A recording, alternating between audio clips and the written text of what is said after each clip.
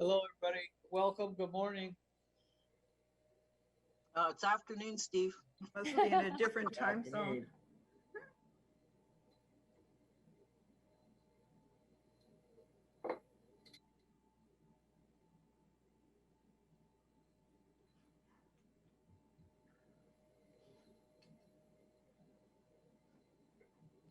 You got new glasses, Fergie.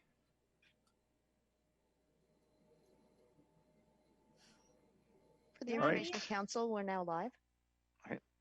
Thank you. So we are live, and I just would like to begin by acknowledging the traditional territories of the Coast Salish peoples, and in particular, acknowledge our relationships with the Katzie, Kwantlen, Matsqui, and Semiahmoo First Nations.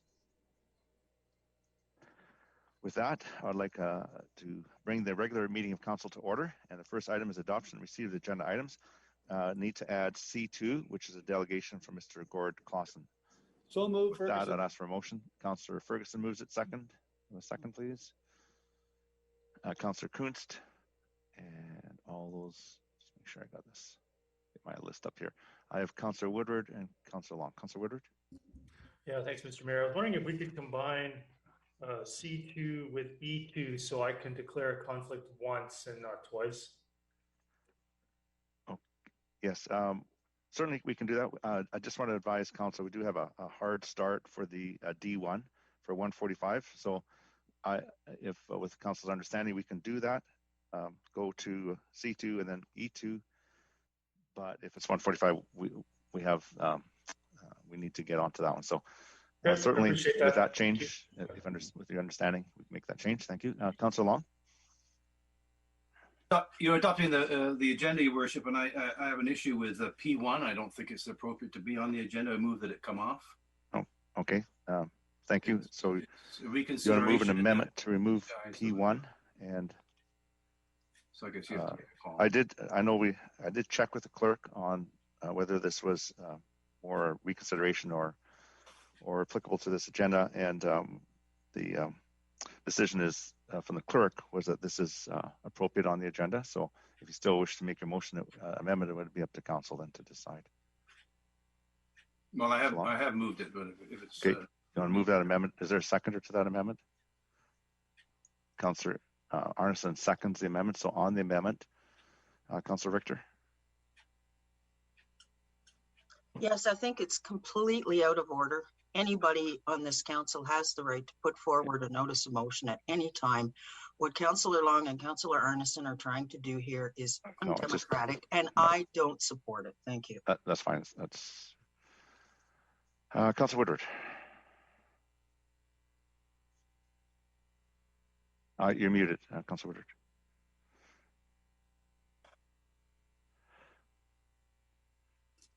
There we go. Yeah. No, I would just ask for council to allow the motion to be debated. I mean, I think it's appropriate to debate it when the motion comes up. As far as I know, I have the right to move a notice of motion. I'll add it to the agenda for every meeting if that's what we would prefer. I think that I do appreciate the clerk's position that it's completely in order, and I think it's appropriate to debate it and have council discussion at that time. I do find it, a little petty here to try to remove it from the agenda. Thanks. Yeah. And Councillor Long? Yeah, well, I'm not trying to be petty by any means, but it looks to me like a reconsideration in the guise of a notice of motion. And the issue has been debated a number of times and action has been taken. So anyway, it's the right thing for me to do to make that motion, but it's the council's call to support it or not. And each member is able to do whatever they feel is appropriate. Thank you. So that I'll call the question on the amendment. All those in favor? And those opposed? Opposed. Mayor Froese, Councillor Kunst, Councillor Whitmarsh, Councillor Ferguson, Councillor Richter, Councillor Woodward, Councillor Davis. Thank you. So back to the main motion, which is the adoption of the agenda with the addition of C2. And then also, if we can, we'll have E2 follow C2. So with that, I'll call the question. All those in favor and opposed? Carries unanimously. Thank you. Move on to adoption of the minutes of the regular council meeting of April the 26th. Could I have a motion, please? Councillor Arneson moves it. Second. Councillor Davis, thank you. And the errors or omissions, Councillor Richter. Yes, with regards to page 18 of the minutes of the regular meeting, under motion B, I had noted in my notes that Councillor Arneson had voted opposed to it, and I was just wondering if my notes are wrong or if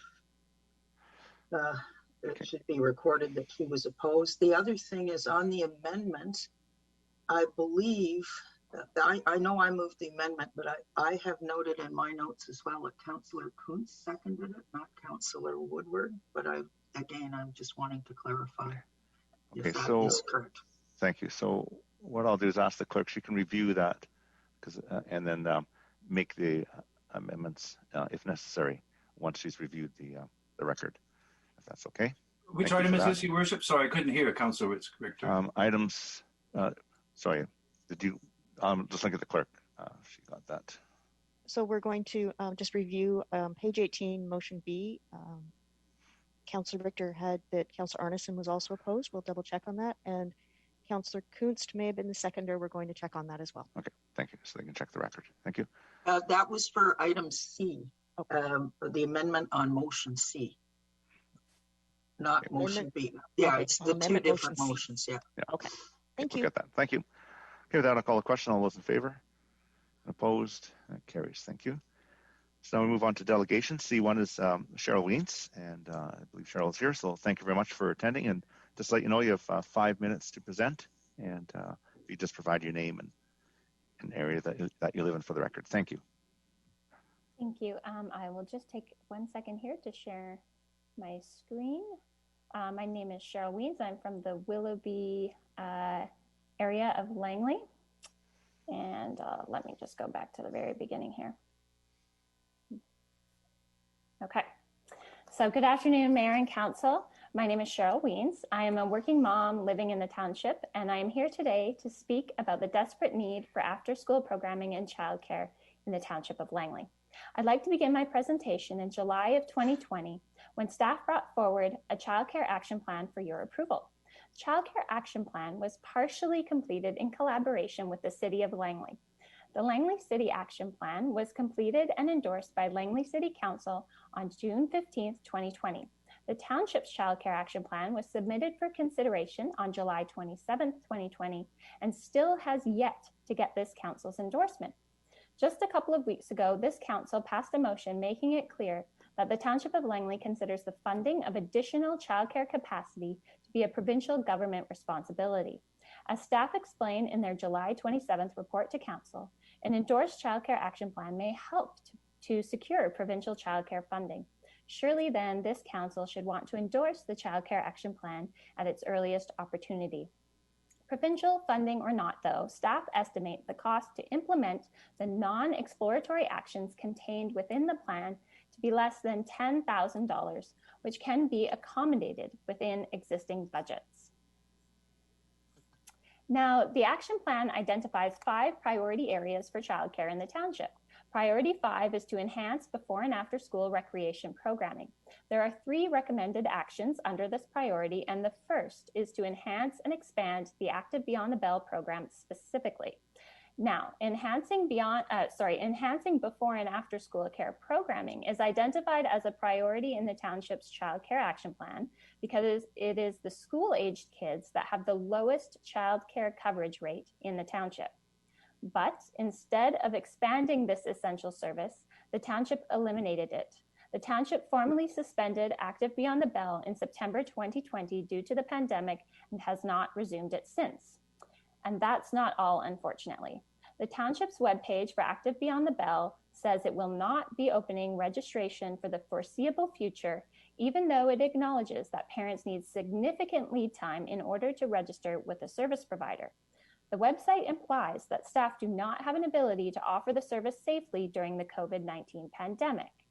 However, the current gathering and events order does not bar programming like Active Beyond the Bell. The order issued by Dr. Bonnie Henry simply puts in place certain conditions that need to be met. Interestingly, Surrey and Abbotsford are both currently running essential after-school programming, and both are now taking registrations for the fall. While it may have made sense at earlier points in the pandemic to suspend Active Beyond the Bell, we are now in a different position. It is reasonable to expect that before next fall, Everyone eligible for a vaccine in BC will have had an opportunity to get a shot. Many parents have been struggling through this past year without after-school programs or childcare, and it needs to stop. How can we be told it is safe to go into work, but not for our children to have essential after-school care? You cannot have one without the other.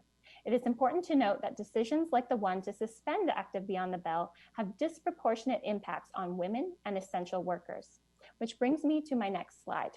I'd like to read you recent comments made by two Langley moms in response to a post I wrote about Active Beyond the Bell. Both moms are also educators in our community. Lindsay McClellan writes, I'm a teacher in the district and I am in need of after-school care for my own children to continue to extend my day after the bell. I need the Active Beyond the Bell program. And Melody Ann writes, oh my goodness, I'm still not working my regular job as a special education assistant a year later because I have no after-school care. This is getting ridiculous. Abbotsford has opened their similar program. There is no excuse. These comments and others motivated me to launch a petition asking you, Mayor and Council, not only to commit to bringing back Active Beyond the Bell for the fall, but to support continued staff participation on the Langley Children Committee and approve the proposed childcare action plan as soon as possible. 367 people signed on to that petition in less than 1 week. The signatures and comments have been submitted for your review. So please commit to bringing back Active Beyond the Bell in the fall. Please reconfirm your commitment to the township's participation on the Langley Children Committee and approve the Child Care Action Plan at your earliest opportunity. Exhausted parents and caregivers all over the township are counting on your support. Thank you. Thank you very much. Thank you for your presentation, and certainly a big concern for our parents in the municipality. I don't see any questions, so again, thank you for bringing it to our attention. Thank you. And thank you.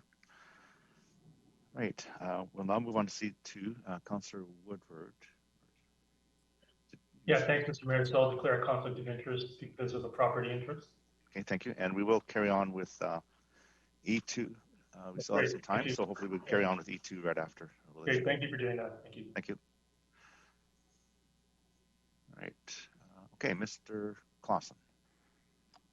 Thank you, Mayor and Council. I wanted to be Gord Clausen, Sightlines Architecture, Fort Langley. I wanted to be a resource to you for item E2. So we can, if you want to switch to E2, we can talk then, or I can present the project to you, and then. Yeah, if you can present the project to us now, and then once you're complete, you'll have your 5 minutes, and barring any questions from council, and then we'll go into it as a council and debate E2. Okay, thank you. So sounds good. Thank you. So yeah, so the project's at 9213 and 9217 Glover Road on the west side of Glover Road. It's a existing site that has buildings on it now. They proposed to be demolished, and our proposed building to be constructed after that demolition. It's a 3,600 square foot one-story building. The site placement is really in tune with that beautiful walnut tree that's existing on the site, and it's really at the street edge or the sidewalk edge of the site, on the northeast corner of the site. The idea of this project is to provide a restaurant with a good sized deck that can be used by the community, and also be of course a good connection between deck and building for restaurant and activities on the deck. The idea of the form of the building is very simple. It's a rectangle. It's got a higher than normal parapet. So the intent is to hide the mechanical and kitchen equipment, or the hood vent, quite well without providing screening, a typical screening around these things. That the parapet does the work, and also helped us in terms of how it fits into the streetscape of Fort Langley, with the Wendells to the north being a two-story building. This one being, a story and a half if you think about the higher parapet, and then scaling itself down to what will be existing is the front end of Gasoline Alley. So the intent was to have a transitional shape to the building. Access to the site will be from Glover Road to our parking in the what we call the rear of the site or the west end of the site, and then garbage will be back there too, and then the trucks would load at the back of the building as there as well. The deck wants to be licensed, so it is fenced off to provide that requirement. However, there's I think a reasonable way of fencing it that we've shown with brick columns and a typical wrought iron like fence to do that. So it would fit into I'd say the nature of Fort Langley. So that's a project in a nutshell, and just wait for comments. Great. Thank you. Some members of council have some questions. I'll start with Councillor Richter. Councillor Richter. Yes, I have two questions. First of all, the walnut tree that I believe is at the front of that property, will it be protected and retained? Yeah, that's actually the design of the building was really set around that walnut tree to protect it, to build let's call it a drip deck around it, so people can actually enjoy being underneath it, but the roots of it are protected. And we've looked at that with our landscape architect, so that's for sure, that's staying. So the tree is staying. Okay. Yeah. My second question is, what's the anticipated lifespan of this building? Ooh, that's a good question. Boy, I think like the typical wood frame building, 50 years. 50 years.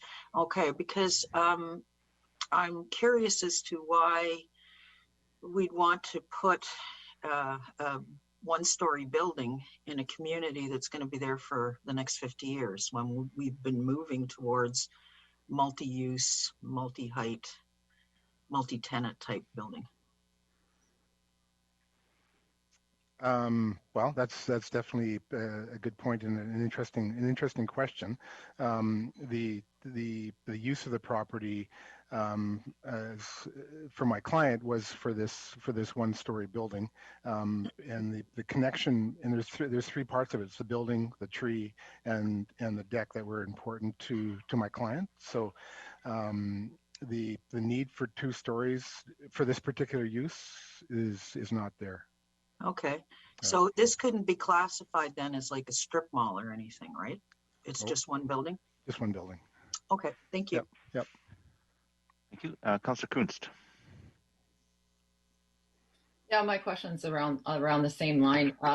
So we do hear a lot about 1-story versus 2-story and mixed use. So I guess you kind of answered that. So I was just kind of wondering if there was a reason why that wasn't considered.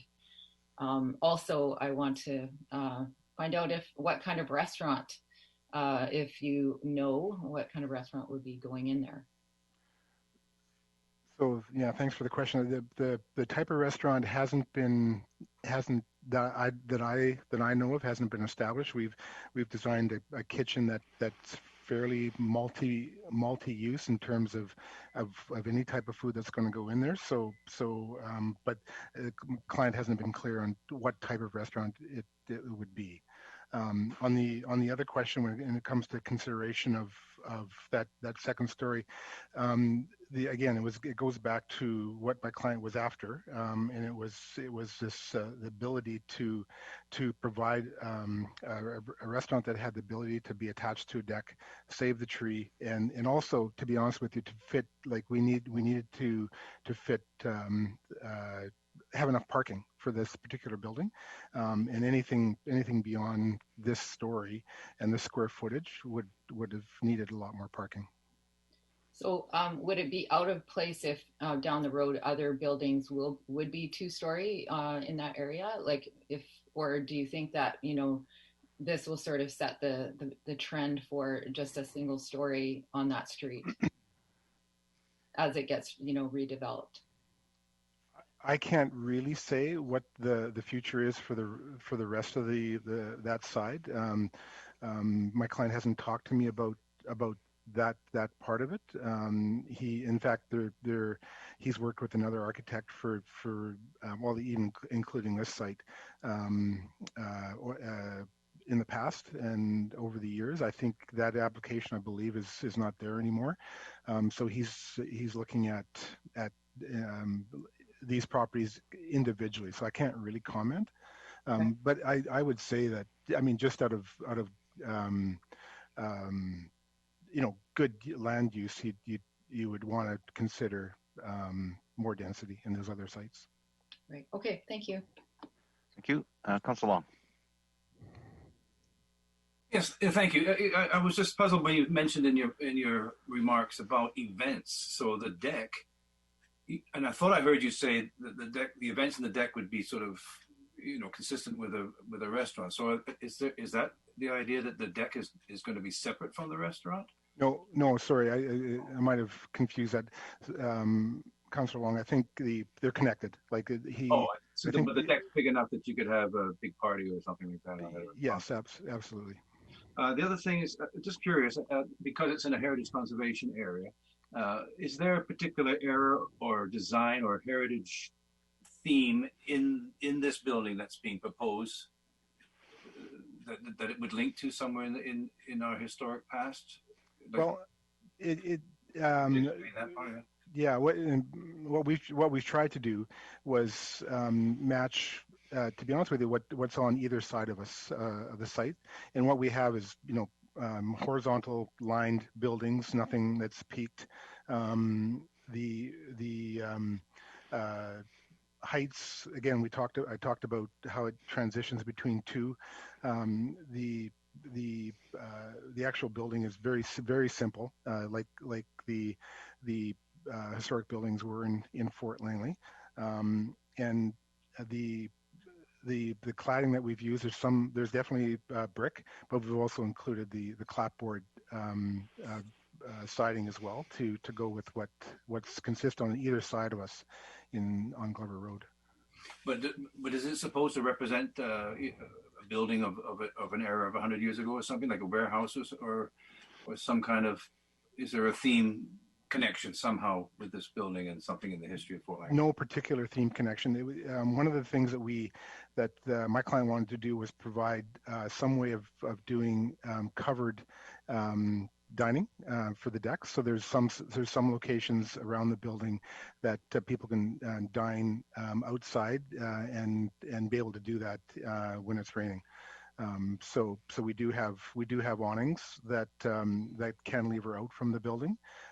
We did try different variations of that awning, including the typical fabric awning. It didn't look as as an architect, I didn't like it as much as having these cantilevered awnings go out.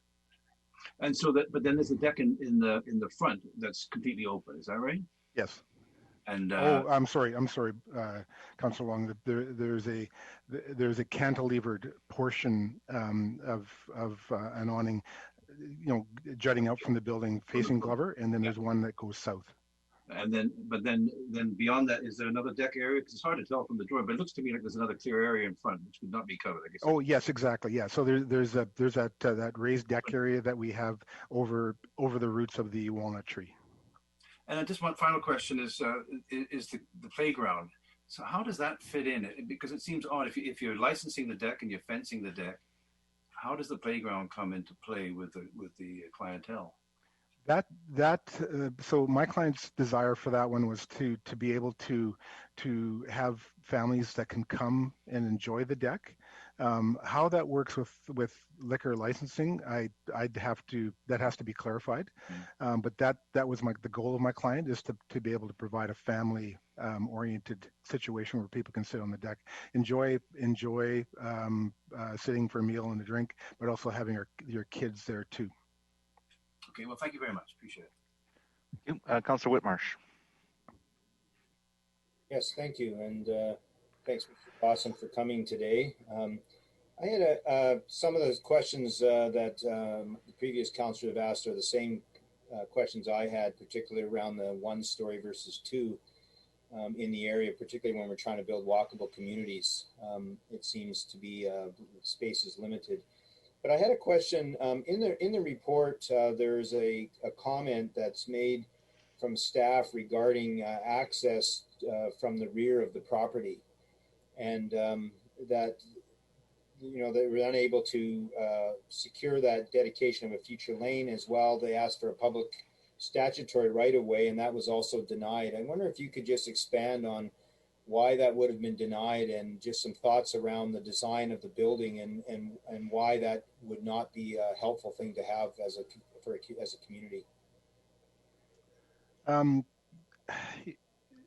Councillor Whitmarsh, I think the direction that my client was taking was the existing property that we're working with had a previous restaurant and had previous access from Glover Road. The intent was to continue that, to maintain that, to just redevelop it, but maintain that access point. Currently, the ability to provide a right-of-way or dedication in the back is difficult to do, because there's no indication of what's going to happen to the properties that are connected to that, and that includes actually properties that are to the west of the subject properties, which are privately held properties. By one is a townhouse site, and the other ones are single family. So it was something that couldn't come into play here, because they're unrelated properties to this one. Right. Okay. So, okay, that's probably helpful for me. And just the last question, and maybe I'm just misunderstanding it. It talks in the next paragraph talks about a wooden deck under the tree. And then it says the wooden deck is proposed to be replaced. Is there a wooden deck there currently that's in that place? There is, yes. Okay, so the plan is to replace the current deck with a similar deck, but just made out of composite. Is that exactly? Yeah. Okay, that's helpful. Thank you. Good. Thank you. Councillor Arneson. Yes, thank you. It's a rarity. Thank you very much. We get to speak to the architect, sort of the mastermind of the overall plan. So thank you for coming. I have a couple of questions. I had some similar questions having to do, I guess, with the layout of the property. But I'm interested further to Councillor Long's comments about it being in a heritage conservation area. And I'm wondering if you could articulate to some degree what the design inspiration was. And I understand you're saying there's brick, but there's also this clapboard element. But when I look at it, to me, the facade looks primarily to be brick at this point. So I'm wondering if you could refer to that and just make a suggestion as to how that relates to the other building styles that we currently have in that area. Thank you. Yeah, that's fair. The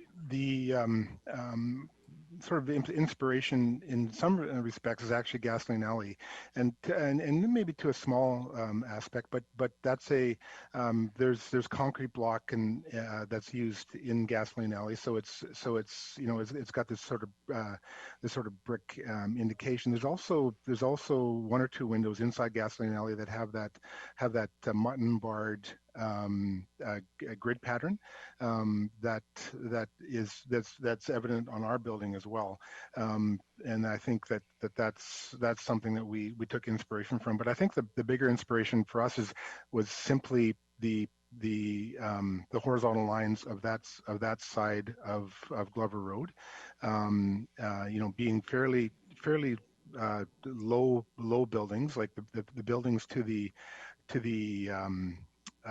currently the buildings to the south, starting from Gasoline Alley towards the antique store, and let's exclude the antique store because that's actually a two-story building, but those are one-story buildings. So we took that as a direction to fit into this site, and then just also just looking at the fact that there are brick uses and stone uses in historic Fort Langley, so we also picked up with that.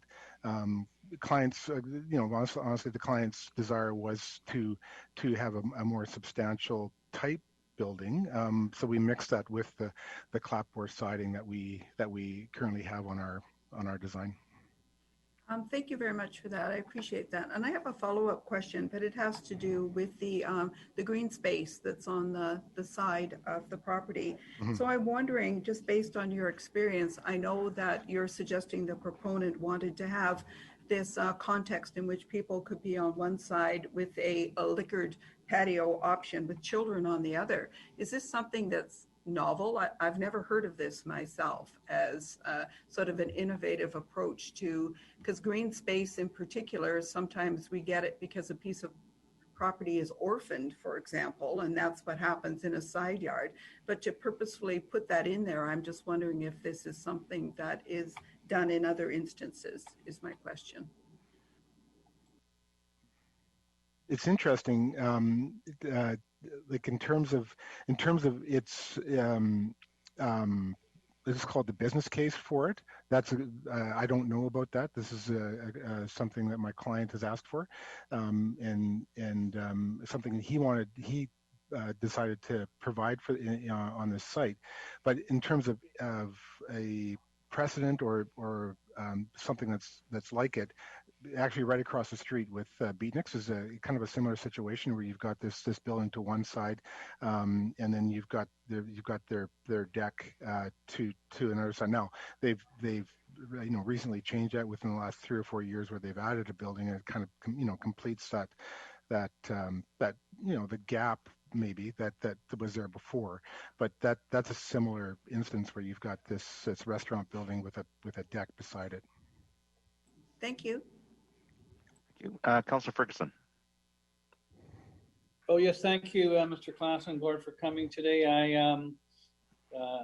know that I'm not going to ask you about the drive-through because it's not a permitted use in the heritage alteration area.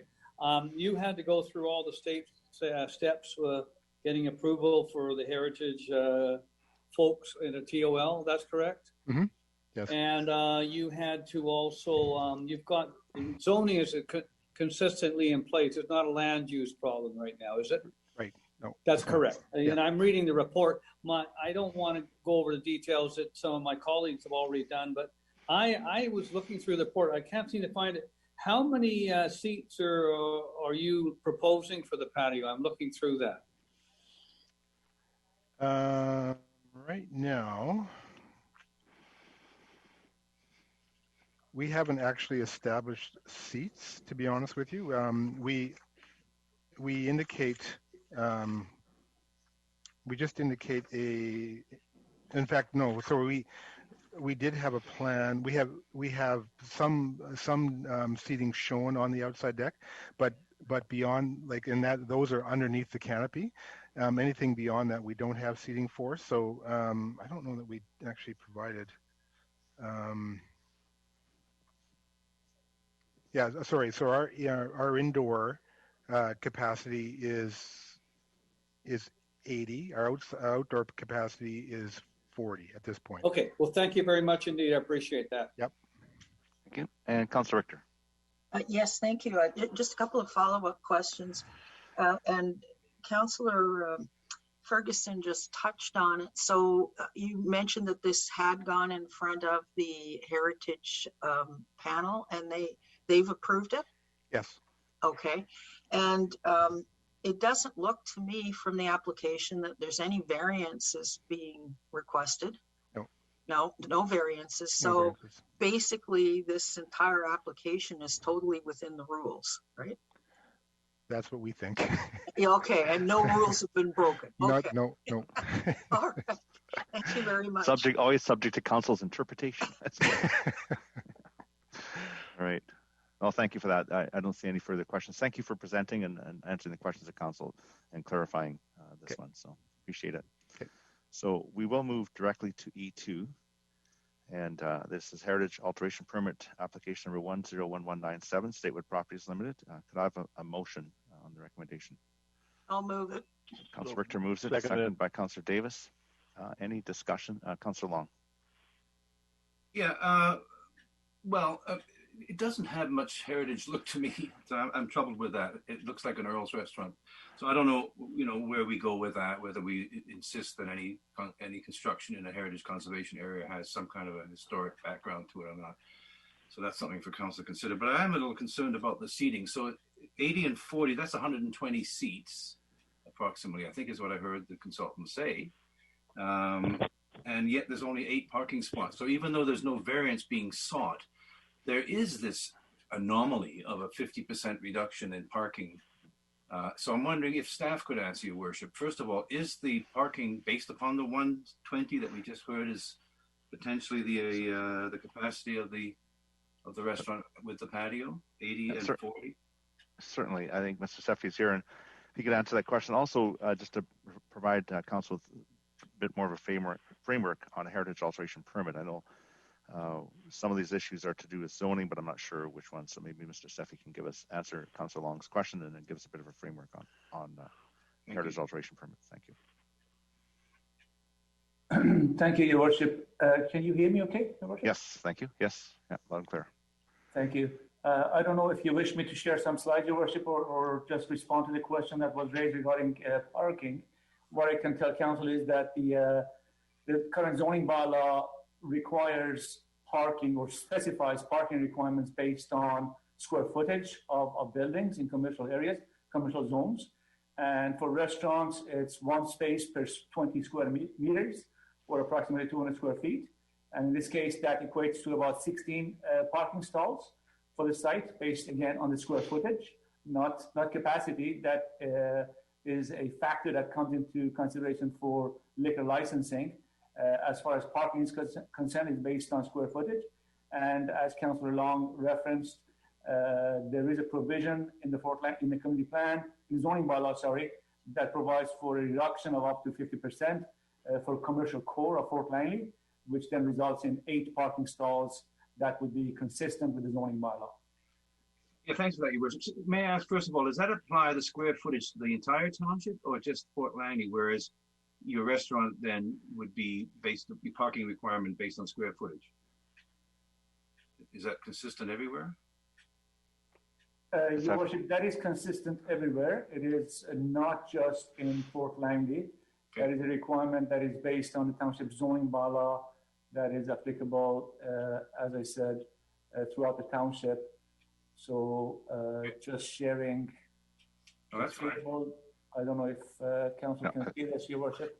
Yeah, I can see that. No, I understand that. But so, Your Worship, this anomaly that we have, it's a grandfathered clause, I suppose, that in my understanding is a 50% reduction was put in place back when there were the small mom and pop shops and there was no place for parking on, so in other words, you couldn't really open a sandwich shop because there was no parking land. And then we were supposed to have a community parking initiative where folks would contribute towards building that. So I wonder if staff can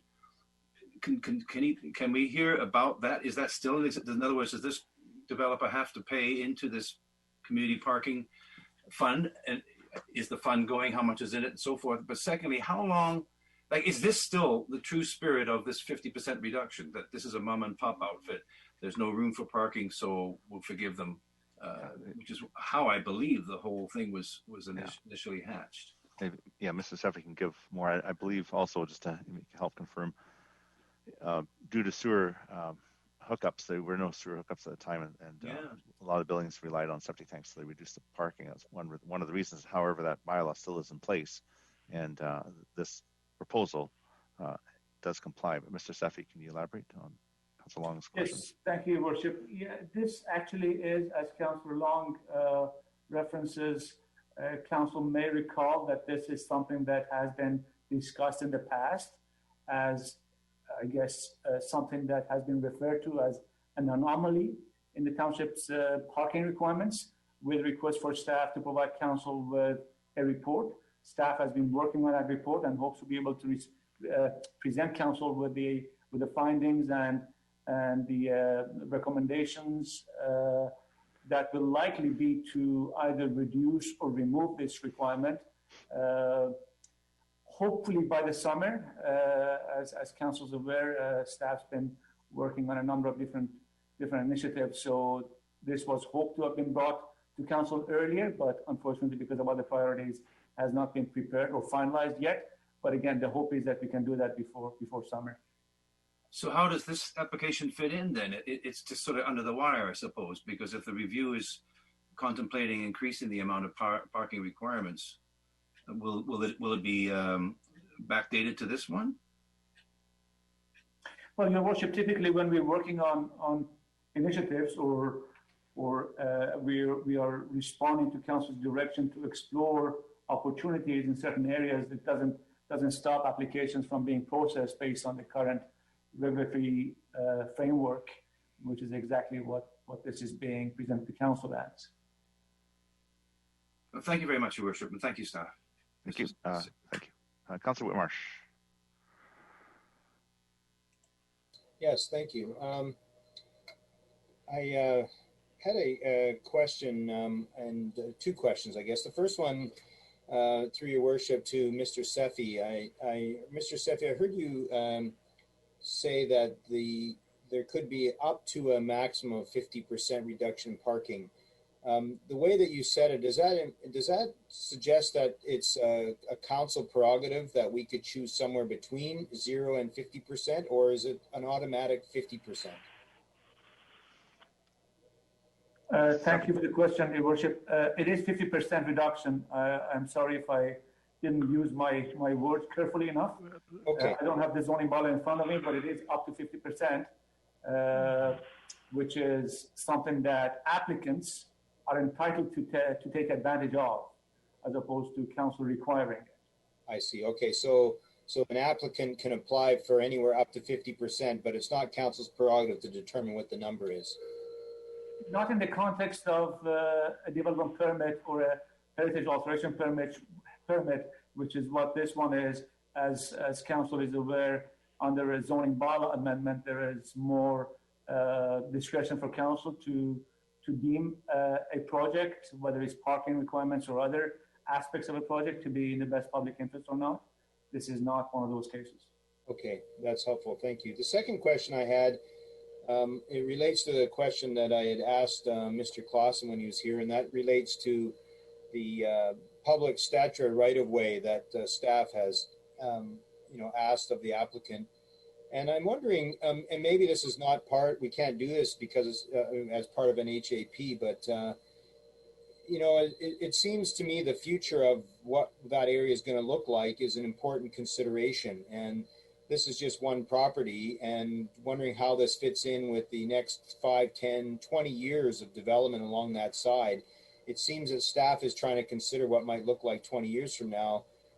And in this case, the applicant's, not gone along with that request. I wonder if there's just any comments from staff around what this would look like, what the future area of the development is. And I guess if this is outside of what we should talk about in HAP, I'm happy to hear that too. But this does seem to be an important topic for council to consider. So maybe to Mr. Sefi, or I don't know, Mr. Backen, or whoever might answer that. Thank you. Sefi? Thank you. Thank you, Your Worship. I'll start, and if Mr. Backen wishes to add. Your Worship, I'll start by saying that staff has advised council, as part of the report that Councillor Whitmarsh references, the fact that the Fort Langley Community Plan does contain policies that seek to enhance the pedestrian orientation of Glover Road in particular, and cognizant of the, commercial uses needs, such as deliveries, such as service vehicles, parking, egress and access, potentially conflicting with that pedestrian orientation desire that we have along Glover. It is ideal if there is rear access to those commercial uses, commercial properties. Now, the other thing to keep in mind is that typically staff working in the best interest of the public has a longer vision that, with all respect, individual landowners might have. What I mean by that is that whenever opportunities present themselves for acquisition of land that might in the long term provide for what is the vision of the community plan, we do that. We take advantage of that and we require that. even though the opportunity may not exist elsewhere along the same corridor. So just to demonstrate what I mean a bit more clearly, if there's a rezoning application that is mid-block that may provide for a future corridor that would then provide for rear access, that would then eliminate interruption to pedestrian activity along Glover, staff require that even though there is no existing corridor either side of that mid-block. With the idea that at some future point, when those other properties come into, I guess, the process, or if they wish to redevelop, then the same vision could be implemented along those same properties. So that is something that has been happening throughout the Fort Langley core area. And I guess with the exception that in cases that we don't have the ability to make that a requirement, we have some discussion with applicants and we seek for voluntary contributions, if you will, and that has occurred in this case as well. Okay, so that I get that. So this seems to be a challenge that our long-term visioning for what the community will look like, it could in fact be impeded by an individual application. And I'm wondering if during a heritage alteration permit, if we have the ability to influence that more strongly than what is indicated in the report. Like, can we require a statutory right-of-way as part of an HAP, or we cannot? Well, thank you very much again, Your Worship. With your permission, thank you for the opportunity for expanding on my response. As part of the rezoning process, council can make that a requirement. Now, staff, as part of other processes, also ask for that. Ideally, we would have a dedication. Below that, if you will, if we had a hierarchy of preferences, if we cannot achieve dedication, we ask for a right-of-way. If there is no interest in dedicating or granting a right-of-way, then what we do is we make sure that the area is protected. In other words, that there are no buildings conflicting with the future vision, which has occurred in this case. So we know that the building is not in the way, so there's no need for, I guess, demolition of any building or aspects of portions of a building. If in fact that vision was to be achieved through council direction, through allocation of the funding that might be necessary, et cetera, et cetera. Okay, that's good for now. Thank you. Thank you. All right, thank you very much. I have a speakers list, but we do have a delegation that is on a bit of a timeline. So I'm going to ask for a motion to table this till to after D1. We'll come back to it while it's all fresh in our minds. Motion to table. Davis moves it. Second by Councillor Ferguson. So just show of hands, all those in favor, opposed, carried. So that carries. Quick question, Your Worship. Were there written submissions somewhere that we're missing? Or do we have them all? No, there are none. No. There might be one. We'll go back into it. So, no discussion on tabling motion. So it's been carried. We're going to go over to presentations. We'll come back to this. We'll ask Councillor Woodward to come back into the meeting. And Ms. Bauer, if you could let Metro Vancouver and Mr. Dobrovolny know that we're here. I believe Ms. Towell is here also. Thank you. I believe the delegates are here. They're all present. Okay, thank you. All right. Mr. Dobrovolny, Dobrovolny. I'm going to get that right one day. That's my goal, is to pronounce your name correctly. And Ms. Towell, thank you very much for attending our council meeting and presenting on water, which is very important to us. It's good, clean drinking water. So I'll turn it over to you. Thank you. Terrific. Thank you very much. We're very pleased to be here, and Jerry works just fine. I know my last name's a mouthful. We're very pleased to be here. So thank you, Mayor Froese and Council, for inviting us. I'm Jerry Dobrovolny. I'm the Commissioner and CAO at Metro Vancouver. I'm joined by Marilyn Towell, who's the General Manager of Water Services, and also Lucas Pitts, who's our Acting Director of Policy Planning and Analysis. And next slide. We're here. Oh, sorry. Sorry, I've got a... Oh, yeah, no problem. So we're here at your invitation to talk about our water supply system, water conservation, and planning. And maybe the next slide. And specifically, it's because of the Langley Township motion. And we can speak to all of this motion except the last little piece where it says, purchasing Metro Vancouver water. We can speak to it right up to the verses, the last little bit, versus expanding local treatment facilities dependent on groundwater sources. That really would be a Langley Township decision. But we'll talk about our system and the work that we do. Independent water supplies are certainly, appropriate and exist all around the region, and that's a local consideration. West Vancouver has some mountain water supply that they use to augment Metro water. City of Vancouver has saltwater water supply that they have for emergency fire protection for the downtown core.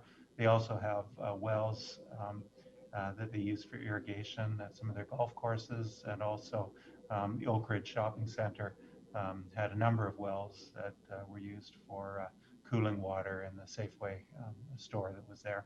So certainly independent water supplies to augment the Metro Vancouver water are appropriate.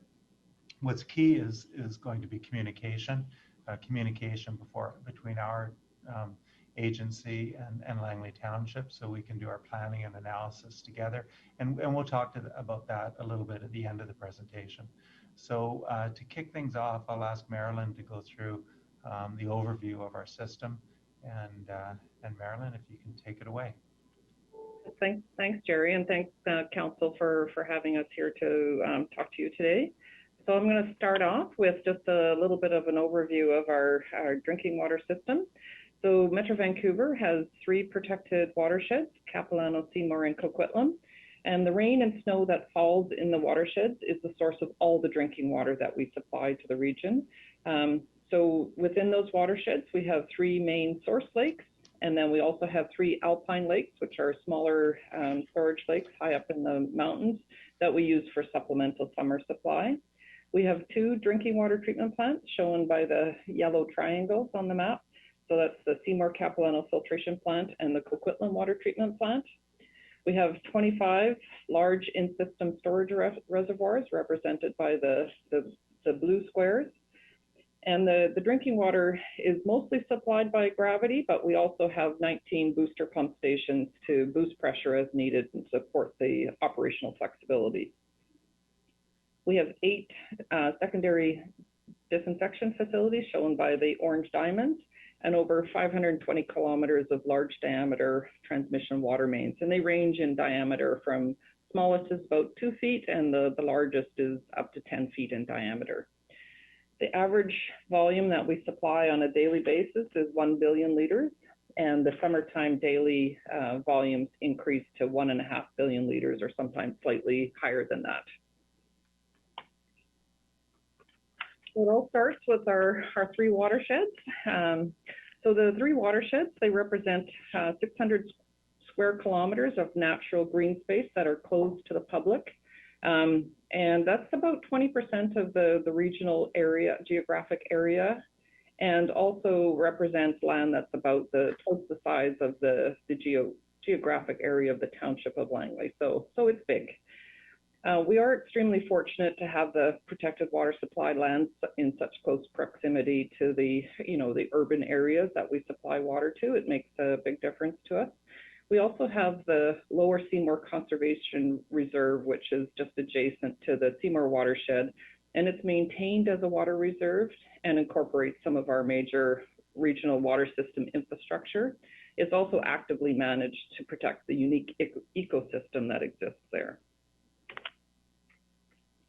So our watershed protection work that is underway comprises a lot of different activities. Some of them are listed here.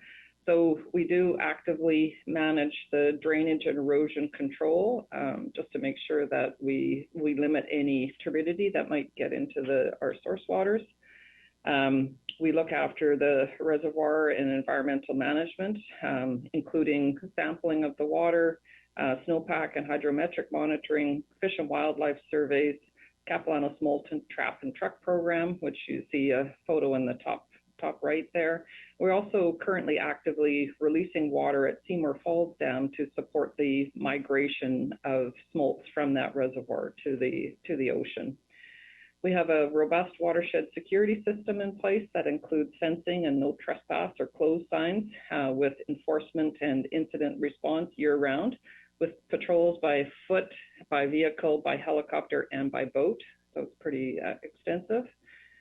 We have fire prevention and protection systems in place, and that is supported by fire and weather forecasting, event response training, and we have resource and training sharing agreements with other agencies like the provincial forestry services. We have public education and engagement and awareness programs that we like to promote the things that are happening up in the watershed. And in recent years, there's been a concerted effort to engage with First Nations communities, and we're looking at ways to encourage and accommodate traditional and cultural activities within the watersheds. And we also have airspace advisories for low-flying aircraft, and we do not permit any landing inside the watershed boundaries, including on any of the lakes, unless work or search and rescue related. Another point I might just add there is that the watersheds have been protected since 1926, when the long-term provincial leases were signed.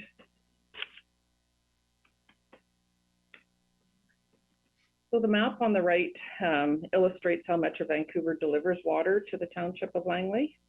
Water supplied to Langley generally comes from the Coquitlam source. It is treated at the Coquitlam Water Treatment Plant and conveyed by gravity to the Barnston Maple Ridge Pump Station, which you can see in the center of the map. And then it travels south across the Fraser River. The pump station is used mostly during high demand periods when it's needed to boost the pressure and supply. Could I just interrupt? I can't see the map. There's the map. Thank you. Okay. Okay, and the Township of Langley currently withdraws water from the existing connections along the Barnston Island main and from the 36th Avenue main. And you'll see the red square right near the center of the map is actually the Jericho Reservoir, which is just being completed, and we expect to have that in service for summer 2021. So it should be in service within a month or so, which will add to the robustness of the supply for Township of Langley. So now a bit about the water quality. So Metro Vancouver has 3 independently accredited laboratories which test multiple samples from source and treated water every day. Our labs are accredited by the Canadian Association for Laboratory Accreditation. We call that CALA for short. And then also through the Enhanced Water Quality Assurance Program, which is a membership in that program is a requirement under provincial health for testing drinking water. So we're accredited through both those agencies. And each year we perform approximately 140,000 individual tests on over 37,000 water samples.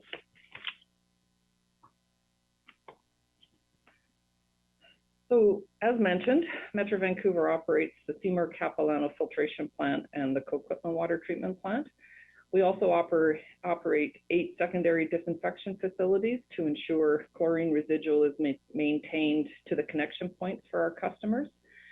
The Seymour Capilano Filtration Plant is staffed 24/7, and we have minimal staffing there after hours. And the Coquitlam Water Treatment Plant is staffed daily, Monday to Friday, with 24/7 staff available for emergency response. And the team at Coquitlam also looks after our disinfection of our water mains and reservoirs. We are very proud to be 100% compliant with our operating permit criteria, and I know most drinking water purveyors have that as their objective.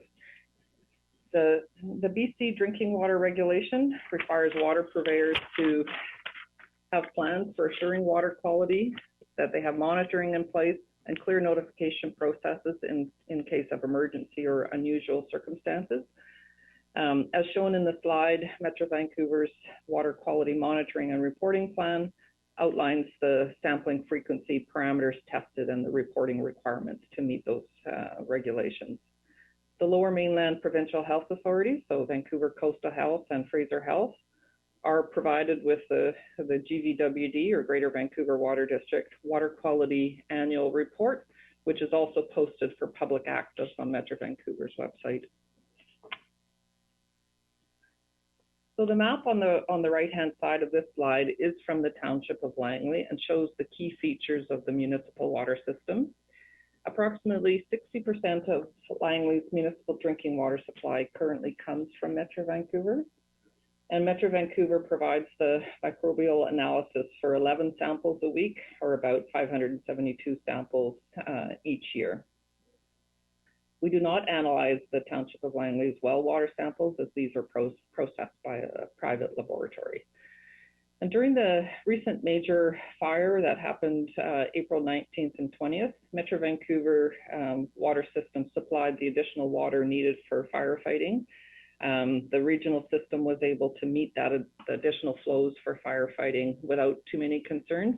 You can see that it did jump up a fair amount. We've just highlighted in the bar chart on the left-hand side there in orange the day that the bulk of the firefighting was going on, which was April 20th.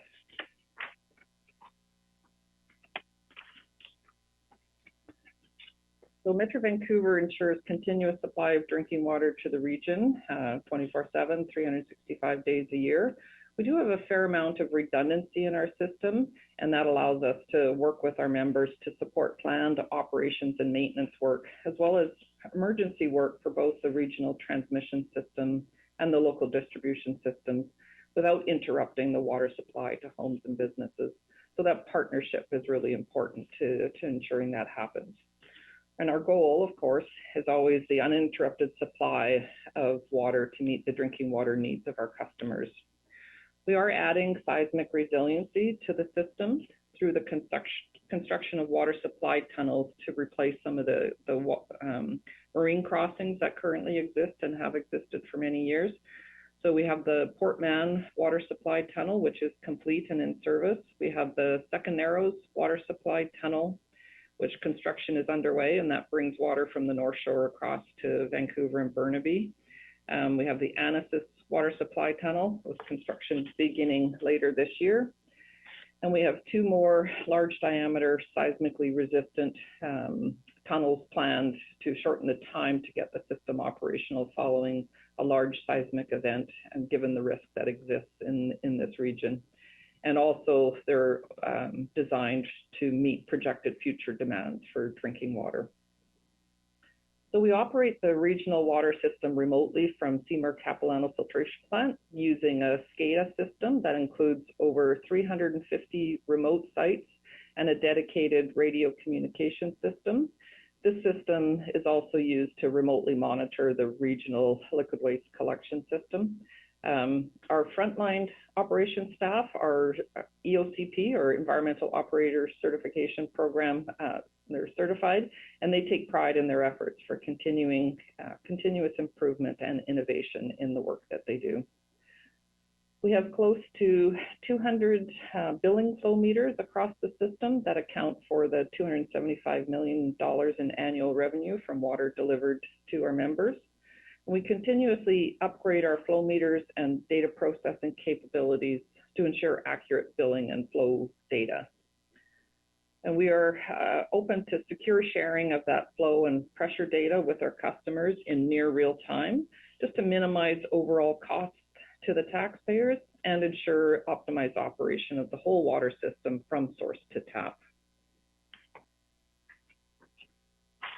So I'm just going to talk a little bit about the water conservation. As I mentioned, summertime, the water demand can jump up by 50%. So it's an area that we focus on to make sure that we get the best use of our water.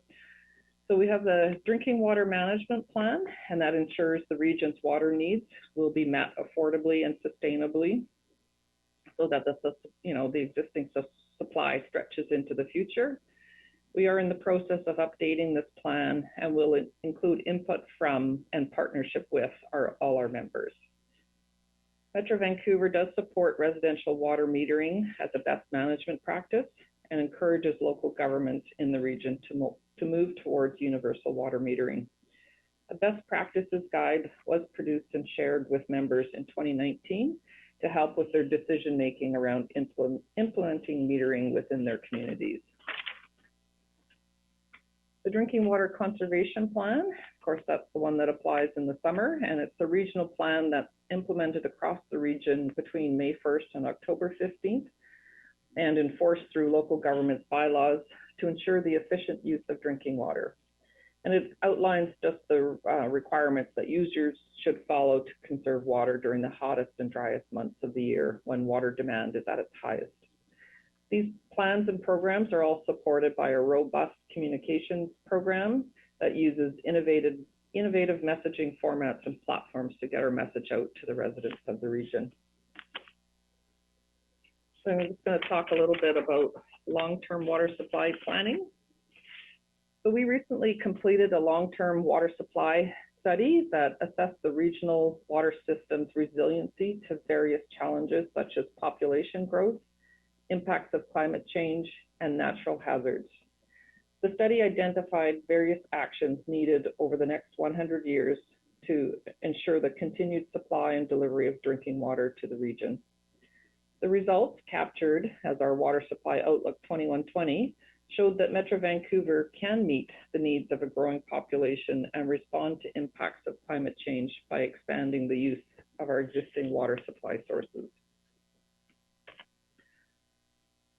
So the Coquitlam water source, which is our next increment of supply, currently provides about 1/3 of the region's drinking water, with the balance coming from Capilano and Seymour. So it's about 1/3, 1/3, 1/3. With the Coquitlam Lake Water Supply Project, we will double our capacity to access, treat, and distribute the water from Coquitlam Lake. The timing of the construction of this large-scale project is being reviewed. With a strong regional commitment to reduce peak summer demand through communications and local enforcement of lawn watering regulations, as well as support for lawn watering ban in drought years, we're expecting that it will be possible to defer the construction of the Coquitlam Lake Water Supply Project by several years.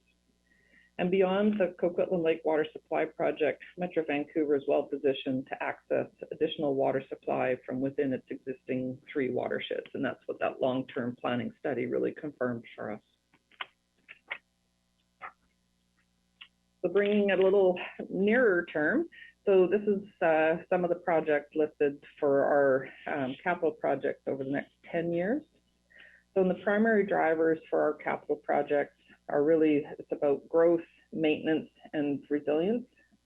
And over the next 10 years, we'll spend approximately $100 million per year on resiliency. So that's the seismic and backup power projects, $250 million per year on infrastructure growth related projects to meet the growing demand for water with population growth, and about $100 million per year on the maintenance projects. So some of the projects in our long-range plan that will benefit the Township of Langley and others include the Coquitlam Lake Water Supply Project, Coquitlam Water Main Project, Haney Main number 4, Jericho Reservoir, which I mentioned is the one that will be completed within a month or so. And then under resiliency, we have backup power being added at the Barnston Maple Ridge Pump Station, at the Coquitlam Water Treatment Plant Ozone Plant, and then we have a seismic upgrade happening at the Coquitlam Intake Tower, and then the one of the seismic large diameter water supply tunnels that I mentioned, which is the Haney Water Supply Tunnel. So I'm going to hand it back over to Jerry to finish it off.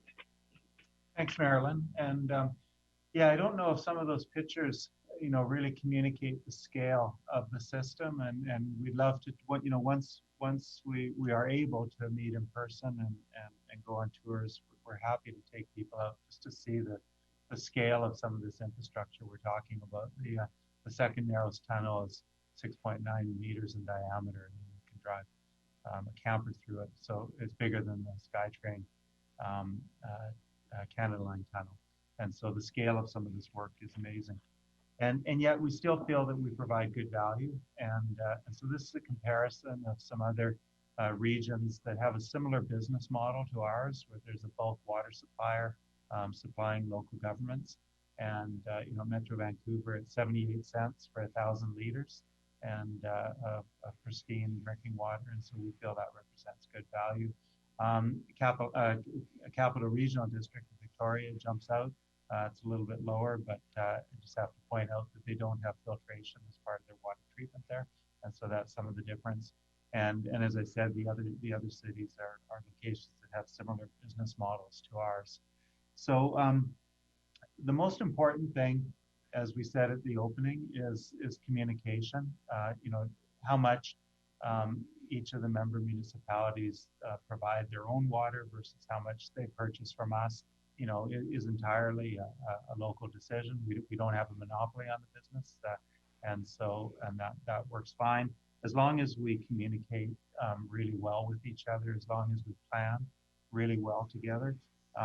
Langley Township is about 1.5% of our overall water consumption, so that's not a major concern in terms of our system operation. However, it is an important volume as we're looking to defer the Coquitlam growth projects as long as we can.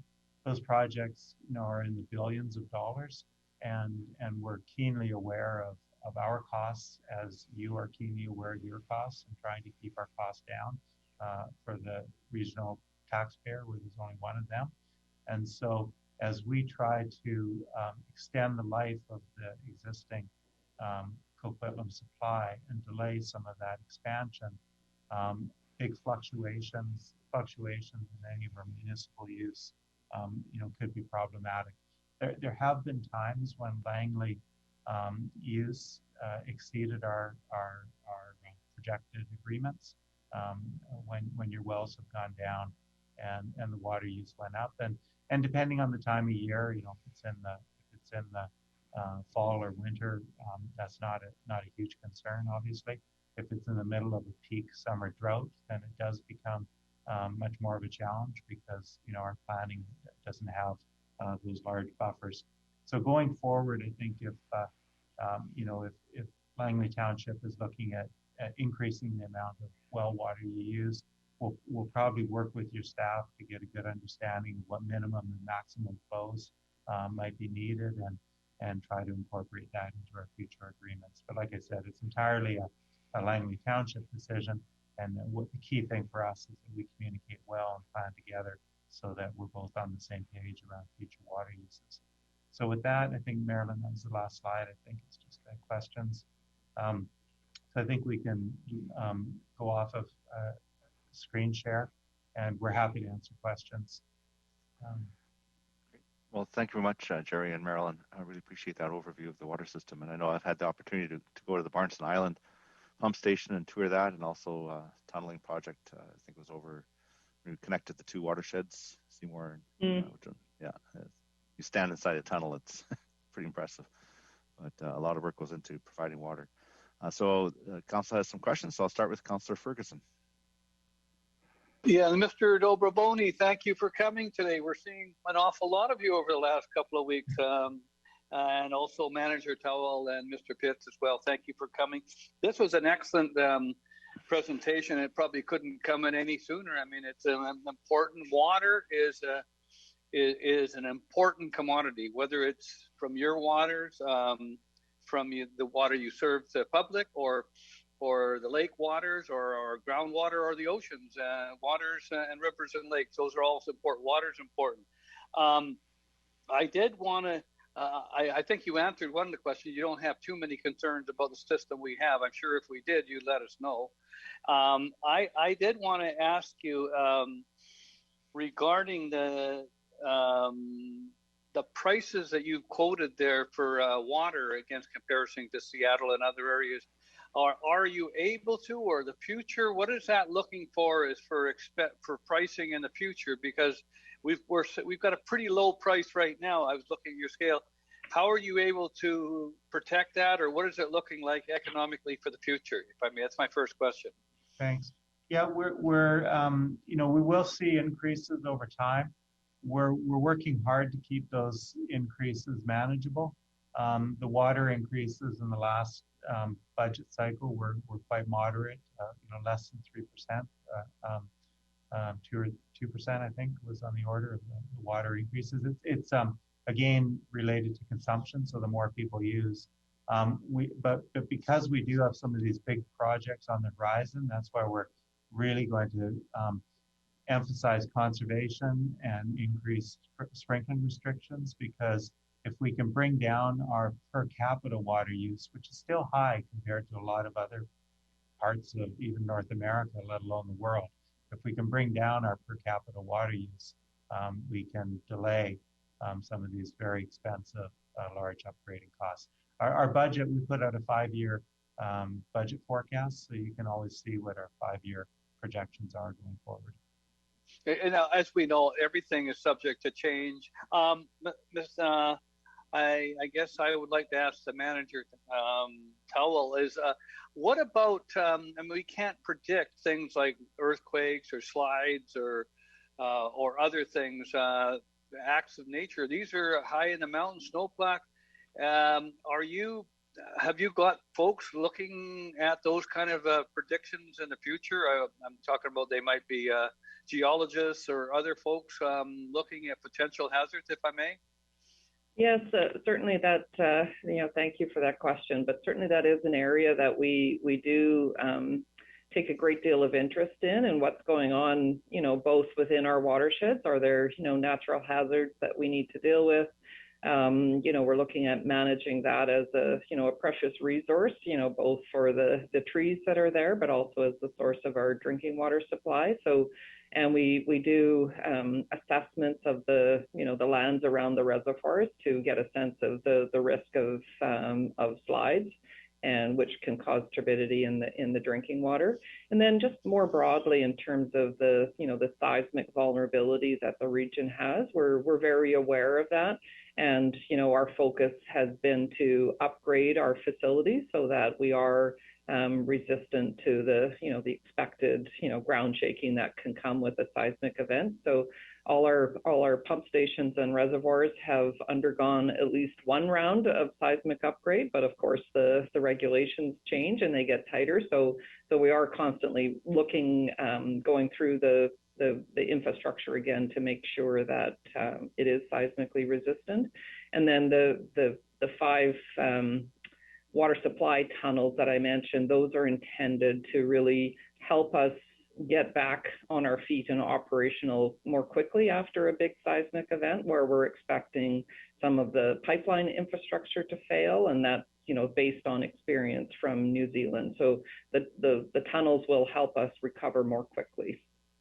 Well, thank you very much. And I just wanted to point out, you know, that I'll do this less than a minute. I happen to, my wife and I happen to own some small properties up by Squamish Lillooet Regional District, and I can't believe it. We've had 3 slides in 3 years, and that's a main road that goes up to the native reserve up there, Skookumchuck. So, you know, it's they happen all night. I just can't believe how many slides have been happening. But I guess maybe that's acts of nature now because of maybe climate change. Thank you very much indeed. Thank you. Councillor Long. Yeah, thank you, Worship, and thank you to all 3 of you for coming and making a presentation. I'm going to put you on the spot because we got you out here to try and help us out with the decision that we are trying to make about water filtration plants that could be constructed in our Brookswood and Murrayville areas. So I just wanted you to maybe confirm what I think I heard you say, Mr. Dobrowolny, that you didn't have an issue with municipalities providing supplementary water supplies, that you don't discourage that. So maybe you could talk about that. And then the second part would be, there was a feeling on maybe with some on council, maybe I have it wrong, that boy, we're Metro people, we better be buying from them, from Metro, otherwise you know, we're kind of messing up the formula of some kind. But it sounds to me quite the opposite, where you feel that if there's less demand on the water system from Metro, it's better for everybody. So would you really be missing our dollars if we did go back to, because we've shut off a bunch of wells currently because the water was kind of distasteful. But would you be missing big time our contribution to that 1.5% that you mentioned? So I am putting you on the spot a little bit, but if you could just expand a little bit on how Metro feels about other water supplies, subsidy, helping out, and whether you would really be looking for our money. Otherwise, it'd be okay. Great. No, thank you for that question. It's a fair question, and we'll see how I do walking the tightrope and staying in the middle. Certainly, we don't have a monopoly, and we don't discourage it. So that's and we are looking at conservation, and so a reduced Langley Township water use would help, in us deferring the Coquitlam project. It's not a huge amount of the water, but every bit helps. I guess what I would say also, though, is that it does take on responsibility for Langley Township. So obviously the water quality, coming from the well and the management of that, and that's not new for Langley. You've been doing it for a long time. You've been doing it well for a long time. No pun intended. You've been doing a good job for a long time. And so that's not something new, but it is a responsibility that you would take on that others, or you would maintain that others don't have, because they leave that responsibility with Metro. The added responsibility, I would say, that would come if you're increasing the amount of well water that you use, is just, it would be even more important that we communicate really, really well, and have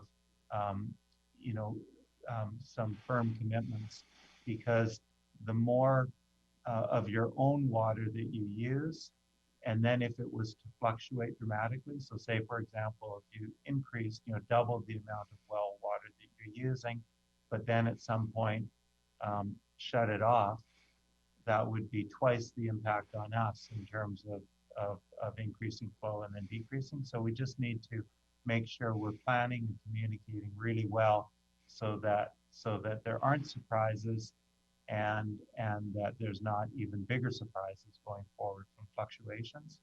But so I mean, the only thing I could say that maybe helps with your decision-making process is just the added responsibility that comes on, and that's offset by cost savings, because I understand that there's a lower cost. And so, that's often kind of some of the decision-making you have to make, is you can take on more responsibility and reduce costs, or have less responsibility and have higher costs. And that then would be a question for your council.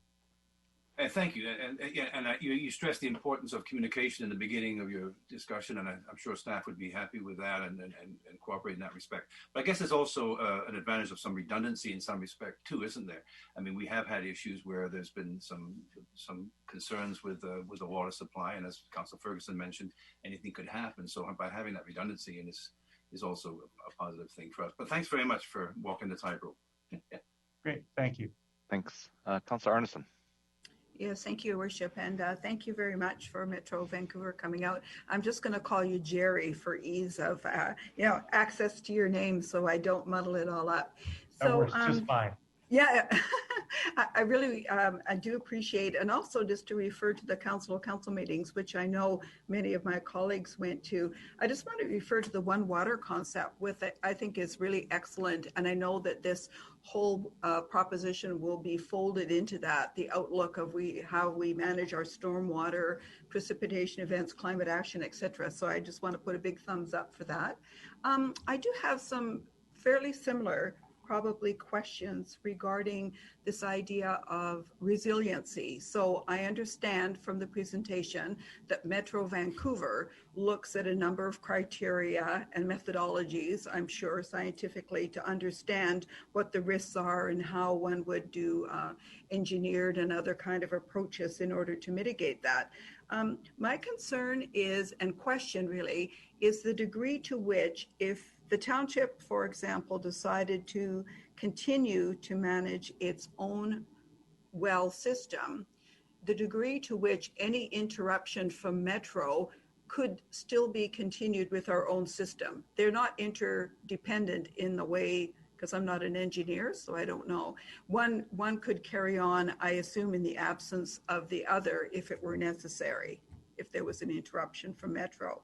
Would that be correct? Yeah, certainly that's my understanding. That would be maybe just confirmation from your staff. But my understanding is that your system is independent and currently supplies about 40% of your water use. So I don't know that your independent system could meet all of your regular demand, but it could operate. Or just look for, I don't know, Marilyn Lucas, or if there's a Langley staff member, just to confirm that.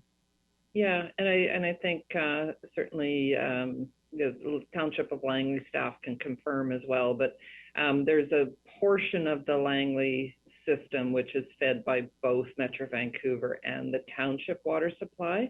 So those are the areas where if you're purchasing less from Metro Vancouver, then and using more of your own, then the residents and businesses still get their water supply.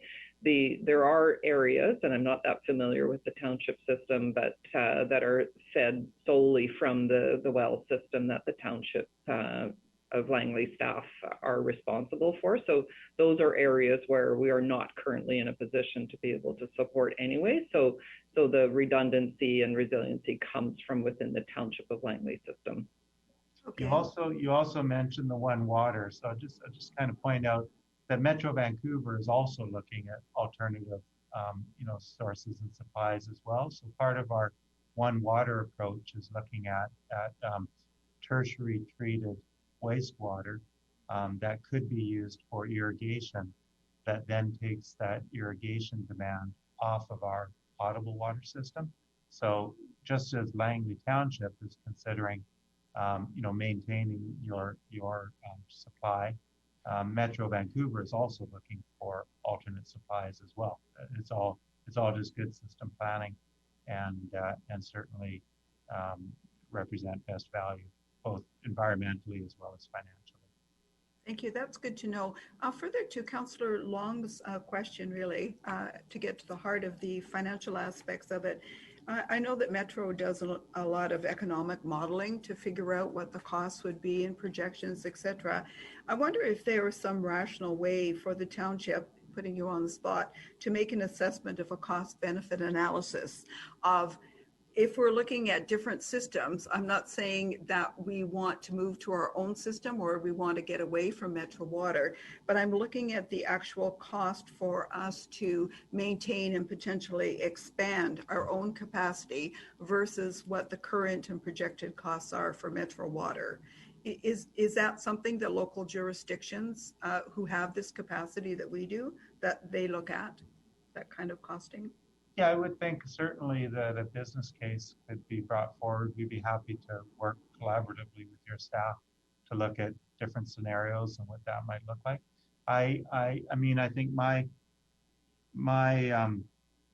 advice or my experience is multiple sources are safer. I'm an engineer, so you're always going to get a belt and suspenders type of answer from me. You had taken it all the way to a completely separate Langley Township supply. I think I would be a little bit cautious about disconnecting from a regional supply, but I think a mix represents best value. And I mentioned Vancouver. The Vancouver mix there was done when I was in Vancouver and worked in Waterworks there. So certainly, certainly others are looking at it as well, and finding that balance. But yes, we could work with your staff to look at a business case and see, what kind of investment and payback makes sense. Yeah, thank you. I appreciate that. And also, one of the things that really informed the way that I look at water is obviously the regional growth strategy and the degree to which we need to design our communities and make sure that we are providing sustainable services, which includes the economics of the situation. So I have one final question. I've really appreciated this opportunity. I'm going to ask a question I've asked a couple of times before, and I've never really gotten an answer. So I'm going to make it a little more pointed. So what I'm wondering is whether or not currently Metro Vancouver has an earmarked fund for the day when the Cleveland Dam reaches its end state. So I'm just looking at the economics and saying for every other project like the Jericho Reservoir and others, we always have this way to amortize the cost over time. So I'm just wondering whether or not that's something we're considering or currently doing with the dam. Thank you. Yeah, so we're looking at all of our infrastructure and how, what we have, how long it lasts, and when and how much it will cost to replace it for all of the different components. It's called asset management, right. and there's more work we need to do there. In terms of the dam itself, our goal would be to continue to keep it in a state of good requirement is to keep it in a state of good repair and keep it going for many decades to come. And so, we don't have an end date for the dam. I'll look to Marilyn to provide some more information, but we don't have an end date. We look to invest in it as we need to keep it safe and operational going forward. Marilyn, anything to? Yeah, I don't think there's really much to add to that. I think, the dam is different than a pump station or a drinking water reservoir in the fact that there isn't a lot of equipment there that wears out or needs to be replaced or becomes, as it becomes obsolete, or worn out, we replace it and we upgrade it. The primary bulk of the dam is, a solid mass of concrete. So there isn't anything that, wears out or gets, breaks down. It would be a very, very long time for that to happen. So, and certainly as Jerry mentioned, as we put together, some more details around our asset management plan, then we will include the dams in that, and we will look to see what kind of longer term look might be needed from an asset management standpoint to ensure that we're not caught unexpectedly having to put a lot of money into a facility like that. I should point out that the timeframes that we look at are very, very long. So when we're looking at, we're talking about the Coquitlam project and trying to extend the life of that. That's something where we're doing the design already. It's something we're trying to delay the construction as long as we can, and then the construction would take a decade or more. And so these are projects that we're looking at now that come online 20 years out in the future, and further. And so that's why it's really important that we continue to maintain all of our infrastructure, because there's such a long lead time to replace these big pieces of infrastructure. Yeah. Thank you very much. I appreciate it. Thank you. Councillor Richter.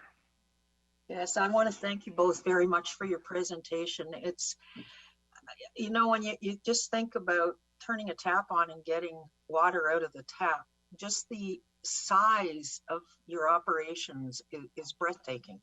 And I think we're very fortunate in this region to have all of that magnitude for 78 cents a cubic meter. So well done, both of you. You mentioned at the beginning of your presentation that there were other member municipalities with other water sources. To your knowledge, is there any other member municipality that relies 40% on its own water sources? White Rock is 100%. Okay. White Rock is using their own well water system. And West Vancouver, I don't know the breakdown, but they have their own mountain lake and dam that they use to augment the metro. Do you know what the split is for West? Yeah, I think they're at about 50%. I think Lucas has that number, but I think it's around 50% of West Vancouver's supply comes on an annual basis, comes from Eagle Lake. Okay, so well water though, it's mainly Township Langley and White Rock that are using wells? Yeah, the Vancouver wells would be a very, very small, minuscule amount that's used for irrigation. and I know that you mentioned you're kind of walking a fine line here. It's a decision that we're wrestling with, and one of the concerns that I've had is the emptying of our aquifers without sufficient recharge now that we're developing to the extent that we're developing. But that's another question. Now, you did mention that about 1.5% of the water that's consumed by the metro system is being consumed in the township of Langley. If we were to significantly reduce our dependency on well water, would Metro be able to increase the percentage of water it can supply us easily? So right now, if we're using 1.5%, let's say we went to 3%. Is that a source of concern for you? No, it's not a concern, but that's where we would need, like, this communication is really key, is that we can supply whatever Langley's needs will be. It's just there's quite a long lead time in some of that. So you mentioned growth, and so it's not only the issue of whether you use well water or not, which might be the 1.5 to 3% example you gave, but also we see a lot of the growth that will be taking place in the region, south of the Fraser and in Langley Township as well, projected to take place. So we can meet those needs, but we need a long lead time. And so that's why we just need to know and work together on what the plan is and stick to the plan, and then we'll put in place what we need to put in place. Okay, and when you're referencing the long lead time, how long is long? Well, it's decades for the Coquitlam water supply. So, yeah. You know, if we're doing that work now, looking at the Langley growth and the Langley supply issue, that will either bring that project a little bit forward or push it a little bit back. And so that's why, again, the communication is just fundamental. And then sticking with it. It would be difficult if you said you were going to, you know, double your use of well water and not need us, then we would reallocate that water to others as we extend the life. And then if you all of a sudden gave us a phone call and said, change our mind, now we want it back, it would be difficult for us because we've allocated it to other areas and are looking at delaying some of the work. So again, and I should say, when I'm talking about the communication has been excellent with your staff, and we work really well together. I'm just kind of keep stressing we need to keep doing that so that we're both using one planning scenario. Yeah, and my fear would be, particularly as we're opening up a whole new area in Brookswood for development, that we could quickly drain our aquifers if we continue to rely on 50-50 or 60-40 split of well water with metro water.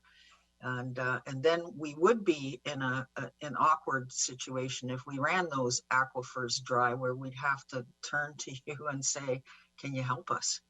And that might be a difficult position to put you guys in as well. But thank you for your presentation today. Very, very interesting. Appreciate your time. Thank you very much. Thank you. Councillor Whitmarsh. Yes, thank you very much for coming today.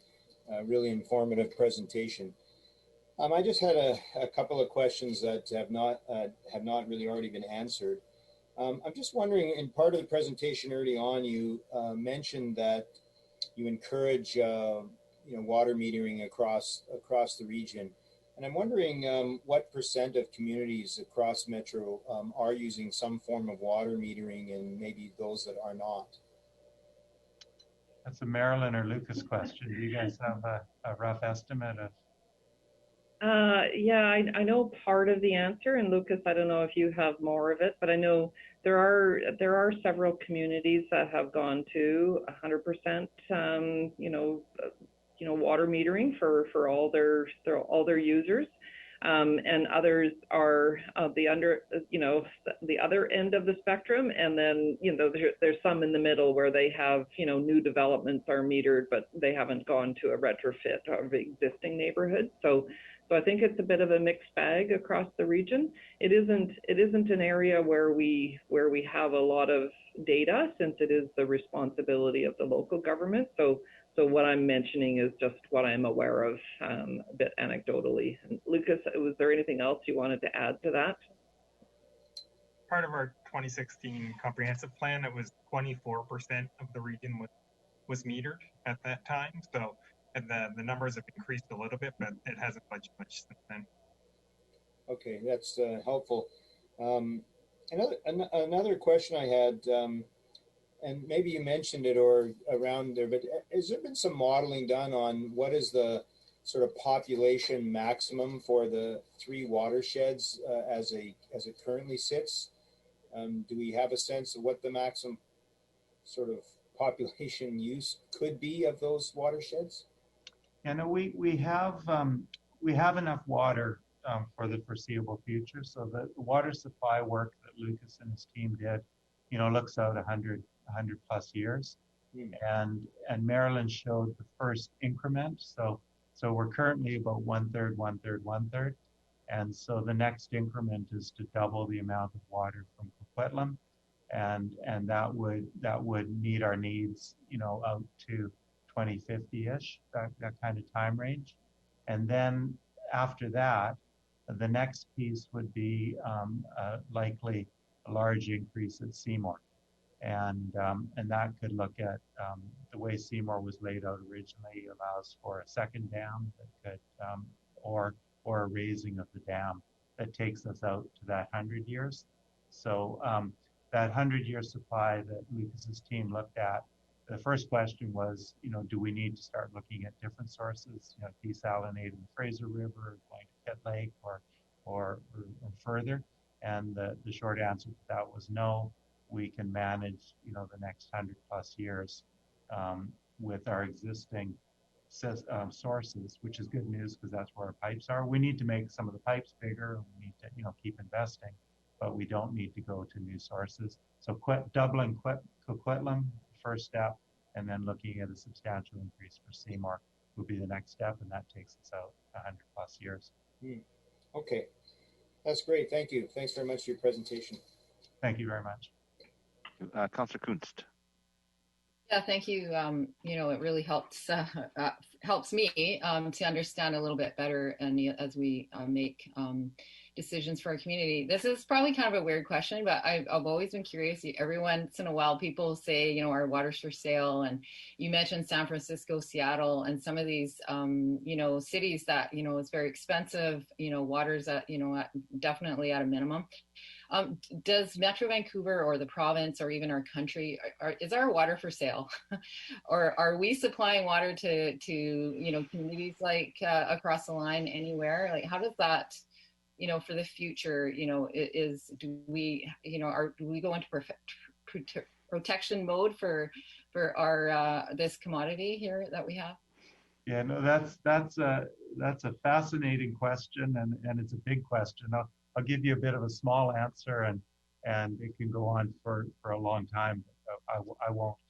We do supply water to Point Roberts. So in terms of the U.S., that's the only place we go over the border through a separate agreement. Not Metro Water, but Nestle's is one of the biggest bottled water suppliers in the region, and they're using selling water. We have an abundance of water in our watersheds. We only use about 10% of the water that comes through the Capilano watershed. We need to reserve a lot of that water for fish supplies as well. Okay. But it's the size of the dams and the size of the lakes and the size of the pipes. But certainly water is plentiful in Canada and global. I'll just finish with a global comment is, like oil in the 70s, water is starting to begin wars in this millennium. And so, we have an abundance of water and the world doesn't. And so it'll be interesting how all that plays out over time. Okay, thank you. Thank you for coming. Thank you. Councillor Davis.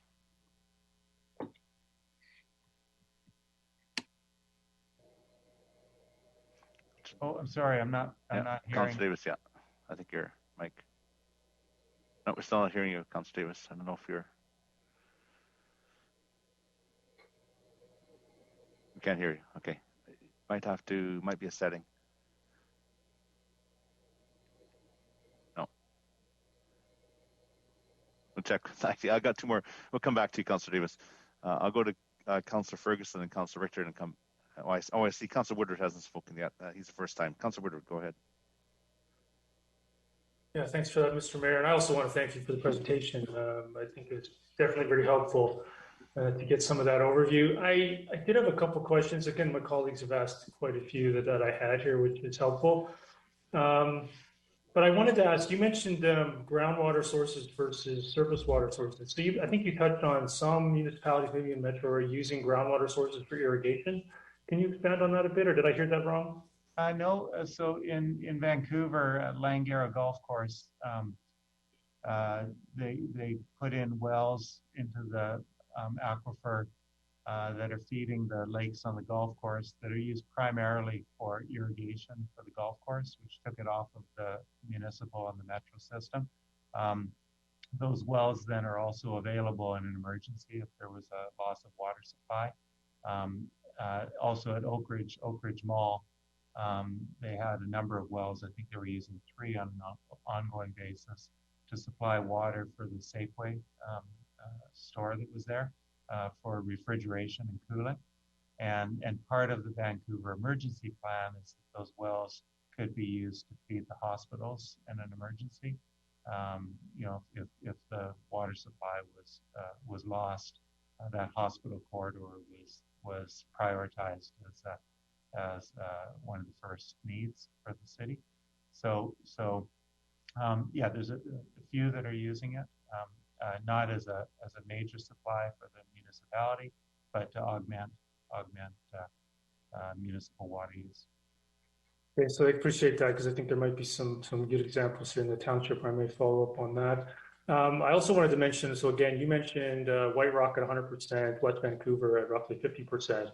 But of course, West Vancouver is relatively unique. It's got a surface water option there versus groundwater. Is there any other, what's the next one down? So you got 150, Township at 40. Is there anybody else other than those 3 that are close to that percentage? I'm not sure. Yeah. So I think what I'll add is that many of the rural areas around the Lower Mainland, I think there's still a lot of people relying on well water. But I think what it is the differences, like the Township of Langley and West Vancouver have, connections to Metro Vancouver as well as their own sources. So that's where they have the ability to pick and choose which source they use. Whereas the other areas are much more independent of the regional system and can't be supplied from both a local and a regional system. So, to me, that's the difference there. So there's lots of people with wells. Yeah, and I think we have a couple of those here in the township. For example, they're isolated and they're on their own. But do you have any examples of those? Just a couple more in another couple communities for me to follow up with. Can you think of any that are substantial, where they're pulling a significant quantity of groundwater and drinking it? I'm not aware of any others. Other than White Rock, I guess us and White Rock would be the 2 at that percentage, 100 or 40% of our potable drinking water. So nobody else would be close to that you can think of. Within the Lower Mainland, certainly across British Columbia. Yeah, within the Lower Mainland, those would be the only 2. Those would be the only 2. Okay, I'm not sure White Rock is an example to follow. Would the next thing though, in terms of groundwater sources, like, would you consider those sustainable versus surface water sources? So, for example, if Metro Vancouver, maybe you don't want to answer hypotheticals, but if you had the option to expand your groundwater sources or expand your surface water sources, which would you choose? I mean, I would. I think that's work that your staff would need to comment on in terms of looking at the hydrology of the area and the. I mean, there's not a general answer I could give you regarding the sustainability of groundwater. I think it's looking at the hydrology reports and to see, for your specific area, what the the capacities are like. They do flow tests to look at the capacity and the recharge rates for aquifers, and so that's something we couldn't comment on specifically. Whether we would look at surface versus groundwater, either whether it's a good thing or a bad thing, that decision was made for us 100 years ago, that the investment was made in the mountain watersheds, and because they're closed watersheds, it really is pristine water quality that we're dealing with. And so and because all of our infrastructure leads to and from those watersheds, we wouldn't really be looking at alternatives on a daily use. The only thing would be, emergency connections. Not as a primary supply, Marilyn. Yeah. Maybe I'll just add a little bit to that. And certainly for us, when we looked at our 100-year outlook, we do have to take into consideration climate change, and that is definitely going to have a big impact on the surface supply. So as a region, we are expecting, warmer, drier summers and, shorter but wetter winters. So we're needing to look at our supplies and how resilient we are to the future, with the climate change lens on it. So it is important to kind of really always take that look forward and say, okay, what could happen and how are we going to manage the risks that might come our way? So for us, a big part is climate change. And as Jerry mentioned, and I think, it was also in the presentation, is that we were very blessed to have the sources, supply so close to the region and up in the mountains, so we can take advantage of gravity and not have to pump the water as much. I mean, that makes sense too. Because I think during the presentation, it was mentioned that minimal retreatment is required of these groundwater sources. Now, is that relative to what? Would that be minimal treatment required compared to groundwater, compared to rainwater, compared to other sources? Minimal treatment required sounds pretty good. Maybe you can expand on that a little bit. Yeah, so the treatment requirements are all based on, meeting the guidelines for Canadian drinking water. So, for our surface water, there are certain treatments that we need to have, and for groundwater, there would be different treatment that would need to be in place. And, so that is, definitely dependent on the water source and, and what's needed to make sure it's in compliance with the guidelines for Canadian drinking water.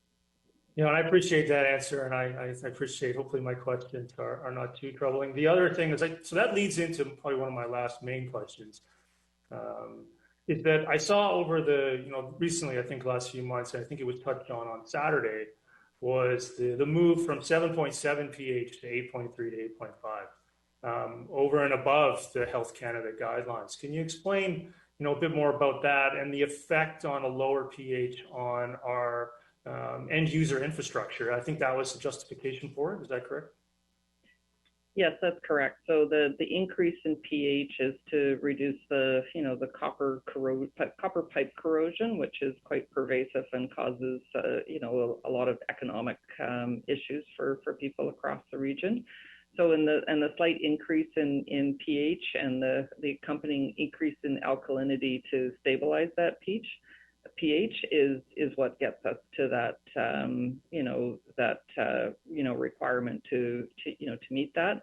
And in terms of the guidelines, we are well within the acceptable range of pH for the Canadian drinking water. So the slight increase doesn't take us outside that range at all. No, I saw that 7.7 is acceptable, and I just was curious, if 7.7 is acceptable, why would you spend the money to move to 8.3 to 8.5? So for us, the expenditure is related to, if we're making a change that within our water, then it prolongs the longevity of the piping system within people's homes and businesses, and that's a primary driver for this. I mean, I'll just suggest that's one of the more significant complaints that I hear is in regards to the groundwater sources, and even just township water. It may meet guidelines, but of course, a number of people it's of their opinion, and perhaps potentially backed up now by this move from 7.7 to 8.3 to 8.5, that this is a significant challenge for some of our end user infrastructure, has a significant cost to it. And how would one municipality, in terms of testing regimes, the quantity of testing that you said you're doing, the quantity of staff that you have, the scale in which you're testing seems pretty impressive. Is there any way for you to improve that? Or is it basically as much as you can possibly do, something along the lines of, I think you said, of 140,000 tests annually, testing every single day? Do you think that there's a way a single municipality can compete with you in terms of water testing and water quality? So I would just put it in terms of the scale. We're delivering 1 billion liters of drinking water every day. So, we're, proportionately in a position where we need to do more testing to ensure that we have a good understanding of our drinking water quality. For a smaller municipality that is, treating and distributing, significantly less water than that, then there would be, less of a requirement to test as much as we do. There are requirements with the health authorities, and they will usually, through that sampling and monitoring plan, provide their input on how much testing is appropriate for the drinking water sources and supplies. I certainly appreciate that, and I can imagine. Well, I would certainly prefer to drink water that's tested every day, not necessarily any less than that. So again, I appreciate your presentation. I really appreciate the water infrastructure that's being built. I've had some reservations on occasion about being part of Metro Vancouver, but I think this is one of the key areas. Like, I can't think of something more important than high quality, reliable drinking water. And would I rather have an organization, Metro Vancouver, doing that versus a smaller organization? I think that's a legitimate, reasonable question to ask on behalf of our residents. So I really, once again, appreciate you coming forward. Thank you. And giving us this presentation. I found it very, very helpful. Thank you. Thank you. Thank you. We've got second time questions, Councillor Ferguson and then Councillor Richter. Councillor Ferguson. Oh, yes. Thank you. And back to the metering that Councillor Whitmar has mentioned, just a comment, the fact that other mayors, in fact, Mayor Stewart from Coquitlam indicated he doesn't mind going, or his community doesn't mind going to metering. It's just putting the infrastructure in place can be expensive and causes a lot of turmoil within the public. If I may, my question to the Metro staff is, in as much as I enjoy drinking our water, and sometimes I don't know if it's blended or Metro Vancouver. The science is still not out there as to, what is at the end of the pipe, and whether it's Metro Vancouver or blended, or whether the two can mix or not mix. Get confused on that. The science also is out there that we in Langley Township, we're a large, as you may know, a large agricultural community as well. Plus, we have a lot of residents on groundwater, independent wells, and they seem to be happy with their water as well. And there's a question about the sciences out there about depleting the infrastructure, our wells, which would mean depleting the groundwater aquifers. But that means any user. If I have a large farm, which I don't have, and I'm drawing water, that water's coming from the infrastructure, from the groundwater. So who's taking it out, and how do you measure that? And the science is certainly out there. I don't know if Metro Vancouver has an answer to those type of questions, but those are the science that's out there. And I'm not one to say that we're depleting our aquifer, or I know that we're depleting, because I'm not a scientist, but those are all questions that are out there, if I may. I mean, what I can say, just in terms of quality, I want to assure everybody that as Marilyn showed in her presentation, we're testing all the time to ensure that we're compliant with all the drinking water quality requirement standards. And so regardless of which water source you choose, the testing requires that it meets drinking water, Canadian drinking water standards. So that the public should be assured of that. In terms of the aquifer capacity, as I said, that's something that you would need to, work with your staff and your consultants. The province does look at regulating and groundwater and to understand, who's using what, and so that's there is some oversight of that. But in terms of water quality, regardless of what decision you make, it needs to meet Canadian drinking water quality standards, and should. Okay, thank you. Councillor Davis, looks like you're back. Just saw, there you are. Still working? No, it's not working. Can't hear you. Oh. It could be a setting, sorry. I'll go to Councillor Richter while you started out. Councillor Richter? Yes, thank you very much.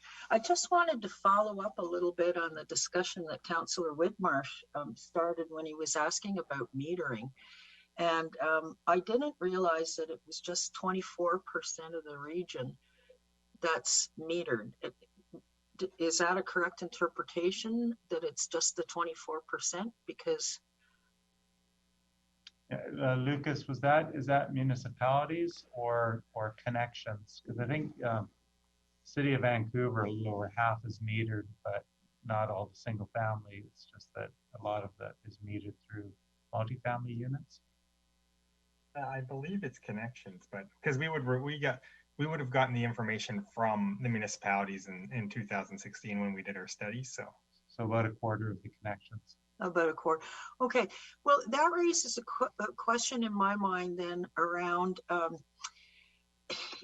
I know from sitting on Metro's board for the past 2 years that the major cost drivers in the Metro budget is water and sewer, understandably. And that the big mega projects that we have to do in order to provide those services are quite prohibitively expensive in some cases. And that the idea of pushing off the Capilano, is it Capilano or Coquitlam, a bit further down the road will ease the financial burden on Metro taxpayers, which I'm very appreciative of Metro looking at. Has Metro ever given any thought to putting some sort of a subsidy in place for member municipalities to go to metering? Because I think metering in and of itself, well, it's very controversial, and it certainly has been here in the township, is a smart way to achieve sustainability. If we look at our use and we reduce our use and it's reflected in our water consumption rates and so on, does that make sense as a program for Metro to look into? Because if we could bring the 24% up to say 75%, wouldn't that help push the need for Coquitlam expansion off further? I can maybe start that answer, and then I'll leave the hard part for Marilyn and Lucas. One thing that's changed, I've been at this game for a long time, and we've looked at metering for decades. I actually wrote my thesis on it when I was getting my MBA, and only recently has the business case shown that the avoided cost can start to now offset the cost of putting the meters in. Before it was always sort of the right thing to do. We knew it would reduce water use, but the cost of the meters were very expensive. It's only now that we're looking at these, what you call the mega projects, these very large projects now that can be, that could be offset somewhat, that now all of a sudden the business case starts to change, has started to change, where the cost of installing all those meters could be offset by savings and infrastructure. So that is a new development in just the last number of years. I know Marilyn's team, they put together sort of a best practices manual in terms of how the metering could be implemented. Did you consider, I don't know the answer to considering subsidizing meters from Metro. Marilyn or Lucas? Yeah, Lucas, I'm not sure if you know, I'm not really sure of that, but what I can add is that, metering, in and of itself will give us lots of information around where the water is being used and how much it's being used.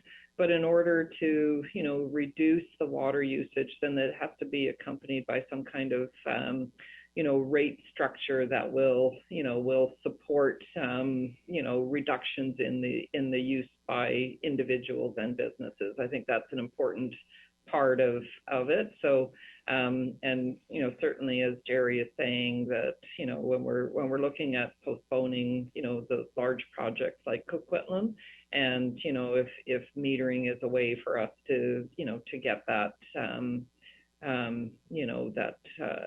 support across the region, and to really figure out, more information allows us to come up with more strategies, then that would certainly be helpful and is something that we can consider.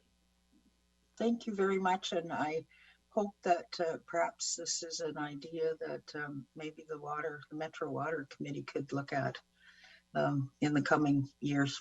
Thank you. Thanks. Take that away. Councilor Davis, still not hearing you. I don't know. Yeah, okay. If you have a question, just let us know, and I can get it off to Jerry and Marilyn, and certainly get the answer for you. I know it's having difficulties there with this technology. It'll be a great day when we can move off of Zoom. So thank you very much for your presentation. I do want to point out that the Township of Langley has been a member of the Water District longer than we've been a member of the Regional District. I believe we joined the Regional District in '85, and I don't know when we joined the Water District. Maybe you have that information, but it's been quite a few years prior to now. And there are several legal entities, and the Water District is separate and distinct. So, but thank you very much for presenting to us. I think it was very valuable. It's always interesting to learn about where our water comes from and what's all being done with it. So thank you. Thank you very much, everybody. Thank you. Bye. Take care. Bye. Okay, so Councillor Woodward, we're going to go back to E2. We didn't quite complete it. Oh, sorry. I have the clerk waving at me. Can you hear me, Jack? Oh, Councillor Davis. Yeah, we can just hear you now. Can you hear me now? Yeah, we can. I think they've left. Oh. Sorry. Yeah. At least you're working. At least it works now. We know for the rest. But give me the question, or get staff a question. We'll get your answer. Okay. So, Councillor Woodward, we had tabled E2, and so we're going to go back to it while it's still relatively fresh in everybody's mind, and then we'll let you back in. Thank you. Okay.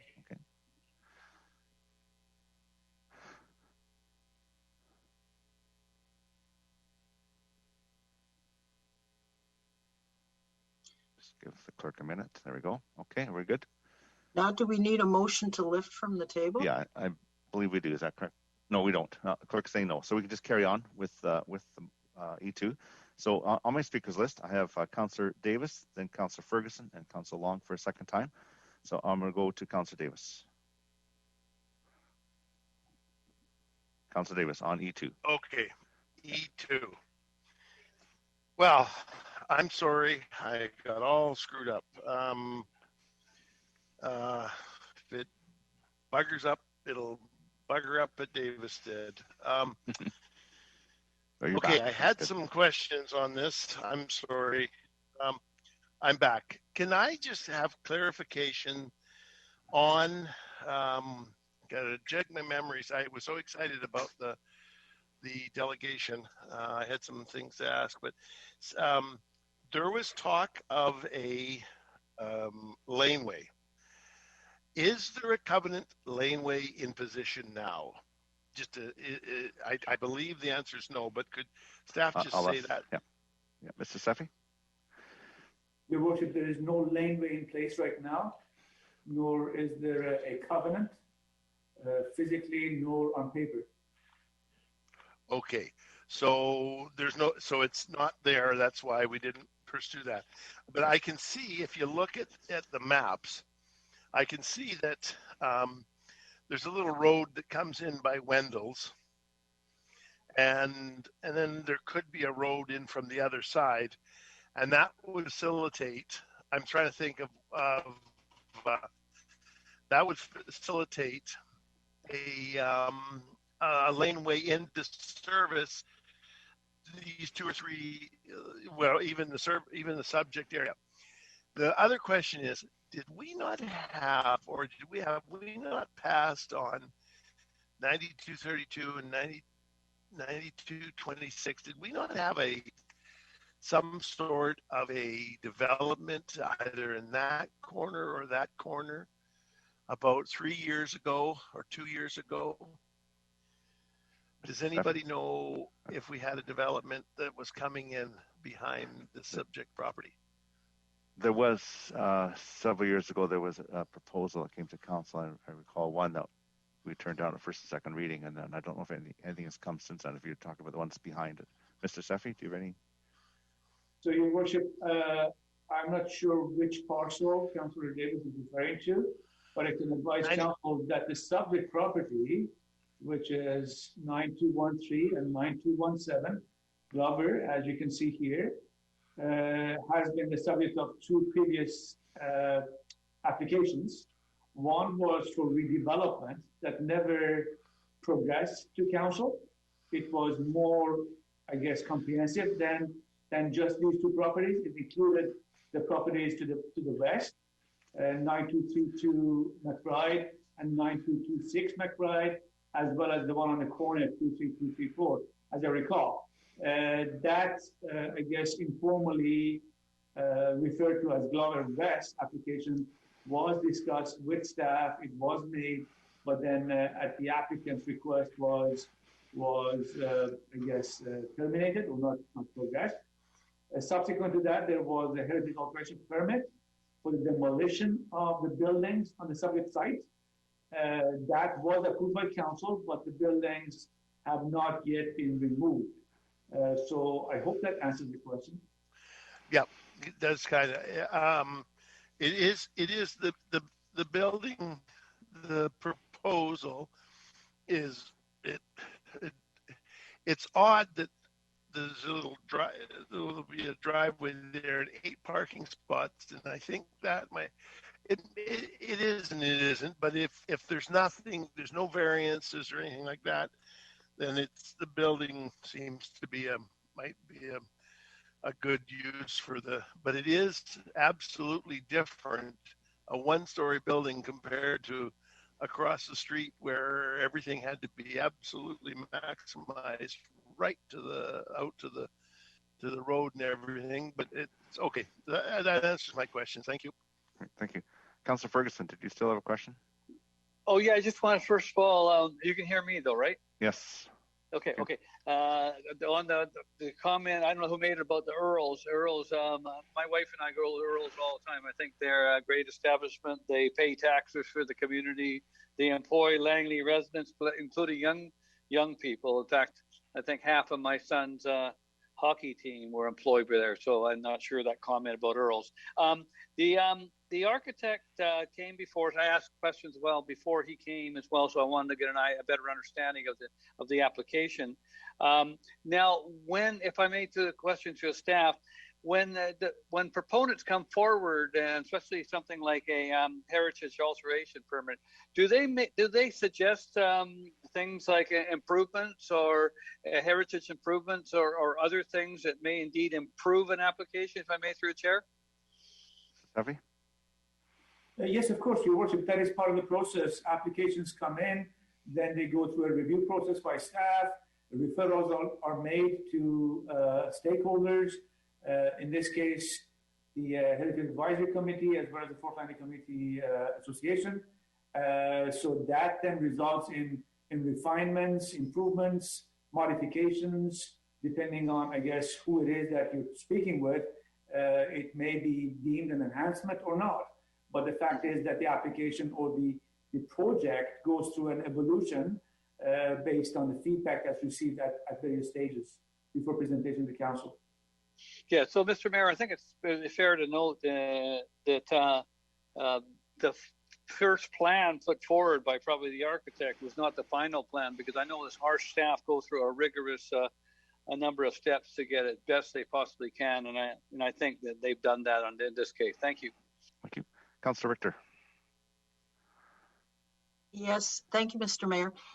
I just had a question, or maybe it's more of a comment, but I don't understand why we would be using this particular, or why anybody would want to be using this particular application to fix a parking anomaly in Fort Langley that's been there for decades.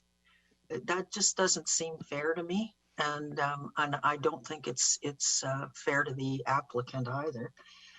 And also with regards to the heritage look of the building that I believe Councillor Long said it doesn't look heritage enough. If the application was taken to the heritage panel and they said it was okay, did they not take the appearance of the building into consideration? Mr. Seffi, I believe there was some communication from the heritage panel and that there were some changes made. Can you confirm that? Yes, thank you, Your Worship. The Heritage Advisory Committee commented, I think it is in the staff report, in terms of the treatment, if you will, of the surrounding area. They had some recommendations that have been incorporated. And as I said, the major one being the treatment of the north face of the Gasoline Alley building to be sort of a dark red finish, which the applicant has agreed to implement. So it would seem to me that the Heritage Panel is our expert on this, and they've had their comment, and the comment has been incorporated. I don't see why members of the council would presume to overrule them. Anyway, thank you. Still up to the purview of council. Councillor Long. Yeah, I had a question about, that wasn't answered earlier, Your Worship, and it was about parking, where are there not contributions being made to a community parking lot? Yeah, I recall that question. Is there such a parking lot, and how much money will this development put into it? Sure. Mr. Seffi, is there still that, I believe it's a fee in lieu of parking? Does that still apply, or does that apply in this instance? Your Worship, I'll have to get back to council on that. I do not recall specifically. Okay, thank you. So probably it doesn't. And the other thing is, it just seems straight. So where are we right now? This has been moved and seconded, Your Worship? Yes, it is. Okay. It's moved and seconded. So I'm just wondering, and I know that somebody else, other council has commented on it, and I'm not trying to use this as an example, but it is the only thing that's being built in the village. And if the parking requirements, which I think were put into place for different reasons than they are today, and staff have been instructed and directed to do a review on it, and it's coming, then would it be appropriate to refer or defer this until that report comes in? I believe not. Mr. Seffi can explain, but I believe it's in stream and they're following the bylaws that are in place at the time, so we can't go retroactive. So it's something that I believe staff is working on, will be bringing to us. Mr. Seffi, can you provide a little more background? Yes, thank you, Your Worship. And I was able to just quickly check with staff. The cash in lieu contribution is only made in cases where there's a shortfall in the number of stalls that are required pursuant to bylaw. In this case, there is no such shortfall, as referenced earlier. They are able to meet the bylaw requirements, so there was no contribution, and nor was there contribution required. And as far as, I guess, typical amendments to our existing long-established processes and procedures are concerned, typically when council directs staff to bring something forward that would change those historic practices, it will, first of all, it will be presented to council, and then subject to council direction, it would not be retroactive, but rather proactive going forward. And even going forward, typically in-stream applications are exempt because, as council is aware and staff has advised in the past, applications that are brought to council have traditionally, historically, typically been in the process for a fairly long period of time, as few as 6 months, sometimes on average as long as a year or more. So it would not be reasonable or fair to impose additional requirements on applications that have been in stream. Well, I appreciate that response, and fairness is important, but there is going to be a parking issue. There are parking issues already, and this is not going to help when you have 120 seats and 8 parking spots. And I guess that includes staff, does it? The 8 spots. So it's a challenge. Thanks, Your Worship. Thank you. Councillor Whitmarsh.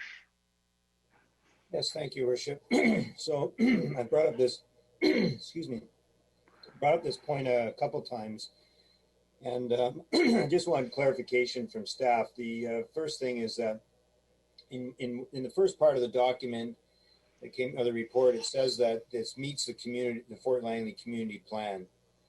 And then we get into a later part of the report, and it says that the Fort Langley community plan tries to seek pedestrian orientation on Glover Road, and that we try to get access to the back. That was denied both for a lane and as well for a right-of-way. So it seems to me that having a parking lot right at the front with a driveway coming in right off Glover Road, an already very busy road, seems to be in opposition to creating a pedestrian-orientated community. And yet the report has staff sort of saying it supports the plan in one point, and then another part saying, gee, we wish we could make it better, but the applicant denied us trying to make it more pedestrian orientated. So I wonder just maybe a final comment from staff on the seemingly contradictory perspective in the report from staff. Mr. Safi? Thank you, Your Worship. I appreciate the apparent, I guess, contradiction. I will try to clarify, Your Worship, and hopefully be successful at it. The community plan is more than a regulatory document, a regulatory tool. It provides a vision.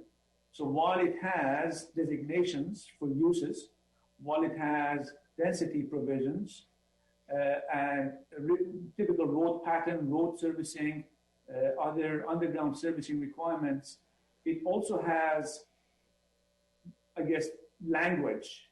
It incorporates policy provisions that are not necessarily enforceable as part of a development process other than a rezoning or a community plan amendment. So in this particular case, because of the fact that this is not a rezoning application, staff is unable to make that a requirement for council to consider as a requirement of the application proceeding, but rather because of the fact that it's a heritage alteration permit, it is something that staff has, raised and has not been able to obtain. So that staff felt was important information for council to be aware of. So hence the inclusion in the staff report, because of the avoidance of a potential conflict, because of the fact that in the past there's been references made to the need for a lane. So what staff is referencing in this report is the fact that we have not lost sight of that need, nor have we changed our vision as articulated in the plan, but because of our limitations, because this is no longer a rezoning application, we're unable to require that. Okay, so does this, if we move forward with this application as is, does this preclude the opportunity to have that lane or that right of way in the future? Your Worship, as I said earlier, before the presentation by Metro Vancouver, the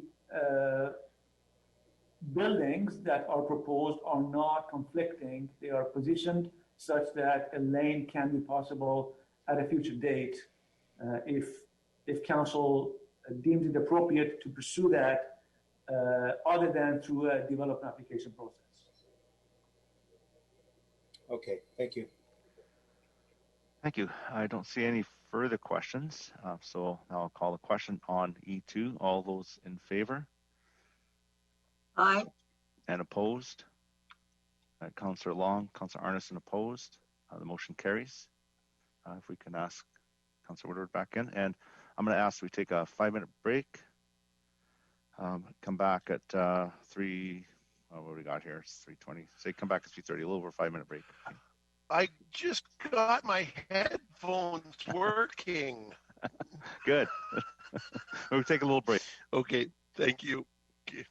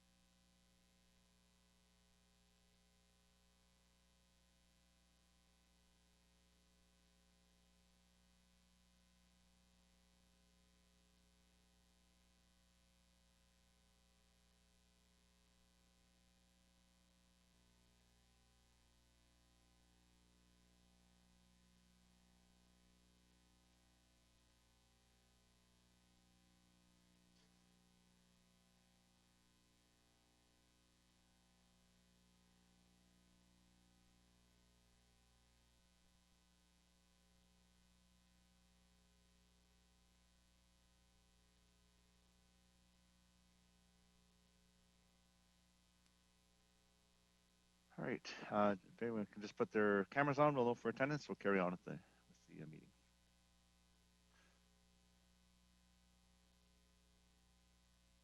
Councillor Kunst and Councillor Long, are you back?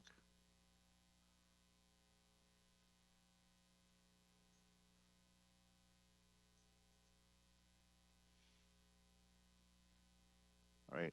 So I don't see Councillor Kunst or Councillor Long, but we do have a presentation D2, which refers to item N1, you know, because staff are here to give us a presentation, perhaps after the presentation we can go directly N1, dispose of it, and then carry on with the agenda if council is okay with that. There's Councillor Kunst. So I believe Mr. Welfing is here, and so I don't know if Mr. Seffi or Mr. Bakken are introducing this. But yes, thank you, Your Worship. Just very briefly, as a reminder, council did consider an application by the applicant to process the application and refer the application to the Agricultural Land Commission at the last meeting, which was April 26th, at which point council referred the application back to staff to provide a presentation with more background information, which is exactly what Mr. Wilfing is here to do. And he's put together some slides, which he will go through with council, Your Worship. Great, thank you very much. Welcome here, Mr. Welfing. Thank you, Your Worship, and members of council. Just quickly doing an audio check to make sure people can hear. Yes, loud and clear. Thank you. So the purpose of this application is to present some background information in relation to a non-farm use application at 7710 232 Street.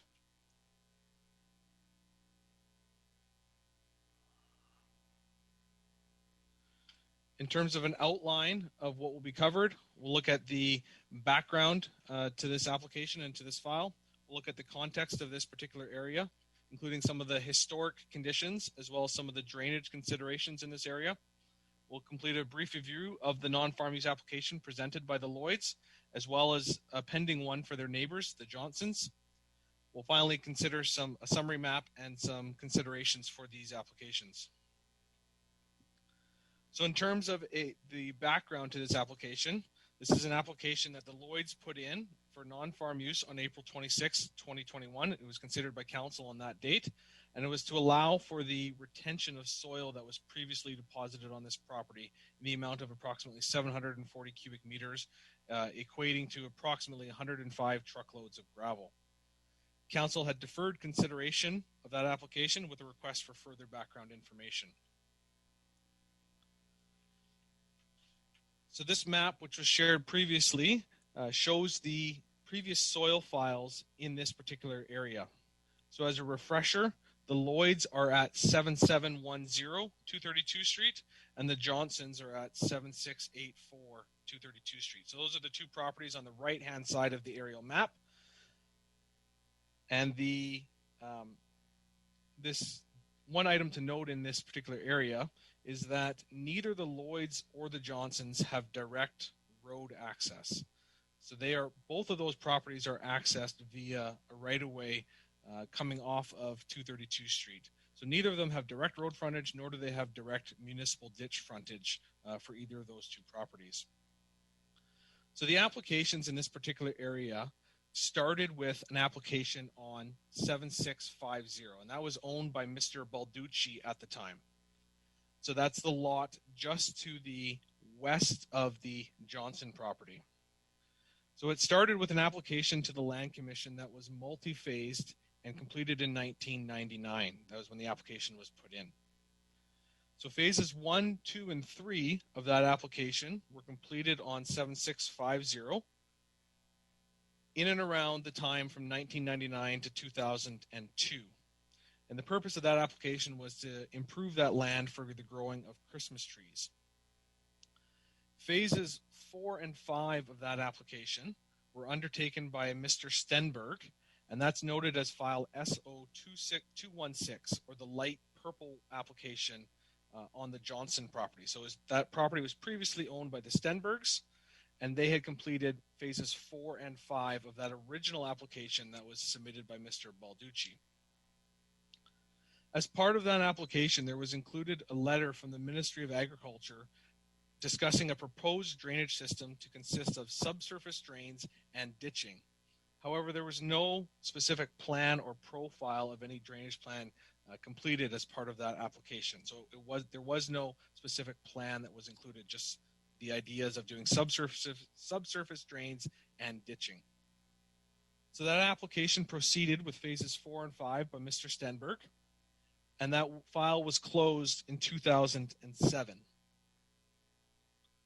The file was subsequently reopened in 2016 when there was some drainage concerns brought forward, as well as some unpermitted material that was also noted that was added on after the fact. So that's the area that's noted as unpermitted SO 216, and that's the area right against their northern property line of the Johnson property. It borders between the Lloyds and the Johnsons there.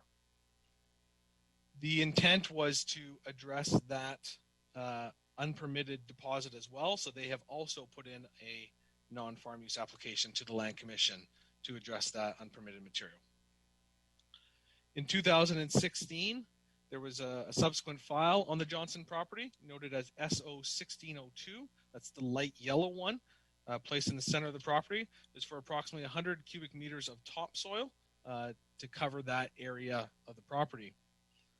On the Lloyd properties, there's also 2 soils files for that property. The first one consisting of SO 1434 for the placement of topsoil for their tree farm. This permit actually expired without the deposition taking place. The file does remain open, just as we're continuing to address the concerns with SO 1571. And SO 1571 is the gravel that was deposited on the Lloyd property, and that's the topic of their non-farm use application that's currently under consideration later on in the agenda today. So that's the item that remains outstanding on the Lloyd property.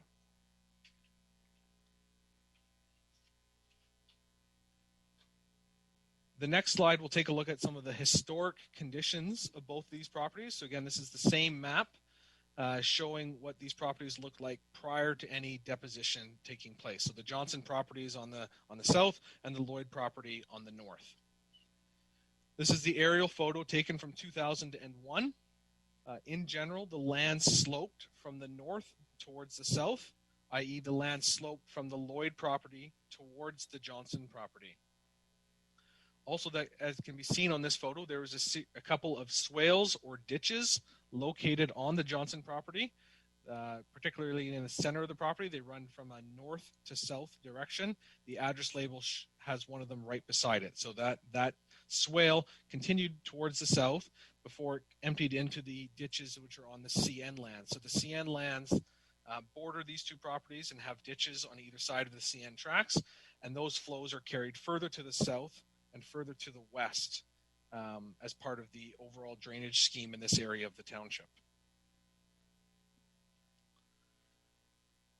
This map was included as part of the Lloyd non-farm use application, and it illustrates the drainage system that is currently on the property.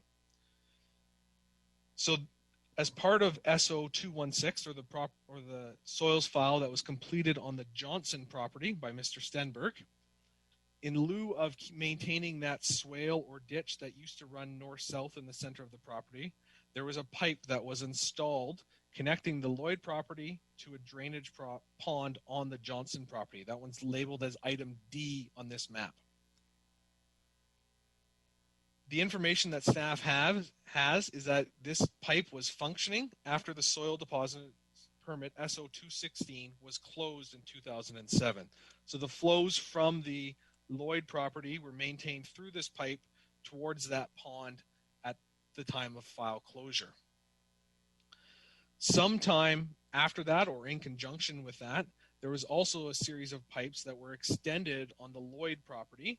Those pipes are labeled as A, B, and C on this map, and there was a series of catch basins that were installed with the yellow pinpoint markers showing where the flows from that property would then enter into the pipe and then proceed towards the Johnson property and then into their pond, which would subsequently outlet towards the CN ditches running around the property.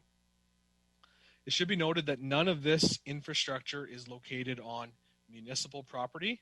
There are no right-of-ways or easements in favor of the municipality, and this infrastructure is solely owned and operated by the respective property owners. In terms of further background information that staff are aware of, the Johnsons had some concerns with flooding of the houses that are just located on the left side of that aerial photo. So those houses are also connected either to that pipe D or to that pond. And that led to some of the concerns between the adjacent neighbors. There was a complaint that was received by the township in 2016 discussing the potential blockage of pipe D by the Johnsons following that flooding that had occurred in the Johnson property and in their houses. And there was a letter that was sent from the township advising them that they should not block that pipe, as that's the pipe that was installed as part of soil deposit number 216. That letter and the flooding prompted a series of discussions between the property owners and communications to the township between 2016 and 2020. And both property owners have involved qualified professionals and legal counsel in the past in considering what to do with this drainage situation. Again, all of this infrastructure is on private property. It is not owned by the township, and there are no right-of-ways or easements on any of this infrastructure. In a letter to the Lloyds, the township had confirmed that this drainage system is a private property item and is a private matter between these two property owners. That being said, if the property owners were to hire qualified professionals and prepare an overall drainage plan, the township would be happy to review that and advise where permits would be required, if any. In terms of a review of the Lloyd non-farm use applications, this is the property on the north.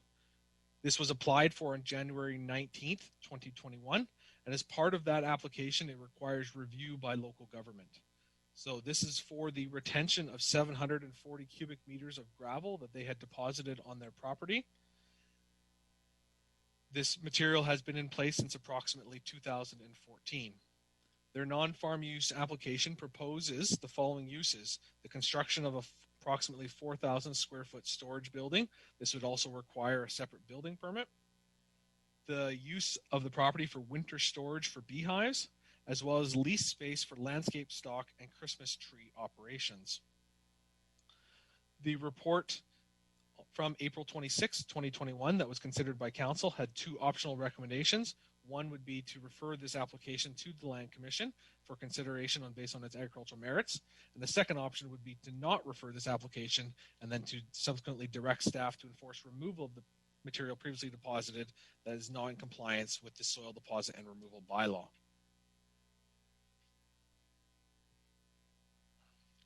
The Johnson property, which is the southern property, also has a pending non-farm use application, and this is for the gravel that they had deposited along their northern property line. That was the area that was highlighted in yellow on the map previously shown. So their proposed use is gravel deposit for a scaffold storage for their construction company. They had initially applied to the Land Commission in 2016. However, this application was canceled by the Land Commission in February of 2020, reasons unknown.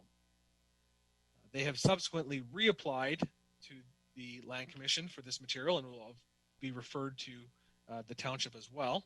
And this is the subject of a pending report to Mayor and Council. So this map again shows the soil deposit files that have taken place on both the Lloyd and the Johnson property. There's been numerous applications by both property owners and numerous relocations of material on the property.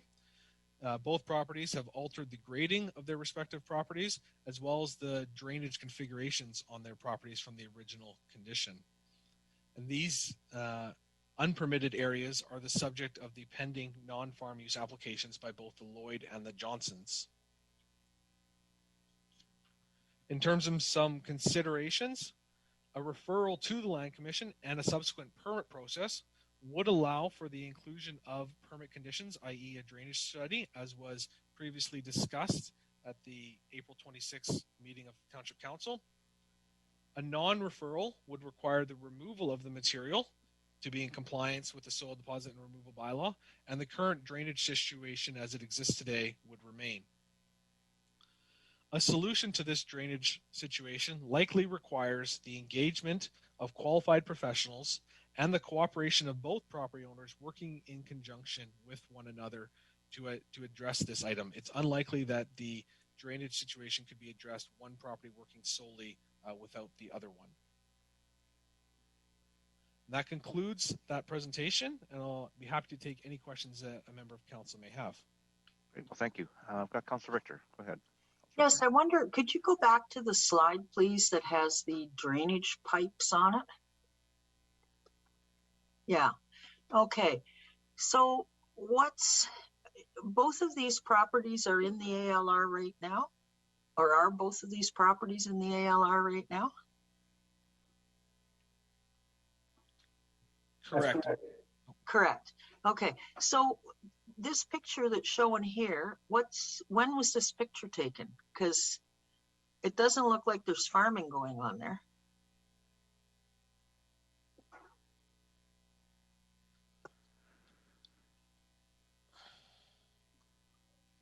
The note at the bottom of this photo, so this photo and map was included as part of the active earth report, which was provided as part of the Lloyd non-farm application. Their note on the bottom of this slide is that it's a Google image taken from 2019. 2019.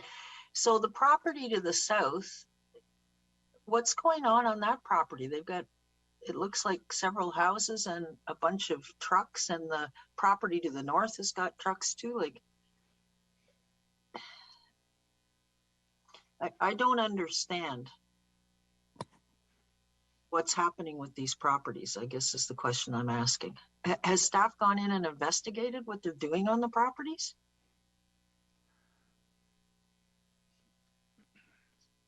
Mr. Seffi, I know with this application it's to do with the soil deposit, but I think the question is the uses of the land.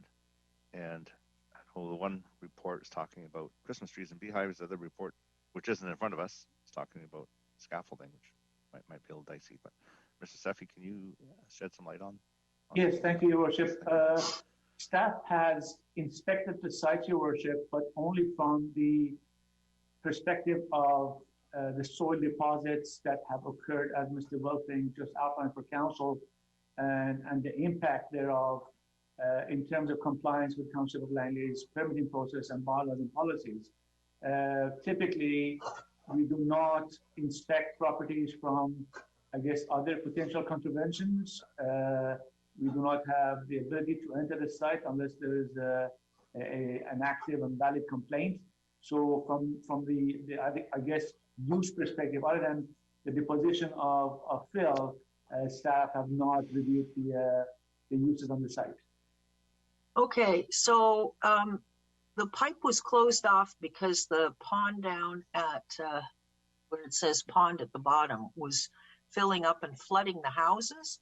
It looks like it's more likely it would have been flooding whatever the stuff in the middle is. Anyway, okay, thank you. Thank you. Councillor Davis. Thank you. You know, the first comment is they don't have road access, but there's a road. The first question is, do we own the road to the corner of these two pieces of property?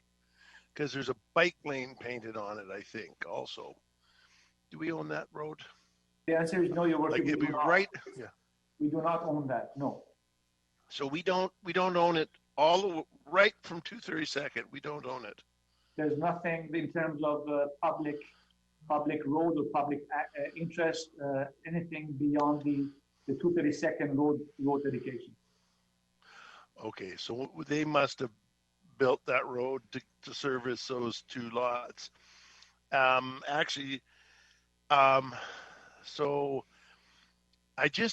if you look at what's happening on the Lloyd property, there's a big huge barn or a big huge building, and he seems to have some sort of construction. I don't know if it's construction or not, but looking at these pictures, And then if you go to Johnson Place, there's 3 houses. You'd mentioned 3 houses in the report. Is it one piece of property? How would one get 3 houses on there? And then another comment, if you go down, there's a picture there. It shows, I don't know if it's prior to this one or back, right beside the tracks, there's another piece of property. Maybe just flip through those to show, we'll show you. Could you flip through the picture? Yeah, right there. Okay, like, I don't know if you get to this place off 232nd, but see the very bottom, in between SO 128 and SO 216th. I believe there's some blueberries there, but there's a place right down by the tracks is running some sort of trucking company because there's oodles of bins in there. Like, that whole area seems to be non-compliant to agriculture. And I know that the Lloyd property is asking to keep bees in there and do something with Christmas trees.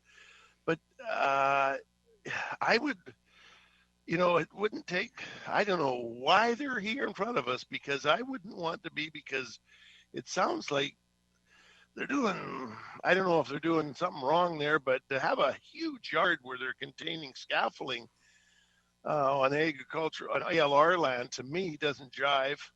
And to have all that gravel in there and trucks going in and out, I don't know. It just seems like there's something wrong in this neck of the woods, and somebody's peed in somebody's cornflakes. And I know there's 2 sides to every story, but I think we need to get to the bottom of the problems before we can even worry about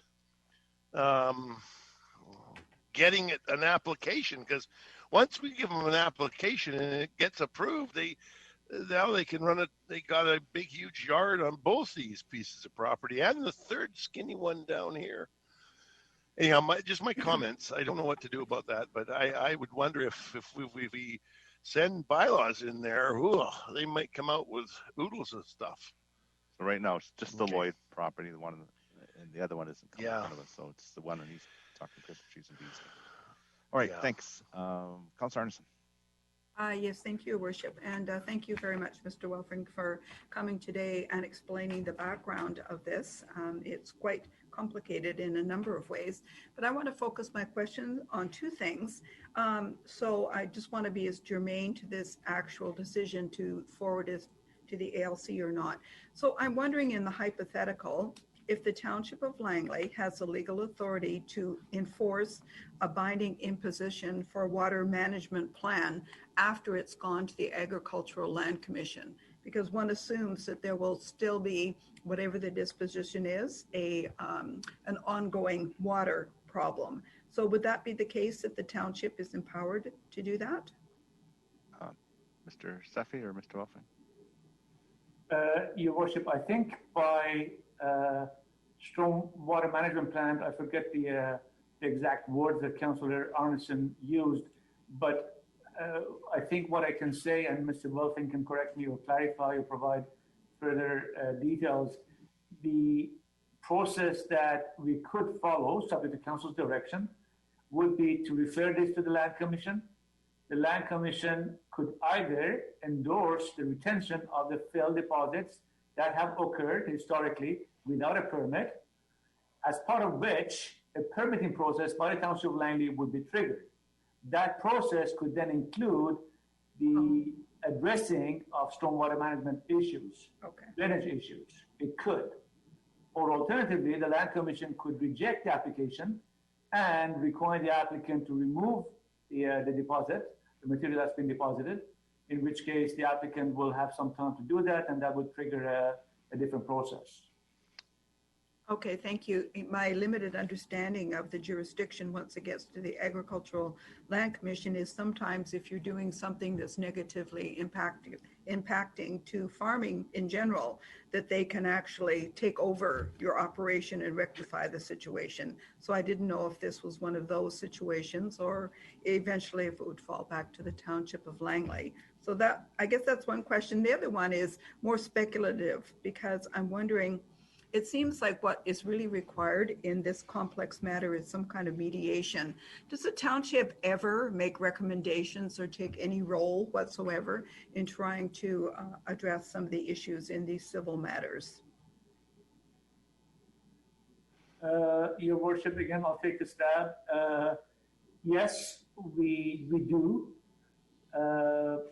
It is not, I guess, a strict yes or no, but typically we do try to mediate, using Councillor Arneson's words, because of the fact that ultimately, in most cases, lack of action could, at some point, result in municipal or public interests being affected.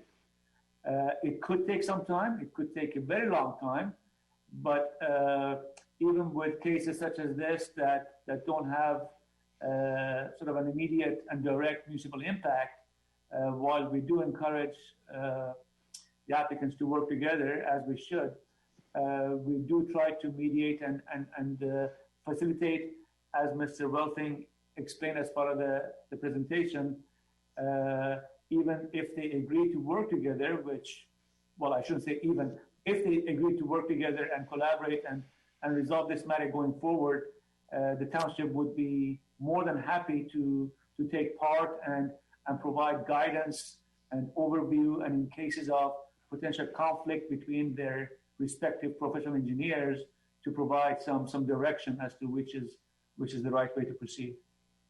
Thank you. That's very helpful. Thank you. Thank you. Councillor Ferguson. Councillor Ferguson, you're not coming through. Might be your headset. Can you hear me now? Yes. Thank you. Okay, I think Councillor Arneson and Councillor Davis pointed out some really important parts. You know, if somebody was to do something from the ALR, which is wrong, I think either we or in conjunction with them, the commission, we can do something. For example, say they started parking 1,000 trucks down there. I'm sure that we can do something. I'm not saying they're doing it, but this is an example of what we should ask them and get involved with their, they call it, what do they call it? Their bylaw jurisdiction. They have a jurisdiction that looks after these kind of things, is uses within the land reserve. So I'm not sure if I made it through the staff, to chair to staff. Is that possible in this case for all 4 properties, if I may? Well, Your Worship, again, this is exactly why the application is in front of council, because they have been caught, so to speak, with respect to unauthorized use of the property, with respect to importation of fill. So the applicant has said, how do I remedy this? Staff have then said, either remove the material, or you can apply, in theory, and make it legal, such that you don't have to remove the material. And as council can appreciate, it is somewhat financially more impactful to have to now remove material than it would be to make application and seek approval for what's already occurred. So the applicant has chosen to seek council, and then subsequently, if council approves, ALC's approval to retain the material. If council does not approve it, then it would be up to the applicant to remove the material, and then for staff to enforce that unauthorized use. If I may, either one of your recommendations, you either accept or not accept, you're fine with either one of them, so to speak? That is correct, Your Worship. We have outlined the implications of each one in this case because of the fact that, as I said, and as staff have said, there are no real municipal impacts at this point, no public impacts. There's no road drainage being affected. There's no road structure being impacted. It is really up to council as to how they would wish to direct staff to proceed. Okay, thank you. Councilor Richter. Yeah, again, I'm going back. The picture that was up sort of right at the very beginning, which was the 2001 geosource view. This house was here. These houses weren't. Yeah, it looks like this was here. But there was nothing on this property. So can you go back to the other picture that you just had up there? So were permits taken out? Did we issue permits for the buildings on SO 216, as well as the house? So that's on the Johnson property, as well as the barn or shed or whatever it is on the Lloyd property. Were those all permitted structures? Your Worship, the answer is we don't know at this stage because we are talking about the soil deposit application. So if we are going to review, I guess, the buildings, we'll have to refer this back and staff can report on any unauthorized construction.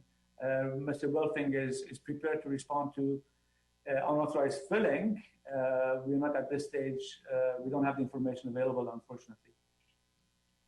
Okay, so is that an option that's open to us to refer back to staff for further details on what has township permitted on those properties? Because I would think if we're issuing permits for barns and houses, aren't we requiring drainage as part of those? Mr. Wilfing, did you want to say something? Yes, further to what Mr. Safey had discussed, yes, those properties did have building permits on those properties. And was there drainage requirements as part of those building permits? That's something we would have to review with the property license and inspection department as to what level of drainage plans were provided as part of those. Typically in the rural areas, it's not an extensive drainage plan for a single family dwelling. Okay, and my last question is, can we refer this to the ALC and ask them to investigate the uses on these properties? So never mind allowing them to keep their fill, but flagging them to the ALC and saying, you guys should be looking at these properties? So, no, Mr. Backen said we could be a part of the motion. So when we get to N1, it could be added to the motion. The motion already does say, based on agriculture merits of the application. So I think we could give further detail. Mr. Backen, elaborate. Your Worship, no, I would just think we keep it as a separate motion was my only comment. We certainly could ask them to review it, but I would do it as two separate motions. Okay, thank you. Okay, thank you. Thank you. Okay, Ms. Rolfing, thank you very much for your presentation and enlightening us on this. And I don't see any further questions. So, Your Worship, point of information, has this motion been made then? I know that no. We had a presentation from staff. So right now we're going to go to N1 and it was referred. So we need a motion. Is that correct, Ms. Bauer? Yes. Wasn't it moved and seconded and then referred? So I'm going to ask the clerk here just to clarify N1. We'll go to N1 now and then. So it was a referral, therefore it would need a mover and seconder. That's right. Okay. So I had a great presentation. We're dealing with Lloyd property and their fill. They have indicated some agriculture uses that they'll be using for, but I think the Agriculture Land Commission would be the one to. We're not. I just want to make sure with staff, we're not endorsing their uses. We're just saying that for referring this to the ALC to consider it based on agricultural merits of the application. As a council, we're not saying anything other than for them to look at it. And then that, from what I understand with the presentation, is that if the Agricultural Land Commission approves it, then we have some ability to impose some works or some design for mitigating the drainage. Is that correct, Mr. Seffi? That's exactly it, Your Worship. Yes, the focus of the referral is limited, would be limited, subject to council's direction, would be limited to exactly the wording you just outlined, which is to do with the soil deposit and not other uses. And I've been advised by Mr. Wilfing that the Land Commission has investigated other activities already on the Lloyd property, not on Johnson property necessarily, but certainly on the subject application side. Okay, thank you. So they're on it. Councilor, did you have a question? We don't. No, I'm going to move. I'm going to move A, Your Worship. Okay, thank you. Is there a seconder to A? Councilor Kunst.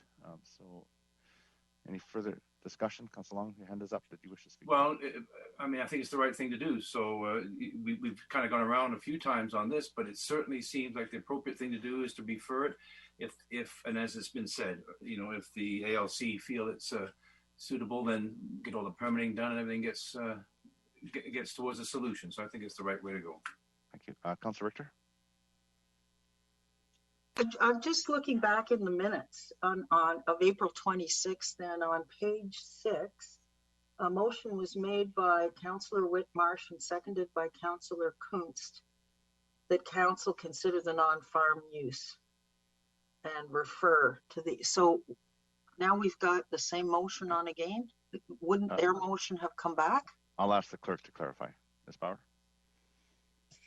My understanding is when a referral motion is made, it's going back to staff, and the referral motion essentially means that it could come back as a different motion from council. So if it was a deferral, the same motion would come back on the table as if the council just chose to defer it, making a decision. Well, the minutes say deferral. The minutes that we approved today say deferral. It actually should say referral based on the fact that you asked staff to come back with further information. I'm sorry, I didn't realize that. Okay. So you can correct the minutes. Okay, thanks. Okay, thanks for clarifying that. All right. See no further discussion. I'll call the question. All those in favor and opposed? Councillor Richter opposed. Councillor Ferguson opposed. The motion carries. Okay, Councillor Richter, your hand is still up. Is that? No, I just didn't take it down. Sorry. Okay, thank you. Okay, so we'll go back to the agenda, and we are on reports to council E1, and this is development variance permit application for Mr. Gill Gill, I should say, 20507 70th Avenue. It's development variance permit application number 100136. Could I have a motion, please? Councillor Davis, and a second, Councillor Arneson. Any discussion? Call the question. All those in favor and opposed? Councillor Arneson opposed. Motion carries. Thank you. So we've dealt with E2. We move on to E3, and this is the policy 07164, development held public information meetings, virtual meeting requirements. Could I have a motion, please? Councillor Long, second by Councillor Davis. Any discussion? Call the question. All those in favor? Opposed? That carries unanimously. Thank you. Move on to E4, is environmental compensation on municipal lands. Can I have a motion? I'll move it. Councillor Long, second by Councillor Arneson, and Councillor Richter.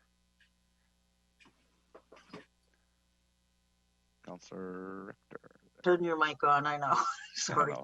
I'm wondering if we could defer this or refer this for a presentation from staff.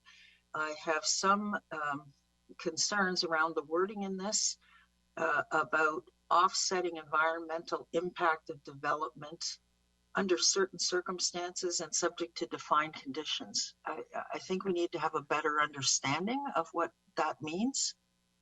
So I'll just, thank you. I'll just want to get the clarity on the word from the clerk. So is it referring it to staff? Referring to staff for a presentation. At a future meeting. Thank you. Okay, so that's moved by Councillor Richter. Is there a seconder? Councillor Davis. Councillor Long on the referral. Yeah, well, I'm confused because isn't the motion saying that council is directing staff to come back with information for council's consideration? It says that they're going to look into it and bring back suggestions. So to me, you're doing it twice. Well, it is sort of, this may help, and again, they may come back with a different motion once we have that referral or that presentation, but the report does allude to that. So this is just one way of doing it. So this is a referral for a presentation for the presentation, kind of. In a way. It all works. Okay, Councillor Richter, your hand's up. Sorry, I should have asked if you. Yes, I did want to say that the summary says that there are often environmental protection requirements associated with development that cannot be addressed on private property without impacting the economic viability of a project.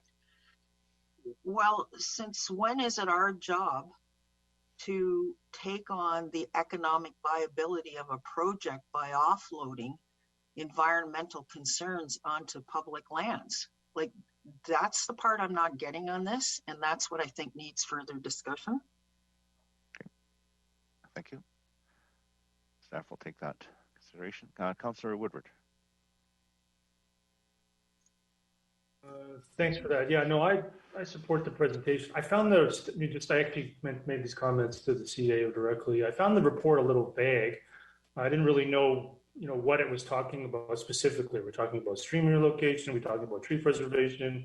We're talking about environmental considerations. I don't know what that means. So I think I would prefer to get some more detail on this before we have them essentially endorse a process to create a policy. I find the comment about presentation to get a presentation a little bit strange. But before they go off to draft a policy, I would like to know, generally what it's for and why it's needed. And I didn't really get that from the staff report. So I would definitely like to get that and have a few more, maybe have a Q&A with staff specific to that and really understand the need for it prior to proceeding. So I appreciate the referral. Thank you. Thank you. Councillor Davis? Yeah, I would prefer to have a delegation, and I don't think it's a delegation before a delegation. Although I get it, but if we have a delegation, I just support a delegation. Yeah, thanks. And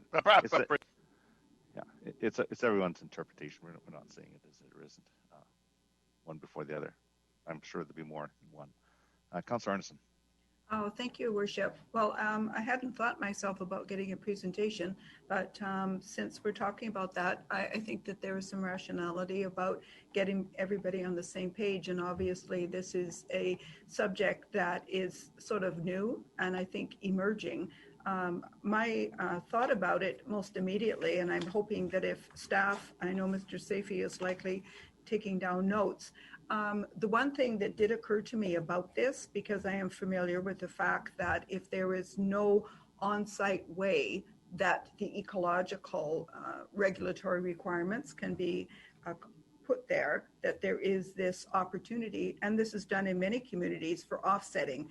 But my concern about it, if we're going to take that approach, is to make sure that we have a mechanism through which the developers who get to benefit from the density or whatever it is they're doing on their property that creates this loss of environment has to pay into some kind of fund through a bond for the extended maintenance of some of this infrastructure. Because I've noted over time that many of the wonderful green infrastructure assets that we eventually get to adopt have to be paid for by the township because we own and maintain it.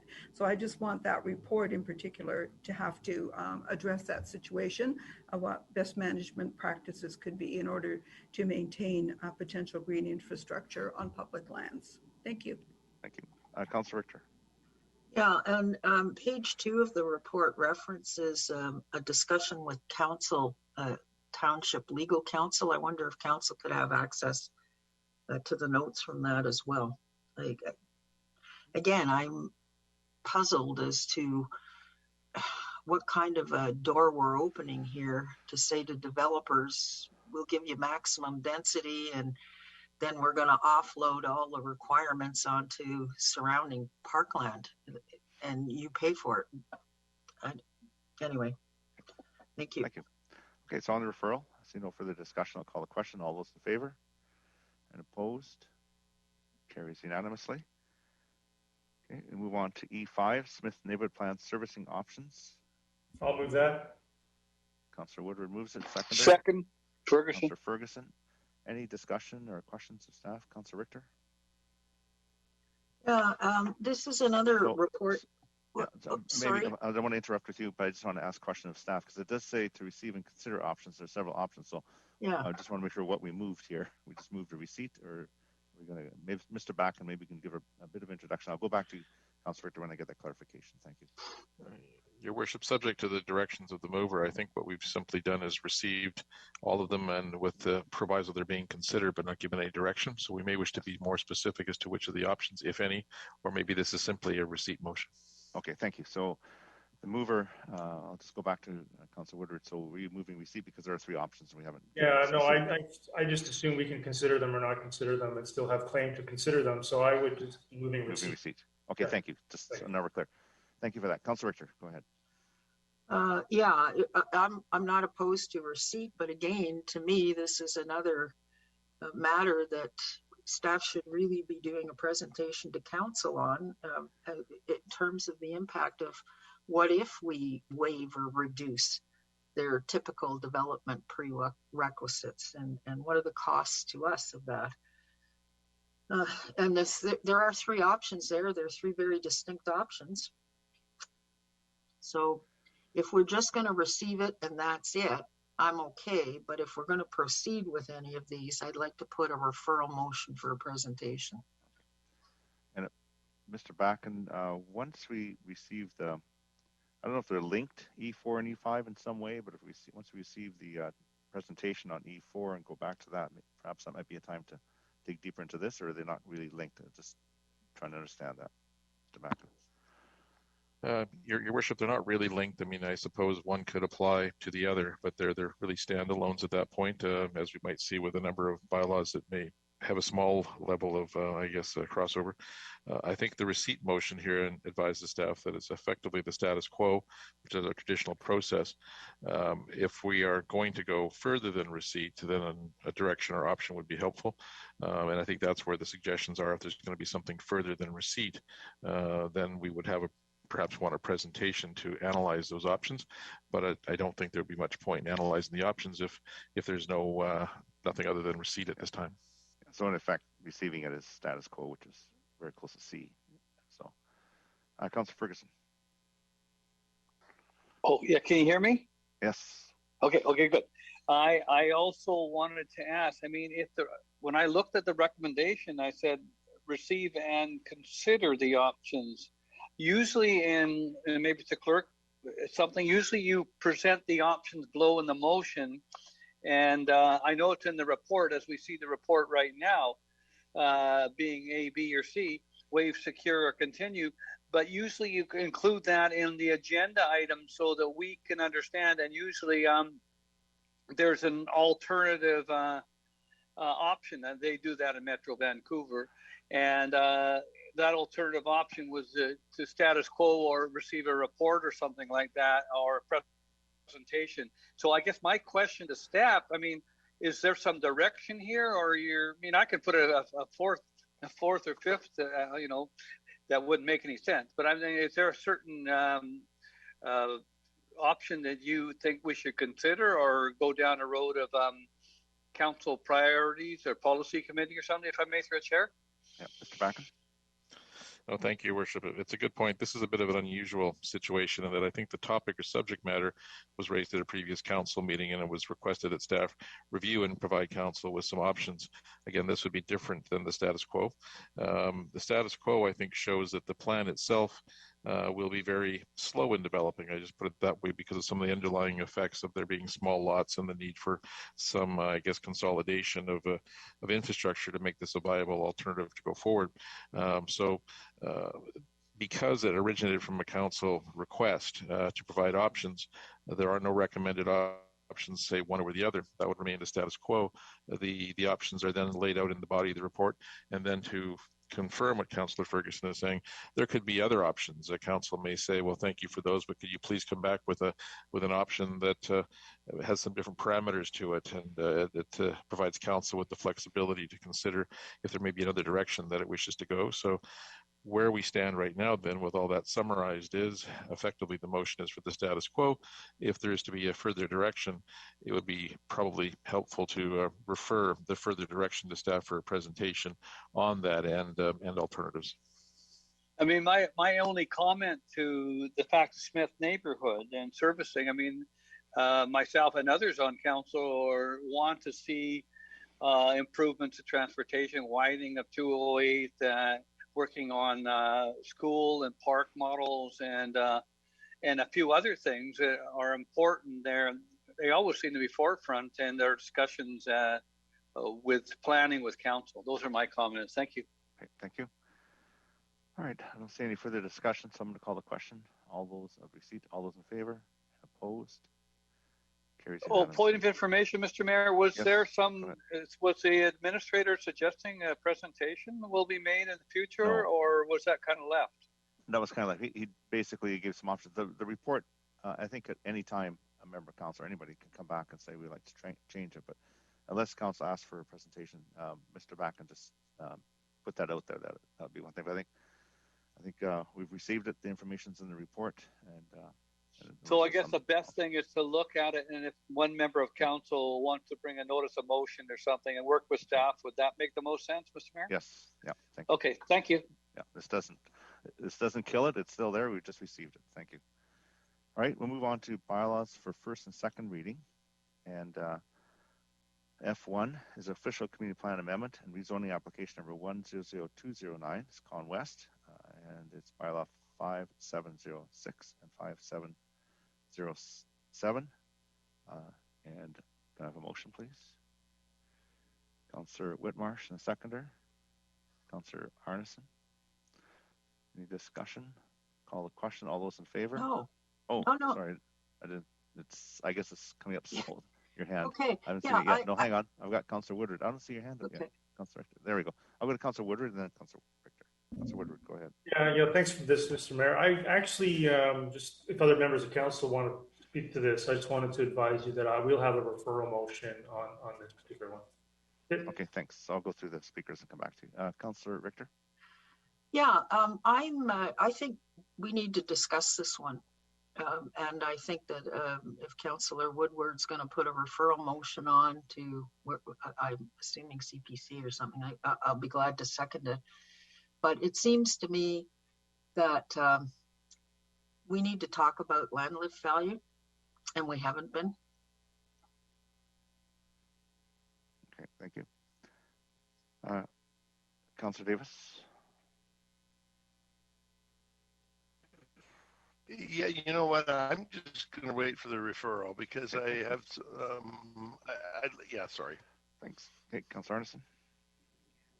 Thank you, Worship. I guess, a referral would be interesting. I'm prepared to vote on the merits of it as it stands, but I guess I'll wait and hold off on my comments to find out what the referral would be about. Thank you.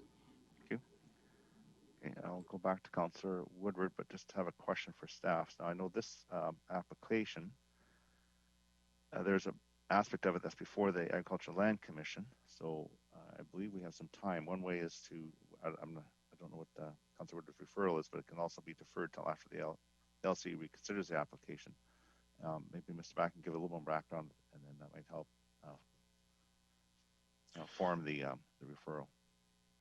Certainly, Your Worship. I think you're referencing that the original, although this application has a storied history in terms of a number of processes that took it to the Land Commission that then were required to be reconsidered by court order.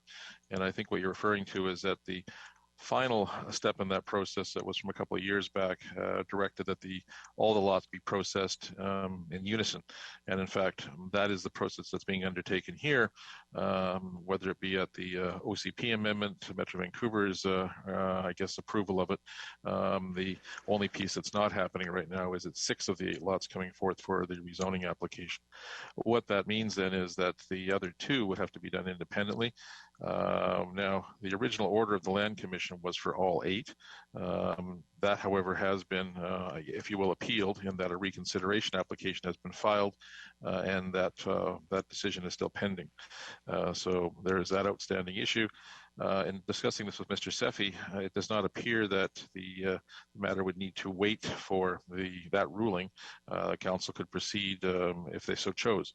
I believe the actual reference here, though, is for a different topic. I think it's for a referral to consider another aspect of the application, which instead is the land lift, and that is the fact that these properties historically were, I think it was a rural zone, so it would have an agricultural base. They were acquired a number of years ago, so this change in the process, that being the change of designation and the change in the zoning, would result in a significant increase in the values. And I believe that the intent may be to have a discussion as to whether or not it's appropriate for the municipality to in any way have charge or have a fee for that. As you may recall, we do have an outstanding notice of motion that considers whether or not the municipality should have a land lift policy in the area of commercial and residential properties, that being where there's an OCP change as to whether or not we should consider taking part of the land lift, the increase in value in commercial and in residential properties. That motion did not extend to industrial properties. So at this point, there is no direction, and I believe the referral may be wishing to explore that in the context of industrial properties. Thank you. Councillor Ferguson. Okay, yeah, I did want to say this question, I think I ask it every single time, I'll ask it again. Now, under the old rules that we had with Agricultural Land Commission and Reserve, if somebody did not get the approval or okay from us, they were still able to go to the Land Commission on their own. Now, with this court order and some of these other things as well, regardless of what we do today, can they still proceed to the Land Commission? If I may, through a chair? Yeah, Mr. Bakken. Your Worship, if a new application comes before council and it seeks a non-farm use or a exclusion, if the council does not endorse it, it does not go to the Land Commission. It stops at that point.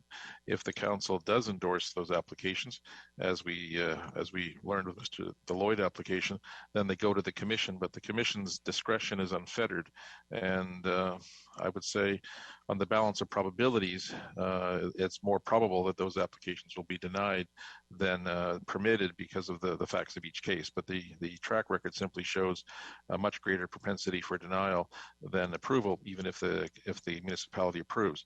Now, that is different than we're seeing here because those issues were resolved many years ago. I think it was in the era of Mayor Alberts this whole process actually began. This has now been through those processes and has the approval for exclusion subject to a number of conditions. This is the rezoning phase, so we're beyond that, relying on the exclusion, going to the rezoning phase. And in that instance, council's discretion is unfettered in terms of how it wishes to proceed. Thank you, Mr. Bakken. And I did supplement. That's why I asked that question. I mean, there seems to be some confusion as to what direction we're taking here, myself included. And it's important to get a clarification as to what the next step. This particular type of thing doesn't happen every day. This is very rare. And I think this has been at the table, for as long as I can remember, over 10 plus years. Anyway, thank you for the clarification or help to clarify it. Thank you. Councillor Long? Well, Your Worship, if the council wants to make a referral, why don't we just make it? Because here we're spending 20 minutes talking about something that may have a referral, but I'm quite willing to proceed with it and keep in mind that this is first and second reading. I wouldn't mind having some conditions added to do more green things, green roof, green something, other environmental concerns that whatever the developer can come up with. But this whole concept of a land lift, what are we doing? You're trying to squeeze more money out of them. Are they not going to be subject to DCCs if this property becomes industrial? I guess they're not having to pay CACs because it's not. Maybe staff can clarify that. But hey, let's face it. This is we've been talking about industrial lands recently. Talked about it at Council of Councils. Councillor Richter's mentioned it a few times. The importance of jobs. It's right adjacent to Gloucester, so it does make sense.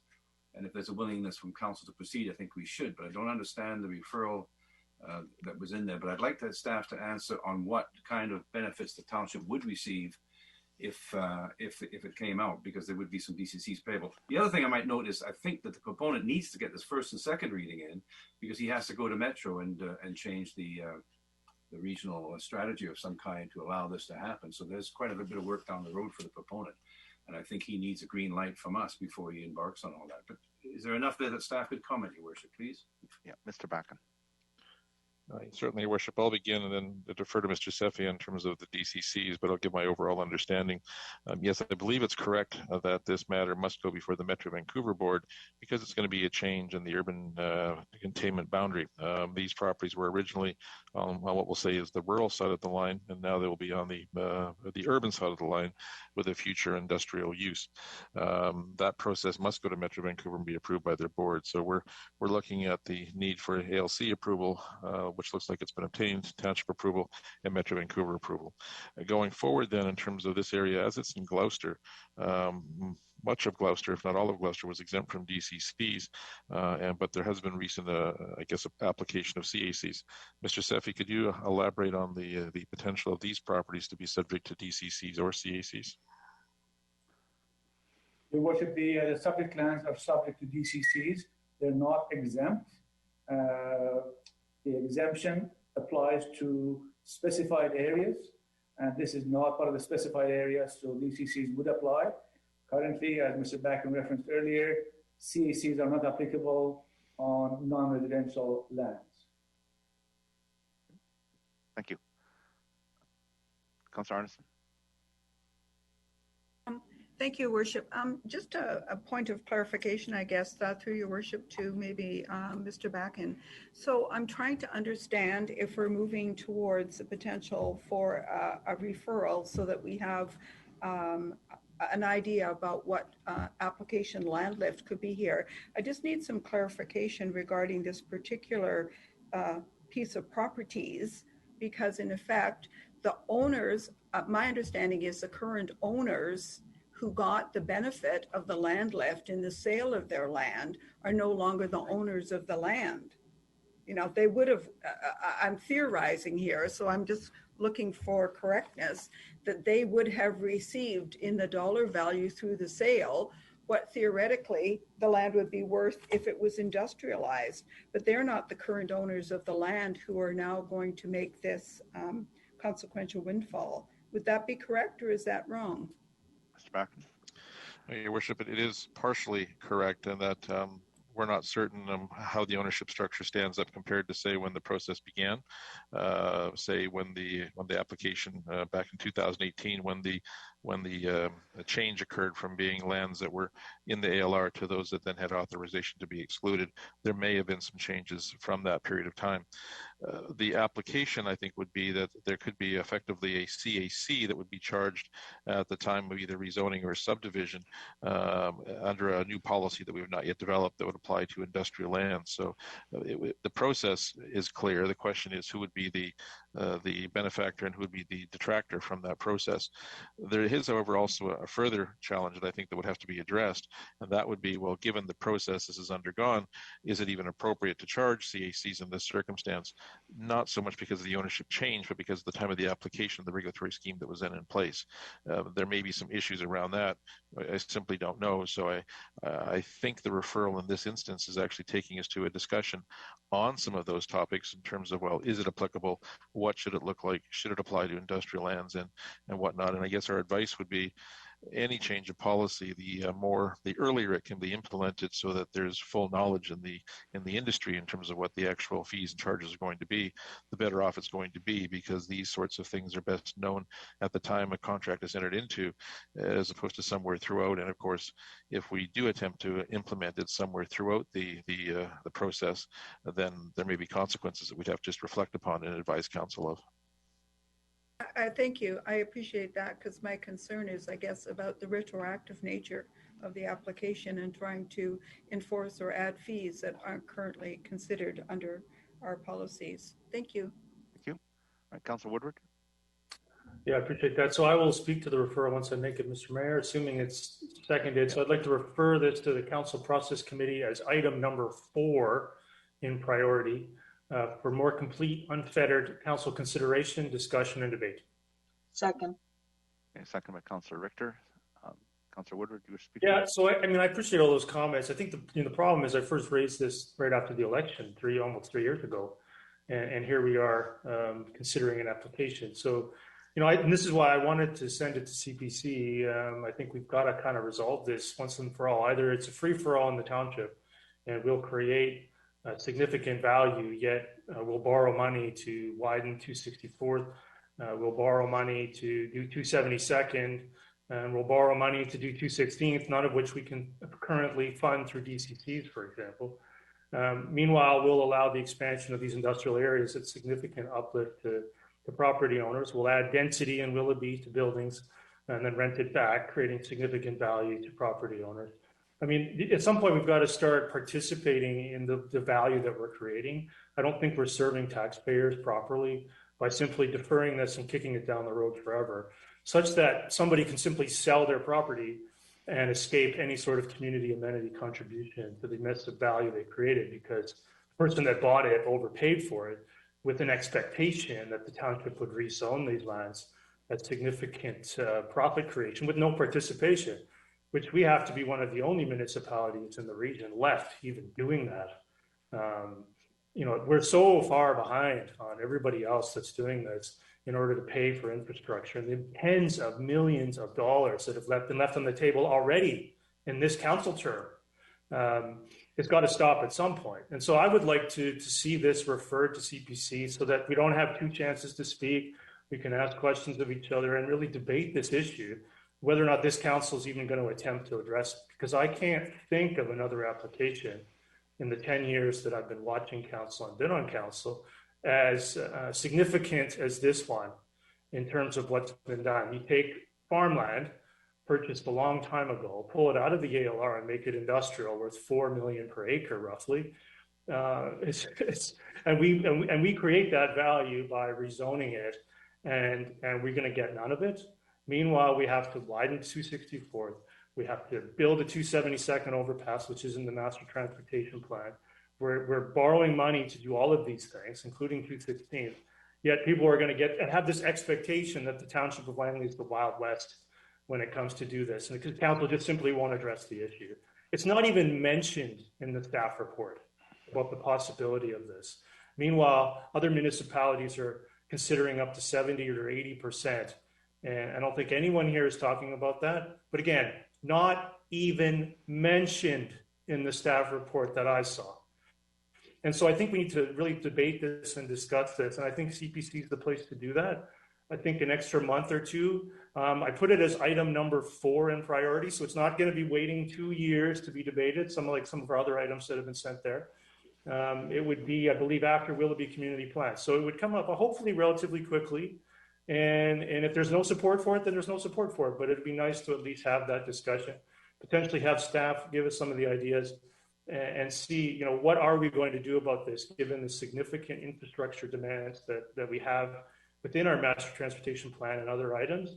And that if we don't start participating in this, we're not serving our taxpayers properly, in my opinion, and we're not serving the corporation in terms of how we're going to be paying for all of this infrastructure that development places on the township. Thank you. Thank you. Councilor Richter? Yeah, and I'd like to talk more in CPC about what kind of costs the municipality can reasonably expect to face as a result of this expansion of light industrial. Roads are certainly part of it, but there's also fire protection, police protection, and what are the costs of those? So we need to start talking more about the costs, I think, of what development brings. And as Councillor Woodward just mentioned, how are we going to fund those? Like, do we just keep going and getting loans? Because I don't think that's realistic either. Thanks. Thanks. Councillor Ferguson. Well, yeah, certainly I don't want to fault staff for not mentioning land lift and other means, CACs or other means of generating income from this rezoning. I think the staff at all levels have done the best they can. I think the challenge is that this is an unusual application, given the court ruling, and it must have been years in court. And I remember the folks talking about this application or this area of land 10 plus years ago, if not longer. I think Gloucester is over 25 years of age, it may be longer, since that was taken. I mean, I think that was taken out of the Land Commission years and years ago, perhaps in the middle 80s or something. Anyway, you know, the staff have done the best they possibly could. It's up to us now to direct policies as to what we want to do with land. We can't be the same as Vancouver. We don't have a Vancouver charter, but we can learn from surrounding communities like Surrey and others and see what they do. I don't think this is going to be a simple process. I think a process that will involve sitting down and thinking and working through a policy that works. Anyway, that's about as much as I have to say. Thank you. Okay, Councillor Long. Yeah, well, it's an amazing what picture has been painted by the two councils already. How evil this this development is. Can staff tell us? Can staff respond to some of the allegations that were made by Councillor Woodward? Like, I mean, do we have a policy that says they should be paying CACs? No. So then why would it be in the report suggesting that we change that policy? And then we had another application, which I won't mention because the councillor was in conflict, but we're not changing the rules as we go. This is happening. The application is in, so any changes to fee structure and so forth would be in future applications, I would think. And that was an explanation given to us that you can't really do it midstream. But how much DCCs would this create? And how can this thing, all of a sudden, this development be the one straw that's going to break the camel's back in terms of all of this infrastructure that has to suddenly pop out? I mean, these are challenges that have been around for years. And I don't know if the 272nd flyover is, I don't see that mentioned in here either. But can staff, first of all, let's find out how much in DCCs we're going to get. And number two, what does staff feel about adding CACs to industrial land, which creates jobs? Mr. Packen. Thank you, Your Worship. I'll give Mr. Seffi a heads up in terms of perhaps doing some calculations as to the DCC revenues that might be derived from this, as it's effectively across the line from Gloucester proper, where there was some DCCs that were effectively prepaid many years ago. This is really one of those difficult cases of policy evolution. Many years ago, the township actually was trying to position itself to be more favorable than other communities. So there were certain processes or enticements that were put in place to actually develop industrial parks and to develop residential complexes, and that's where you heard some of the phrases about making sure there's a number of jobs that would be local, that would fit the local, residents, so we wouldn't have to travel. As time has gone by, it's become a much more complicated and much more sophisticated world, and until a few years ago, CACs were not even formally called CACs. Instead, they were actually something that was negotiated on a case-by-case basis, where you would attempt to persuade a developer to volunteer to provide you with some community benefit as part of their application. It's probably only within the last 5 years it's become more of a mainstream issue where it's now appropriate to have policies and requirements in terms of what some of the community amenity contributions can be. And yes, it's quite true that in some parts, in Vancouver, for example, if you're putting up a multi-story building, there are some very specific and onerous requirements in terms of what the contribution should be from the developers. Again, as guidelines, because there are things that strictly speaking, the law has not yet fully caught up to in terms of, are they authorized specifically by municipal legislation. So that's evolution is what we've been dealing with and trying to catch up with. And then, as Councillor Ferguson indicated as well, this is a very complex application because it's one of the few times we've actually seen situations where land has been taken out of the land reserve that is going to trigger an OCP amendment, and that would therefore trigger a Metro Vancouver growth strategy amendment, such that there could be these extraordinary, increases in value that we would see for the landowners or for the community as a whole. That makes it a bit of a challenge in terms of trying to figure out what the right policy or what the framework would actually be to advance, these applications in a meaningful way, because they don't happen that often. As was also recited, Council's previous direction from some time ago, I think probably within the last year, perhaps around the start of COVID, was that we go forward and we review the effect of an OCP change, what provides for greater density, whether it be for residential or commercial. That report is forthcoming, and we understand that would be in the fall, but it did not cover industrial. So as I look at this, then it covers that last piece that we wouldn't ordinarily see, but perhaps should be covered off if that's what council wishes to do. If they want to see that advance, it would be appropriate then to have that discussion with or without this matter going forward or being deferred or referred until we can have that discussion. That's up to council in terms of how they feel about this application. Now, Mr. Seffi, as to the specifics of the DCCs, perhaps you can provide some indication of what this might generate. Approximately $4 million, Your Worship. sorry. Million? How many? $4 million. 4 million. Thank you. Approximately payable at time of building permit because it's not residential. Okay, thank you. I'm sorry, I couldn't hear that last part. Mr. Safi said $4 million. Four. But something about residential? Your Worship, this is approximate based on the site, the land area, 4 million. And what I said was that it would not be payable until such time as building permit because it is not residential. Single family is payable at time of subdivision. Everything else at time of building permit. Okay.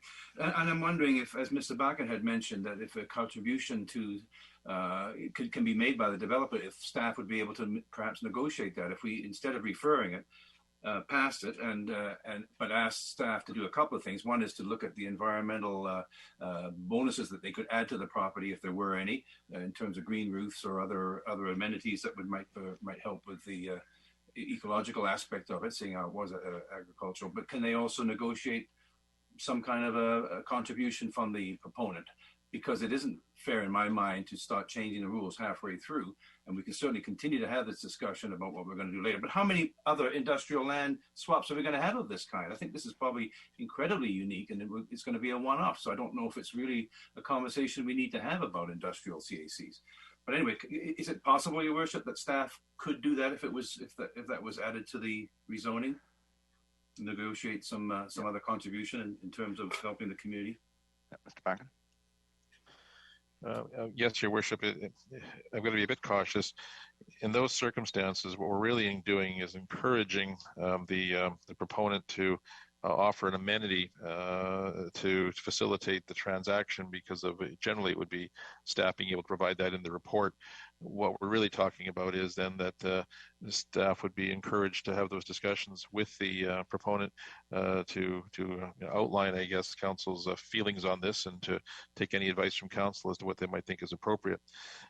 If that were the case, I think we would still be then suggesting a deferral, because generally any of those additional costs are put in place prior to first and second reading. And of course, that also then leads back to the further issue of, well, what were the rules originally? Have they changed? Should they be subject to any rules that have changed? There's an issue there that would have to be considered as well. So, Your Worship, I would consider that to be a bit of a separate deferral for a different process than the referral that's before us right now. So, Your Worship, having heard that, I certainly would be more supportive of that type of a deferral than what's being proposed right now. And I guess we're discussing the referral at the moment, right? That's right. Yes, we are. So we won't be supporting it, and hopefully we can do the other. We can defer it, and staff can have that discussion with the proponent. Thank you. Councillor Davis. Actually, all the questions that were just asked could have been at a CPP meeting. This is a big piece of property. It can be 36 acres of total exclusion from the ALR. Every township, I mean, look at Delta. It has looming over this metaphor lands. Look at there's it doesn't there. Everybody has this is big. I think we should take it to a if we can go to a number 4, to a CPP, then we're not delaying it too much. I just think that is $4 million. The $4 million, and please don't take this wrong, Mr. Raman, Mr. Steffi, but in a minute or two, you figure, are we missing something else? You know, are we going to be able to solve our problems that are going to be down the road, whether you want this to come out or not? Well, it's the issue is, are we going to be able to put? I mean, look at the other end. 2 years ago, we had a fish-bearing stream. We had to cram into a culvert. I know they paid for most of it, or all of it, maybe, but you know, this is complicated. So that's why I don't want to. Let's just vote, and either we take it. I have no issues gathering more information about this particular one application. So I'm going to vote for a referral. Thank you. Thank you. Councillor Whitmarsh. Yeah, thank you. Yeah, I mean, I think this is a complicated issue, and I do feel that the issue of property values going up dramatically, as this one may, that there probably is some opportunity that we can gain from that as a township. And I know this topic's come up a few times during this term. But I also feel uncomfortable with changing the rules necessarily for this group. They've been in this discussion for a long time. There's an ALC application in place already, and for us to now change the rules to find a way to get more money is also, I think, a challenge. So while I do certainly want to have that conversation and the discussion that Councillor Woodward has suggested, I'm not sure it has to be tied to this application. I recognize that it's kind of rare for us to see a piece of property come out of the ALR and become industrial land. But I also don't think that we should just jump on it as we see, gold-lined pockets coming forward, and we want to see if we can get into it. So I'm kind of two minds. I do want to have that discussion. I think it's important that we include as a policy. I think I like the idea that Mr. Backen has suggested, that we maybe defer it to have the policy include industrial lands as well, not just commercial or residential, and move along those lines. But I'd like to see it separated from this particular application. So I would be happy to refer the item for further discussion, but not because of this, but because for other reasons. I'd just like more information. Thank you. Councillor Woodward.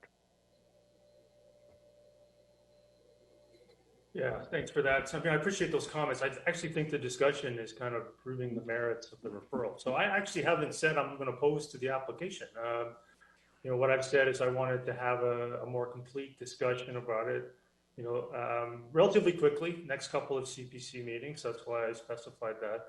And have multiple chances to talk about it, get some ideas, get some chance to get some information. I've requested a fair amount of information on this one. I don't have all of it yet, or I only got a lot of it this morning. If you recall, I asked for a bit more time on the office building up in Carville and ended up voting for it. So I think, we could see a similar process here. I think this is a pretty significant rural plan amendment, pretty significant expansion of the Gloucester industrial area. And I think it's something that we really need to be careful of setting precedent for, and at least have a discussion about it. And if the majority of us don't want to pursue this particular application for an amenity contribution, then fine. But I would like to at least have the chance to talk about it where, I'm not accused of calling anybody evil or making any allegations. I never used the word evil. I never made any allegations. I would prefer to have just a normal, rational discussion about this at a CPC meeting. So I'm hoping we can get support for that. We don't have to accuse each other of saying, that we're calling things evil or we're making allegations. I get that people are upset about items on the agenda, but those comments are really not appropriate.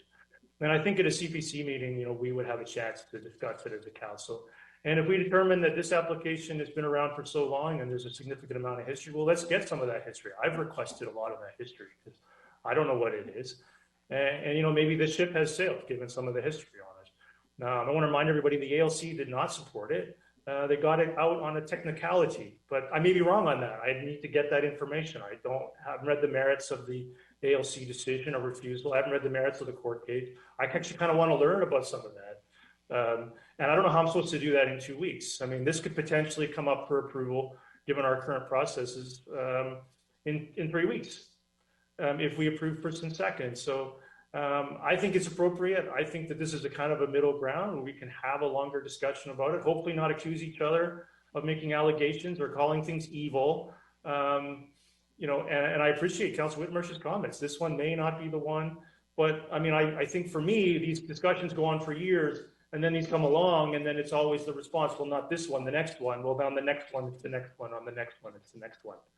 So I think at this point, I would like to have that conversation. If the conversation ends up that we'll look at that policy, but not apply it to this application, then fine.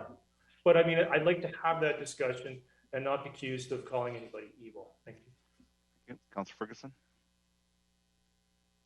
Yeah, there's actually, believe it or not, even though the discussion has been somewhat challenging, I think it's important that we've gone through a number of points.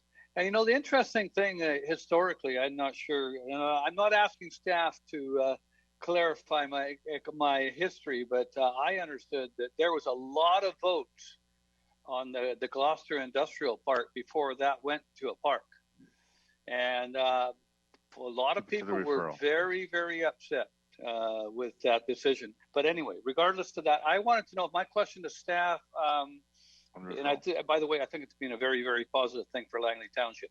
I wanted to ask if Mr. Backen had mentioned the policy evolution. That was when we looked at densities in mostly in the developing areas of Willoughby and the Broad regarding density or land densities in the area.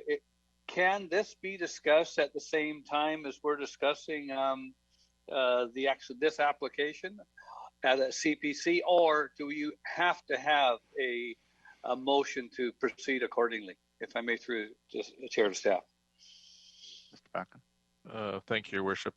I think you're asking is, can we look at the policy as to CACs and the resulting increase in densities concurrently with this application? Because this is really an industrial application, I think it'd be better to keep them distinct. And the reason I say that is the issue of CACs resonates most loudly with residential applications, because those tend to add to some of the demands for service levels in terms of fire, police, recreation amenities, and those sorts of things. Whereas commercial and industrial lands traditionally, but not exclusively, are looked at as contributors to those residential elements because of the nature they supply jobs. So while yes, it could in theory be done, because there is a report coming late summer or early fall on the issue of OCP amendments in at least residential and at the time commercial, I think that it would be best to keep this application separate because it is industrial, and have a discussion about the application of CACs to industrial lands, but to recognize that it's a different triggering mechanism altogether. Okay, can I ask another question? My other question would be either a note of motion or something constructed through staff with a little bit of staff help, is an addition of other things to that particular report. Would that be possible? Yes, it would be, Your Worship, and that's that report again. That's by way of a notice of motion previously specified that where there's an OCP change, it results in extra density to residential or extra, I guess, commercial square footage. Keeping in mind that quite often you're going to see a mixed use where there's commercial on the ground floor and residential above. That works very well. If you wish to add categories to that, we certainly could, and probably a motion, notice of motion would be the best solution. Okay. Because again, that's different than this industrial one that we're now talking of. Thank you very much. Thank you. Councillor Arneson. Yes, thank you, Worship. Through you to Mr. Backen, I have a couple of questions.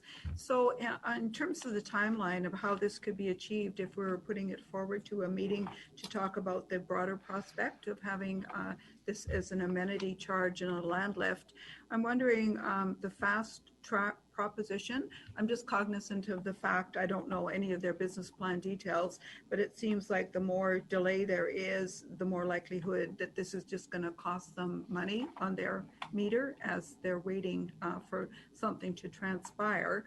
So I'm not sure what could be done to potentially resequence what our plans are. That might be problematic, but I think it might be a good idea if indeed we are wanting to, in good faith, work on this at the same time as, you know, we're allowing them to get on with their business. My second question is having to do, I don't know if there's any precedent or if it would be permissible in the township to have an agreement in principle so that you could say to an applicant, we are agreeing in principle to your application, but it would be conditional on this report back from staff. And that could be having to do with the imposition of further fees. So Mr. Backen, could you explain if that would be something that we'd be allowed to do? Your Worship, interesting question. So I guess with the last one first, traditionally the approval in principle of a zoning bylaw occurs at third reading after the public hearing. Could some comfort be given previous to that by way of some sort of memorandum of understanding or a partial reading of the bylaw? Memorandums of understanding are a bit tricky, or a bit complicated because of course council's discretion can't be fettered. Perhaps I'd have to reflect on this a little bit. There might be something along the lines of giving it first reading or stopping it first reading and not even giving it second reading. But I'm not sure that would actually give the developer or the opponents all that much comfort. I think your real point then is in terms of the timelines that we're now facing in terms of this, because of what was the development community trying to achieve with this. And I think, as was previously said, a great deal of it was to advance it not only through the township, but also to advance it through the Metro Vancouver approval process, because it is going to be a change in the urban containment boundary. How to facilitate that concurrently is a bit of a challenge. I think if there is some need for a referral or a deferral in this case, a referral in this case for a deferral or a referral, then the best option is in terms of a reprioritization in terms of where it may appear on the CPC list or into a subsequent council meeting. I know there is a modest amount of time that still has to be undertaken because there is that pending ALC, I guess, consideration of the application to change the original terms of the order. And as you may recall, the original terms was that all 8 properties be processed at once. Staff have built that in throughout the entire process, but for the rezoning process, where there are 6 of 8 going forward, they are in the process of I think they filed their paperwork with the ALC to reconsider the original decision to the extent that they can be done independently, and that decision will take a bit of time as well. So that's going to have to be part of the process for them as they go forward. So I think there is certainly a desire to move this forward, but I also think that there is a matter of weeks that have to still go by before they can actually complete their process, at least with the ALC. Yeah, just sorry, one quick follow-up to that then. To me, that seems preferable, that we reorganize our scheduling as a time-sensitive matter. My personal opinion is that these applications are likely to be as rare as a dodo bird, and therefore, you know, I'm not looking so much as a precedent of this, but looking more to the idea that collaborating and finding some voluntary solution to this issue might be preferable than creating a whole regulatory framework, a policy framework for something that's likely, at least for the near future, not going to happen again in the township. I'm never saying never, but it just seems like if this is a potential one-off situation and likely to be rare, then maybe it would be helpful if one of the things we could look at in the staff report is the ability of staff to negotiate for something that they feel would be equivalent to be a land lift without actually having to take that regulatory framework approach to it. So those are my thoughts. Thank you. Thank you. Councillor Kunst on the referral. Yes. Deferral. So the reason I'm not supporting the referral now, I've listened to everybody and I really appreciate all the input. But I keep, you know, since I've been on council and all the discussions around employment lands, industrial lands, and how you know, we're at 1%, I think is the number. And here we have an opportunity to, you know, give the residents an opportunity to work in the community that they live in, potentially. So while I really do want to have that, you know, discussion about land lift, I don't want to hold up this application to have that discussion. So that's why I'm not going to be supporting the referral, but I would, you know, hopefully like to have that discussion. So for future, future developments or whatever. So thank you. Thank you. Councillor Long. Yeah, I'm just going to repeat that I'm not supporting the referral for the same reasons that have been discussed. I think that we need these industrial lands. They're employment lands, and if you want to talk about the policy down the road, great. We shouldn't do it midstream because this application is already in. And perhaps, you know, if we could get to beyond this referral motion and debate first and second again, that as has been stated, I think Councillor Arneson stated it, and so did Mr. Bakken, that we could possibly defer first and second, and staff could go back and say, I mean, I'm sure the proponent's listening to this conversation, and perhaps they can do something to help us with our amenities that we require in development. Thank you. Councillor Richter. Yeah, we only found out about this on Thursday. And this is a massive rural plan amendment that the public is not aware of. And I don't understand why this is being rammed through now without appropriate discussion, because that's essentially what's happening here. And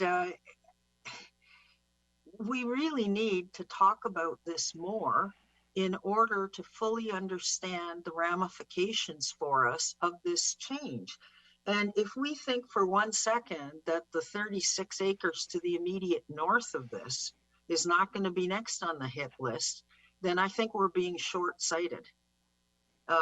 I don't understand why we have to push this through first and second now without further discussion as to the impacts of this application on the costs in the township.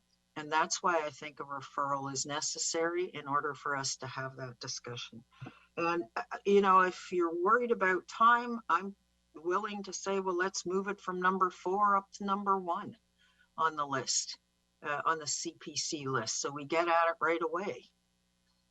I'd make that referral if you think it's appropriate, or that change, that amendment. Yeah, sorry, I missed that. To move it, the motion, the referral motion says to put it at number 4. Why don't we put it up at number 1 then?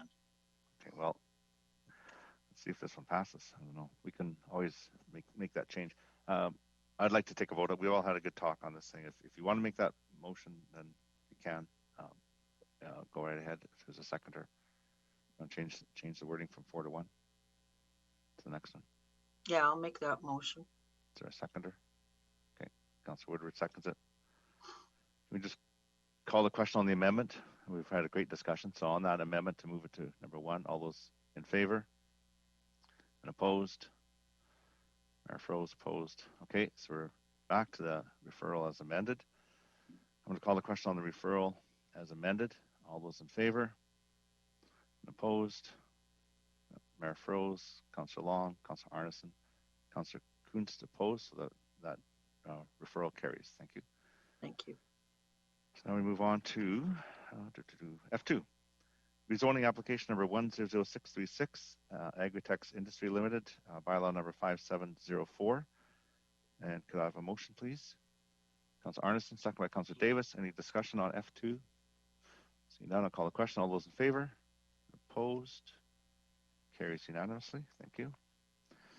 We want to bylaws for first, second, and third reading. This is the solid waste management bylaw update, bylaw number 5467 and 5705. I have a motion, please. So moved, Ferguson. Councillor Ferguson moves. Councillor Davis seconds. Discussion. See none, I'll call the question. All those in favor? Oh, I see hands up. Councillor Arneson. Thank you, Worship. I have to be a little quicker on the draw. Yes, thank you through you to staff for this update on the bylaw. I did have a question after reading it. I wondered whether or not it is inclusive of a grace period or notice in which individuals become more aware of these changes, because I noted some of these fines are quite substantial, and I understand that they have to be in keeping with our obligations, but I'm just wondering if it is staff's, if it's direction that there is that grace period when somebody is just given a warning, for example, rather than just getting the outright fine. And if so, how long would that be? Thank you. All right, Mr. Sefi. Thank you, Your Worship. I do have the benefit of having Mr. Schmidt here with me. And there is no grace period built into the bylaw, Your Worship. That's typical when we introduce bylaws. But in this particular case, we have the added comfort that there's been a significant education process prior to the bylaw being introduced, such that the community is quite aware of the new requirements. Thank you. Thank you. Councillor Richter? Yes, I was just wondering, we seem to be having a much bigger problem these days with roadside dumping. And will this bylaw address that with a little more teeth so we can see if we can start stopping the roadside dumping?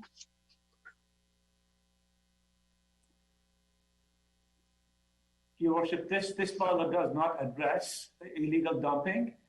That has to follow its own its own path in terms of either education or more aggressive enforcement and I guess monitoring, if you will, subject to council direction. Okay, so how do we go about getting more aggressive? Because I think we do need to get more aggressive with this roadside dumping.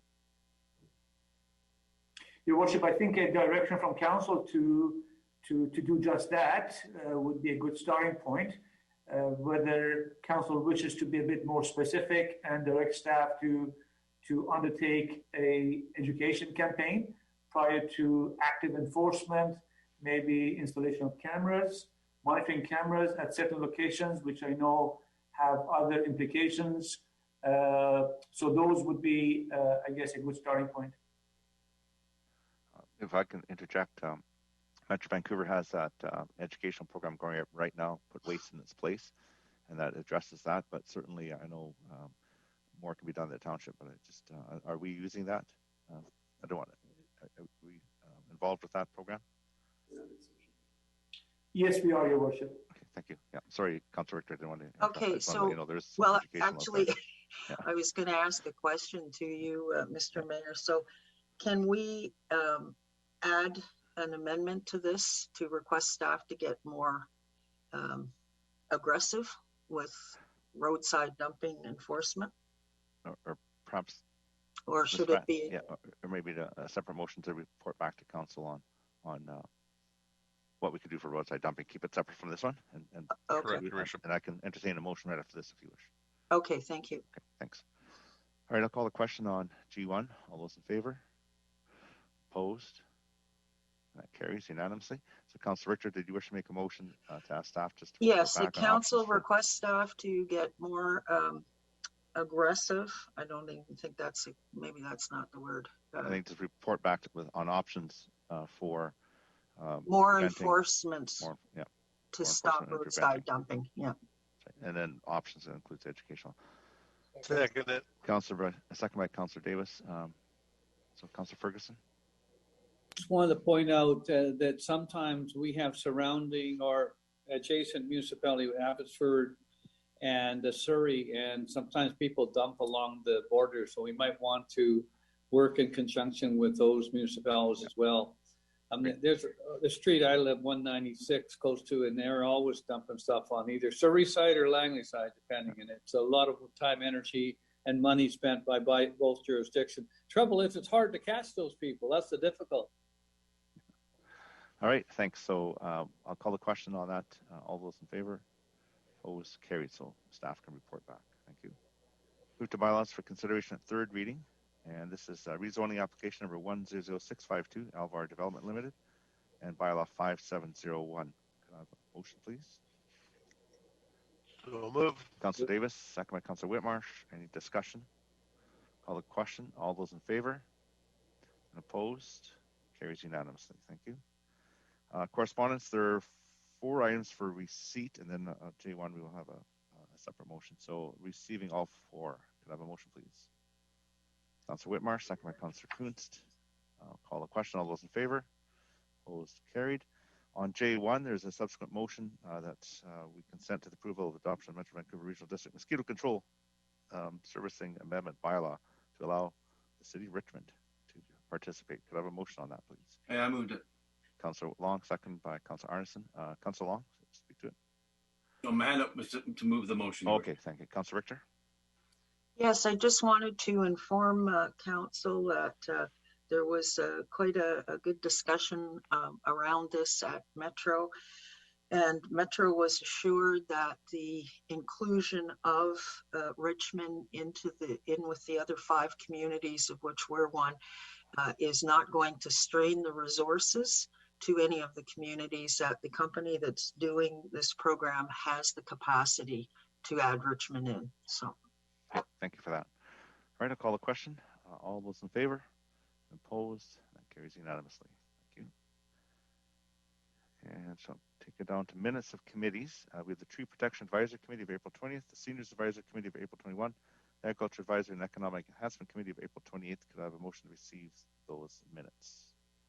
Councilor Davis, second by Councilor Whitmarsh. Discussion, call the question. All those in favor? And opposed? That carries. Thank you. Go to Mayor and Council report. Just give me a second here. I'll bring it up.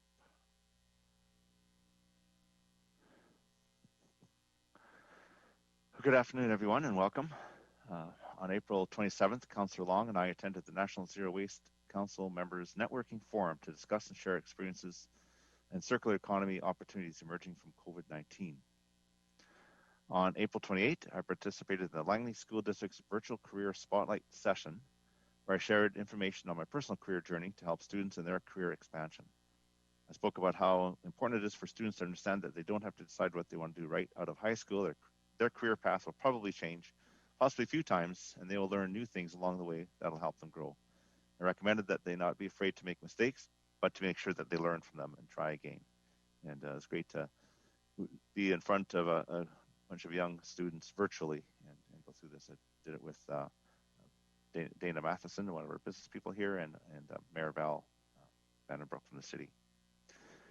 The Local Government Leadership Academy CEO Forum took place virtually on April 29th and 30th. Speakers presented information on the post-COVID economy, diversity and racial justice, the community sustainability, climate change, adaptation, and more. And I attended that as much as I could in between other meetings and commitments. I, as well as Councillors Kunst and Long, attended the Forgotten Battle screening at the Twilight Drive-In Theatre on May 6th. The Forgotten Battle honors the Canadians that liberated the Netherlands 76 years ago, and this was the world premiere of the Dutch feature film, and we're honored to attend.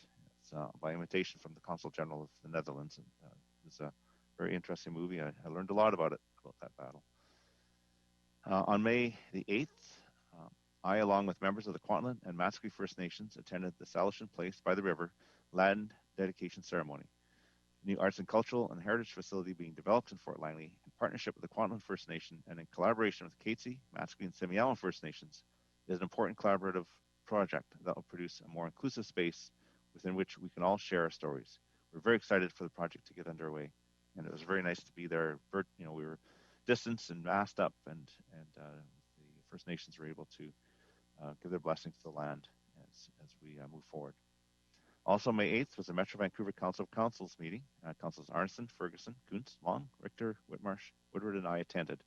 Agenda topics included the 2022 Metro Vancouver budget, climate, Metro and Translink 2050 updates, as well as updates on the North Shore wastewater treatment project.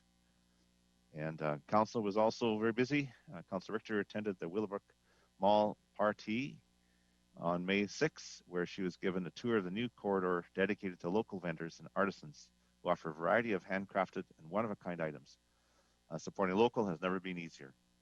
On May the 5th, Councillor Kunst participated in a regional call with Ministers Osborne and Bear to discuss COVID-19 updates and continued support for local governments. And that's on that front, it's certainly moving fast with a lot more vaccines coming out, and it's good to hear that the vaccination program is really starting to accelerate. Also on May 5th, Councillor Ferguson attended the Greater Langley Chamber of Commerce's event, Virtual Fireside Chat, featuring the Minister of Finance. Minister Robson broke down the budget and talked about how to move forward through the pandemic to help build a plan to work together with business and government for economic recovery. On May 6th and 7th, Councillor Long attended the first half of the virtual Heritage BC conference.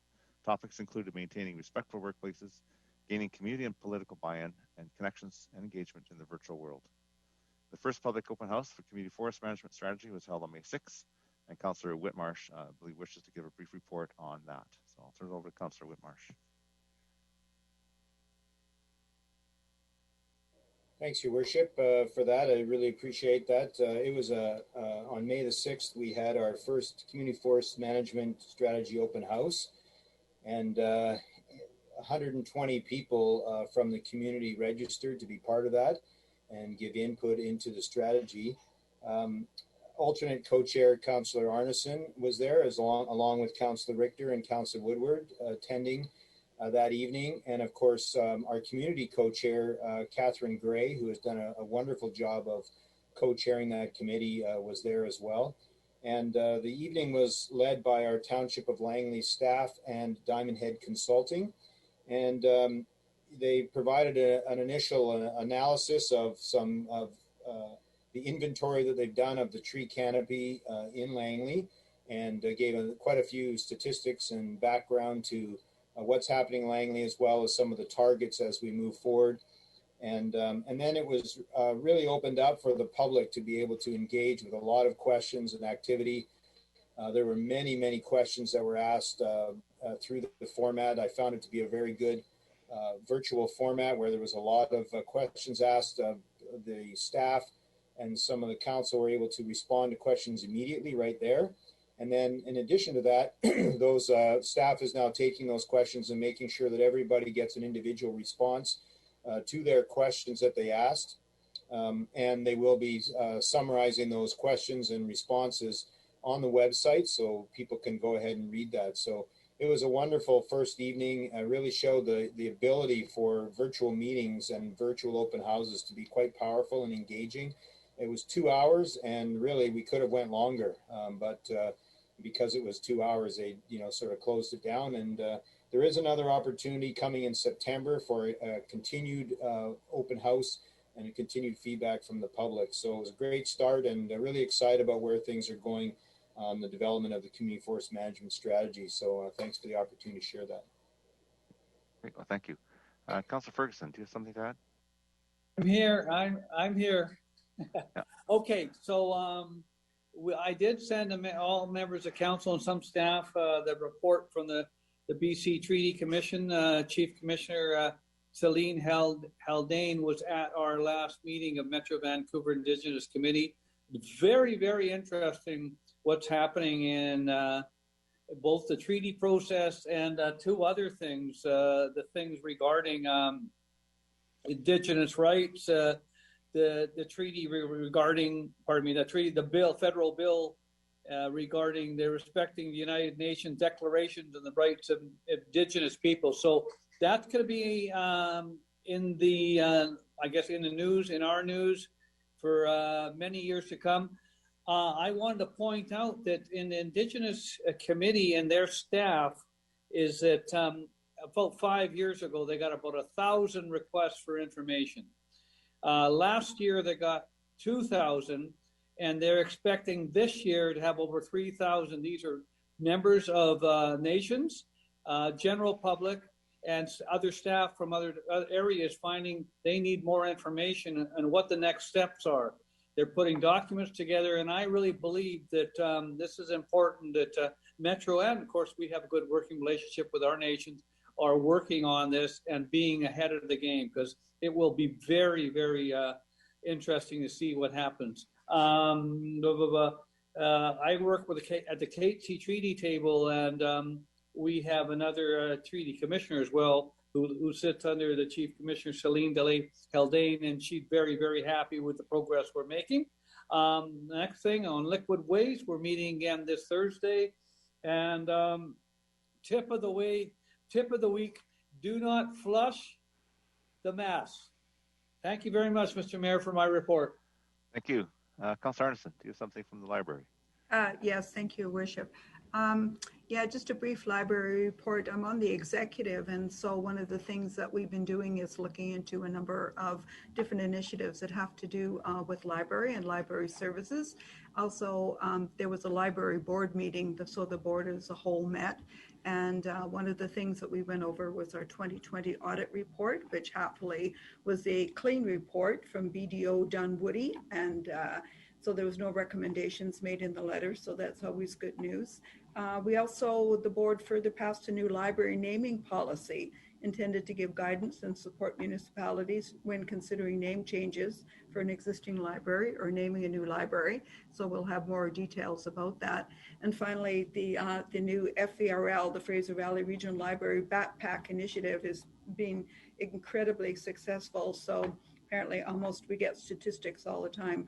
There's 100 holds waiting when the materials are returned. So it's proving to be very popular, and they have special events planned with individuals who are known in the wildlife industry as being very well educated, some in terms of many, many years of experience in the field, and it's all about bats. So thank you for that. Great, thank you. All right, unless there's anything else from council, thank you very much. We'll move on now to other business, and Councillor Woodward. On the floor, you've got 2 items. Thanks for that, Mr. Mayor. So I'll move the first one. I don't need to read it. I'll second. Second by Councillor Richter. Speak to it if I may. Yes, go ahead. Yeah, thank you. So I really appreciate everybody's consideration of this one. I wanted to explain some of the rationale for some of the points. So I did draft it very specifically to allow for division of parts 1 and 2. So part 1 is related to A, B, C, D, and E, and then division of the fourth one if there's some debate. Because in theory, we could proceed with the rezoning process that I think we should contemplate in any event, and still proceed to invest the $250,000 into the parking lot project. And so I think in the end, we could split them up. I still think that if we're going to pursue a rezoning process, especially with the ongoing state of emergency, I think it's strange to me that as I've learned a bit more about it, that we would be expending $250,000 into a project that I don't think is really going to be used to its potential during COVID. And I also don't think we should be promoting, significant gatherings on a site during COVID. So for me, this could be potentially postponed until the state of emergency ends. And in the meantime, we could pursue the rezoning process. So on the part about the second part in regards to postponing the project, I want to make it very clear. I'm not proposing that we cancel it. I'm proposing that we postpone it and refer it to the next budget process, which is only approximately 6 to 7 months away, and consider it again at that time based upon whether the state of emergency ends and whether or not we decide to either not pursue the rezoning process or, basically, we don't proceed with the rezoning process, or an expression of interest doesn't succeed. So on each one, item A, hopefully everybody had a chance to reread that report from June. Option C is simply the item that staff proposed or outlined with the highest number of residential units. That, to me, we'd want to be pushing the highest and best use while compliant with the Alder Grove Community Plan. And so that was the option that I selected for initial debate. Item B, I think we've been fairly consistent with that. We have fast-tracked the Alder Grove Mall project. And I think here we should be doing the same for a rezoning process for this property. It can take a number of years to get development from approval to construction to handing the keys over. And I think we should be treating this with the same sense of urgency that we treated the Alder Grove Mall project, at least for the renewal. So that is in there. Item C, I did work this out with staff in regards to some options to complete final adoption. So we would have a rezoned site with final adoption. Now, typically, development cost charges are due, but we could, in order to have an expression of interest complete, those would be changed to be due and payable upon the development permit stage, not necessarily having to sit up there with third reading. Potentially, final might have some risk attached to it. I want to remove that risk, but of course, defer the DCCs to the developer. So that's been worked out with staff, and I really want to appreciate staff giving me some of that wording. Item D is in regards to the concept that was submitted in a memo in items distributed in regards to contemplated road widening at that intersection. So maybe that's an item that some of you want to follow up with staff with. I'm comfortable that I don't support that. I believe that we should be prioritizing the pedestrian realm in downtown Alder Grove and not widening roads. And I think it is something that we need to address. To me, in the long run, if we're planning 50 to 75 years for downtown Alder Grove, the widening of Highway 1 and 264th interchange and 232nd interchange improvements should be the priority as an east-west corridor. We should not be looking to Fraser Highway to be a primary east-west corridor and compromising downtown Alder Grove's development as a pedestrian destination in order to do that. So while there's, of course, a lot of frustration currently with the freeway, ultimately that gets widened.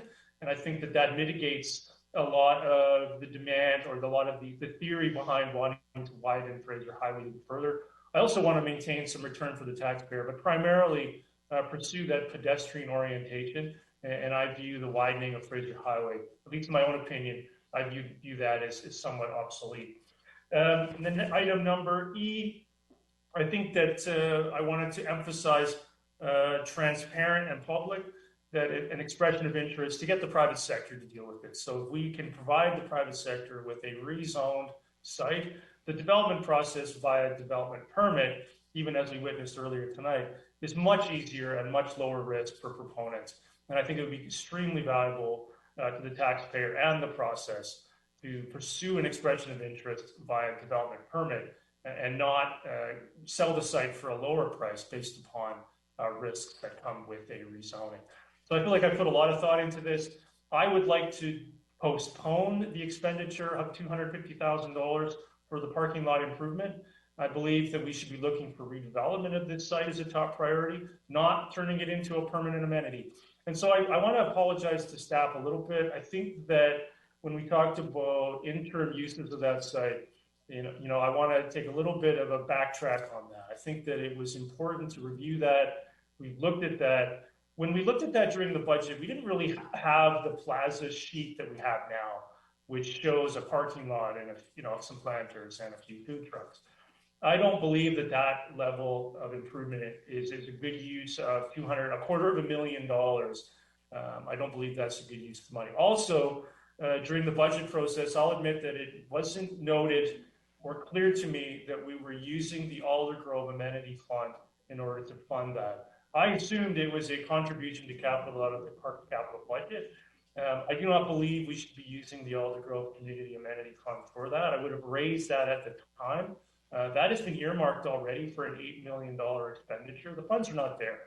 And so I believe it's not appropriate. So I've forwarded that to the budget to find a funding source for that parking lot improvement at that time. And I don't see the urgency of it due to COVID. So Mr. Mayor, I'll leave it there. Hopefully that's helpful, and I look forward to the discussion.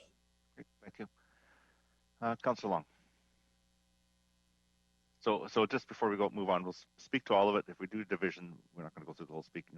Make your points now, and then we'll go through the motions as if we do divide. So Councillor Long, go ahead. I couldn't seem to unmic. Can you hear me now? Okay. Well, yes, I mean, the property's been for sale, I thought, since the beginning. So I suppose I can agree with most of all of this stuff about getting it into preparation for sale. But as the council mentioned, it's going to take a long time before that happens. The thing that really concerns me, and I don't want to taint this whole conversation because I think we should be trying to move forward on whatever we do in a positive way, is that if you go back and look at the reports, there was a motion made by, I think, Councillor Richter, that said we should go out to the public and ask them what they want to use that space for in the interim. Now, it's clear and established, even by the last remarks from Councillor Woodward, that we're going to be looking at a considerable period of time before that property develops. Even if we gave it authorization this afternoon, even if someone came and threw the money on the table tomorrow morning, it takes years to get something to be built, right? And there's a variety of reasons for that. So the interim, we went out to the public. We had surveys done. Community input was received. Staff acted upon those suggestions, designed this plaza, and away we go. The $250,000 that's mentioned all the time, I hope staff will speak to it because that's an envelope by which, so they didn't have to come back to council if it was going to cost, $210 or $180 or whatever. I don't know what the true cost is going to be yet. I don't know if staff does, but that was an envelope, so it could come in considerably less, and that's happened on other projects, as council will know. The thing is, we did put that out to the public. There is an expectation to build this public amenity space, to use it in a way that can be beneficial to the community. Whether it's COVID compliant or not is strictly up to Dr. Henry, and the council will not be endorsing any uses of it that are contrary to COVID regulations. But it does take some time to put it into place. Outdoor activities are encouraged by the provincial health officer. I just think that Aldergrove is going to get cheese on that last part. So I hope that council would consider, and even the mover would consider, moving ahead with this plaza. The envelope is $250 on the out. In fact, the memo says very specifically that's a maximum. Staff can hear the concerns that we don't want to be spending too much, but we don't want to do a cheesy job either. So perhaps staff will do their very best, which I'm sure they will, to keep the costs down. It's not a permanent placement. All the items, from what I can see from the design, are modular. so they can be moved or relocated if need be. Perhaps even a proponent might want to buy them. If we get the rezoning done and somebody buys a property, maybe they'll take some of those amenities with them, or we can move them to other parks or move them to another part in the Alder Grove. So I really think we can do a win-win here. I don't know if we ever have in the past, not too often, but I would propose one. Proceed with the plaza because we promised the folks we would do it. We had several memos and opportunities to change our mind, and now we're at the final stages of putting it into fruition, and we want to postpone it for a year. I don't think that's fair. I think that property could be used sooner than later for some public use safely and effectively, and I think it will also, and I'm sure you might want to consider this, it's going to make the property that much more attractive. So we get the zoning in place, we get the consolidation of the lots in place. It's a nice, clean, usable space. It might be more saleable in that respect. So I just want to say, Your Worship, you are going to then split this into the two. Yep. With the further resolve being a separate motion, in which case I could support the first half, and I would hope the council would reconsider the last part and proceed with the plaza that's been promised.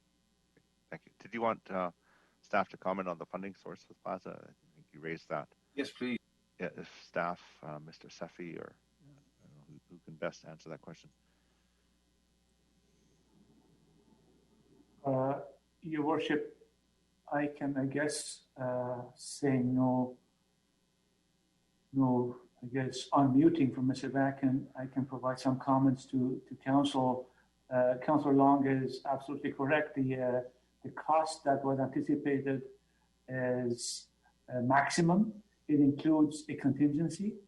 And because of the fact that the scope wasn't quite I guess, understood or clearly defined at that time, maybe a more than typical contingency. That's one part. The second part, Your Worship, is that it does anticipate having to repave or pave, I should say, the site.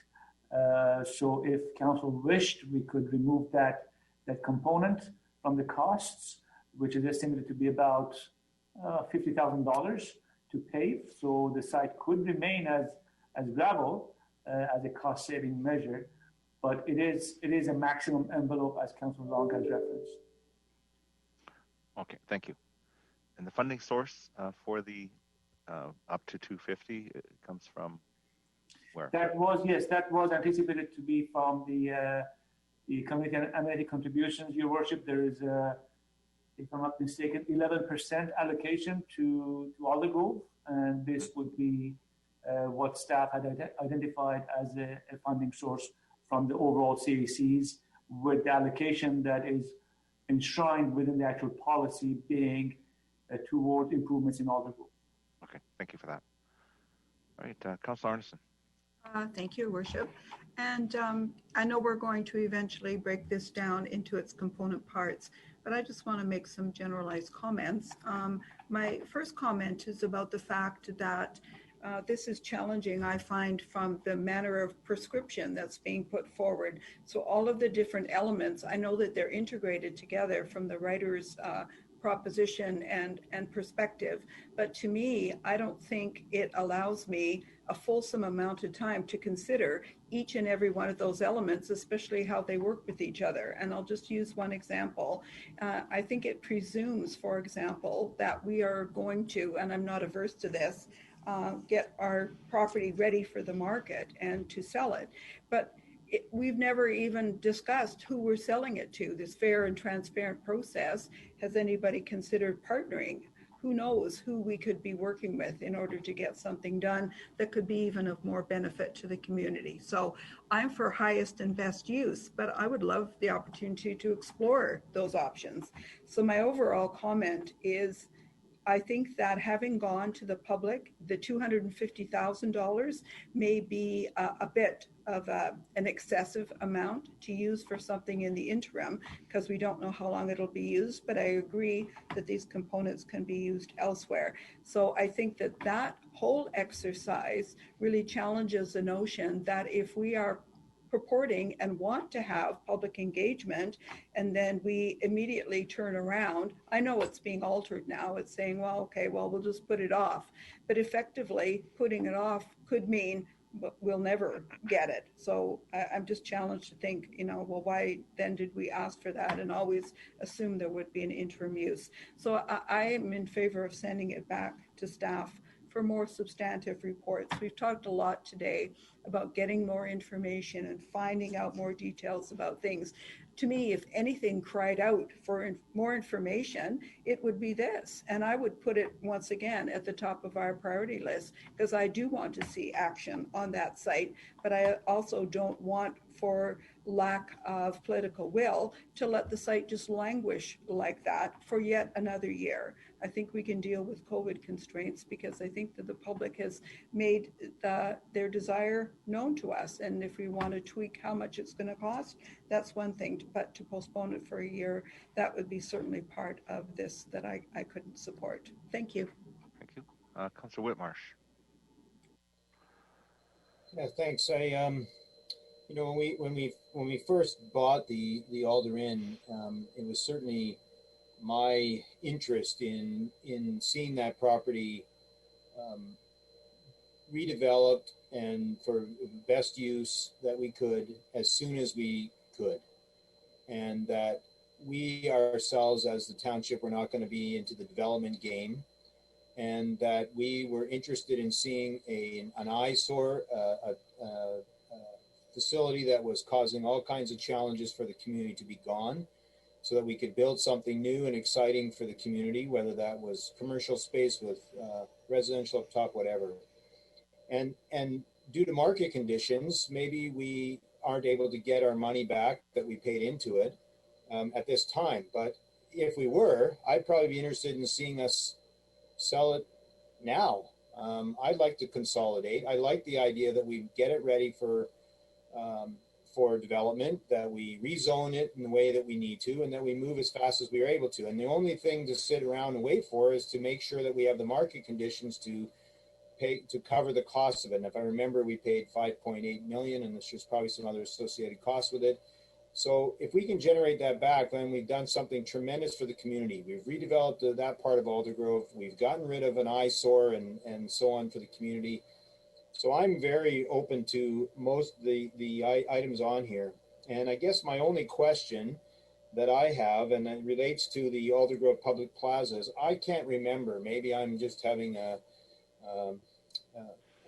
moment where I can't remember what happened, but I don't remember us having this approval of a $250,000 plaza, or up to $250,000. It seems very expensive to spend on something that we're probably in a couple of years going to be moving on from. So maybe there could be some enlightenment here for me that suggests that. And if 250 is the outer number, maybe we need to know what the real number is. Because if someone said to me it was 50,000, I might be more open. But $250,000 to spend on something that in a year or two or three we're going to remove and sell the land just seems kind of silly to me. So maybe a question through your worship to staff is just a little bit of background, how we got to the 250, and did we actually agree that we're going to do a plaza? Thank you. Mr. Backen or Mrs. Seffy? Mr. Backen. Thank you, Your Worship. The map that's being put up, I think, is resulting from the staff's interpretation of some of the public comments that were received and made. And the purpose behind it is really an envelope. What we seek to do in these circumstances is has an envelope to cover off most contingencies. And I think we've seen that in some of our references. For example, when we did the Christmas tree at that location, or the tree at that location, we were able to actually bring it down significantly depending upon what some of the amenities were. In this case, as Mr. Seffy suggested, the amount contains a 20% contingency, and then as well sufficient funds to determine basically putting an asphalt surface on the entire property with some of the things that are there. The challenge is, I suppose, really in terms of how important is the costing on it, given the thing we're trying to achieve. Certainly the funding is very important, but this is really trying to give council some concepts and some options going forward. If council wishes to delve a bit deeper into it, I think we probably could go back and come up with a firmer number that will simply add to our timeline, however. And I think that might be part of the concerns, because we understand circulating in the community, if this is to proceed, is suggestions that there could be some Canada Day events, COVID permitting, even happening on that location. So there's a trade-off right now between certainty and timing, and we're trying to achieve that. And if council can clarify what either the budget number is or the amount is, and the timing and the source, we're pleased to do so. We're just trying to weave all this together. Your Worship, if I may, just one thing I should have mentioned earlier is that the design is such that even though the uses on the site are interim, majority of the components are reusable elsewhere. So they're not, I guess, technically speaking, they're not throwaway costs, because as you can see on the slide, they are modular components that can be stored, set aside, and used as opportunities present themselves at other locations. Thank you. Thank you. Thank you. Councillor Richter. Yeah, I think Councillor Whitmarsh summed up my thoughts completely. I don't buy $250,000 for an outdoor plaza. I'm glad that we went to the public. I'm glad that the public had an opportunity to have input in. And in items distributed that came out with our package last week, page 100 and page 101, which is item number 14, says that the top 3 uses was a flexible outdoor plaza, an interim parking area, and community garden plots. Well, we've got a flexible outdoor plaza, and there's certainly going to be parking there, but I don't understand why we have to spend $50,000 to pave it. Nothing in what's here has anything to do with food trucks. So why is the focus on food trucks? Food trucks are going to take business away from the downtown restaurants in Aldergrove. So I don't buy I'm sorry, I can't support the $250,000 on this if it's going to be gone in a couple of years. And as I look through this motion, I'm very supportive of just getting on with the rezoning or getting this property ready to be sold. As Councillor Whitmarsh said, we bought it because we wanted to get rid of an eyesore. We did that. Now let's move forward and get rid of the property, replenish the monies that we spent on purchasing that property. But I don't see why we couldn't put an amendment on this to say that we're going to do this as fast as possible, and we want to have and as soon as that land is sold, we want to have ground broken for the new building within 2 years. And if they can't make that 2-year deadline, then whoever buys the property, the developer, should have to put a public plaza in there instead. So I think that that's an amendment we should have in this, and I'll propose it as we get through the speakers list. But again, I agree with Councillor Whitmarsh. $250,000 for this, that's not reasonable in my mind. Thanks. Thank you. If I can just maybe make a suggestion, Councillor Richter, on E, it does say report back to council, so it might be at that point an appropriate time to, if it carries, to make that amendment, because right now it's so early stages, but when someone comes back, we could say, okay, you got 2 years. I'm just going to throw that out for now. Okay, thank you, Mr. Mayor. I will do that then when we get to E. Thank you. Or when we get to actually the future, when they report back to council with that expression of interest, because at this point we don't know who it is, and then we could start putting some of those conditions on them. That's just my suggestion. Okay, great, thanks. Councillor Ferguson. Yeah, I think we've got a long way to go with this, but you have to start in a race. Sometimes the first step is the first step forward. Most people, Councillor Whitmarsh and Councillor Richter, as well as Councillor Woodward, have mentioned the challenge with the Aldergrove Hotel and the uses and the difficult history. And there was some positive history as well, but the difficult history in the past, especially with uses and patrons. I would like to, as a council, like to recover, if not gain something from what we bought. That's in the future. Potential rezoning and moving forward, and also creative ideas. I'm sure that with a request, creative ideas may indeed come forward, and we may have to look at them, make some changes accordingly. But that's what we do regarding land use, and also testing the market to see what might be out there. So I think it's a step forward. We've got a ways to go, but as mentioned, $250,000, $250,000 for something that is questionable from this council. It'll be up to this council to decide what they do, but I like what's been put before us. Thank you. Thank you. Councillor Davis?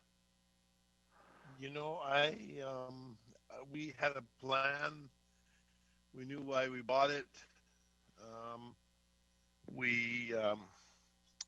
We're going to try to redevelop it.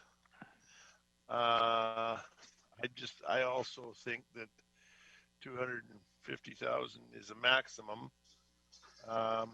because we're if all of a sudden we make it really nice, well, then it'll maybe want to stay that way. But we had a plan. Let's get on with the redevelopment of it, and I think that we should move on with our plan. Thank you. Okay, thank you. Before I go to Councillor Woodward, so just a few comments. Yeah, A, B, C, and E I think can go together, but D I'd like to have a little bit more. I'll just put my comments now. I think having D, I'd like to refer that to staff and get more information, because we're changing the traffic flow. I know we've looked at having a road that would go a bypass Aldergrove, and we've always come up against the Agricultural Land Commission. We can't get some of that land dedicated for that road to bypass, which I think that would be better. I would like to get a little more information on that. So in a way, maybe we could have A, B, C, and E go together, have D and the last paragraph go as in our separation, so we can have that. So I'll leave that right now. I'll turn it over to Councillor Woodward. Those are just my comments. Thank you. Yeah, thank you, Mr. Mayor. I may have a potential solution to that, but or a suggestion. But I wanted to just clarify here, because I might need a couple more opportunities to speak, whether we can move division on A through E and the last part. So maybe we can dispose of the rezoning item and report back to council, and then debate the expenditure separately, if that's possible. Okay, so move A, or so it's moved. So you want a motion to separate A, by B, C, A through E from the okay. Last part, yeah.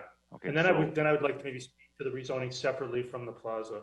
Sure. So what I'm going to do is ask for. So you moved it. Is there a seconder for the division?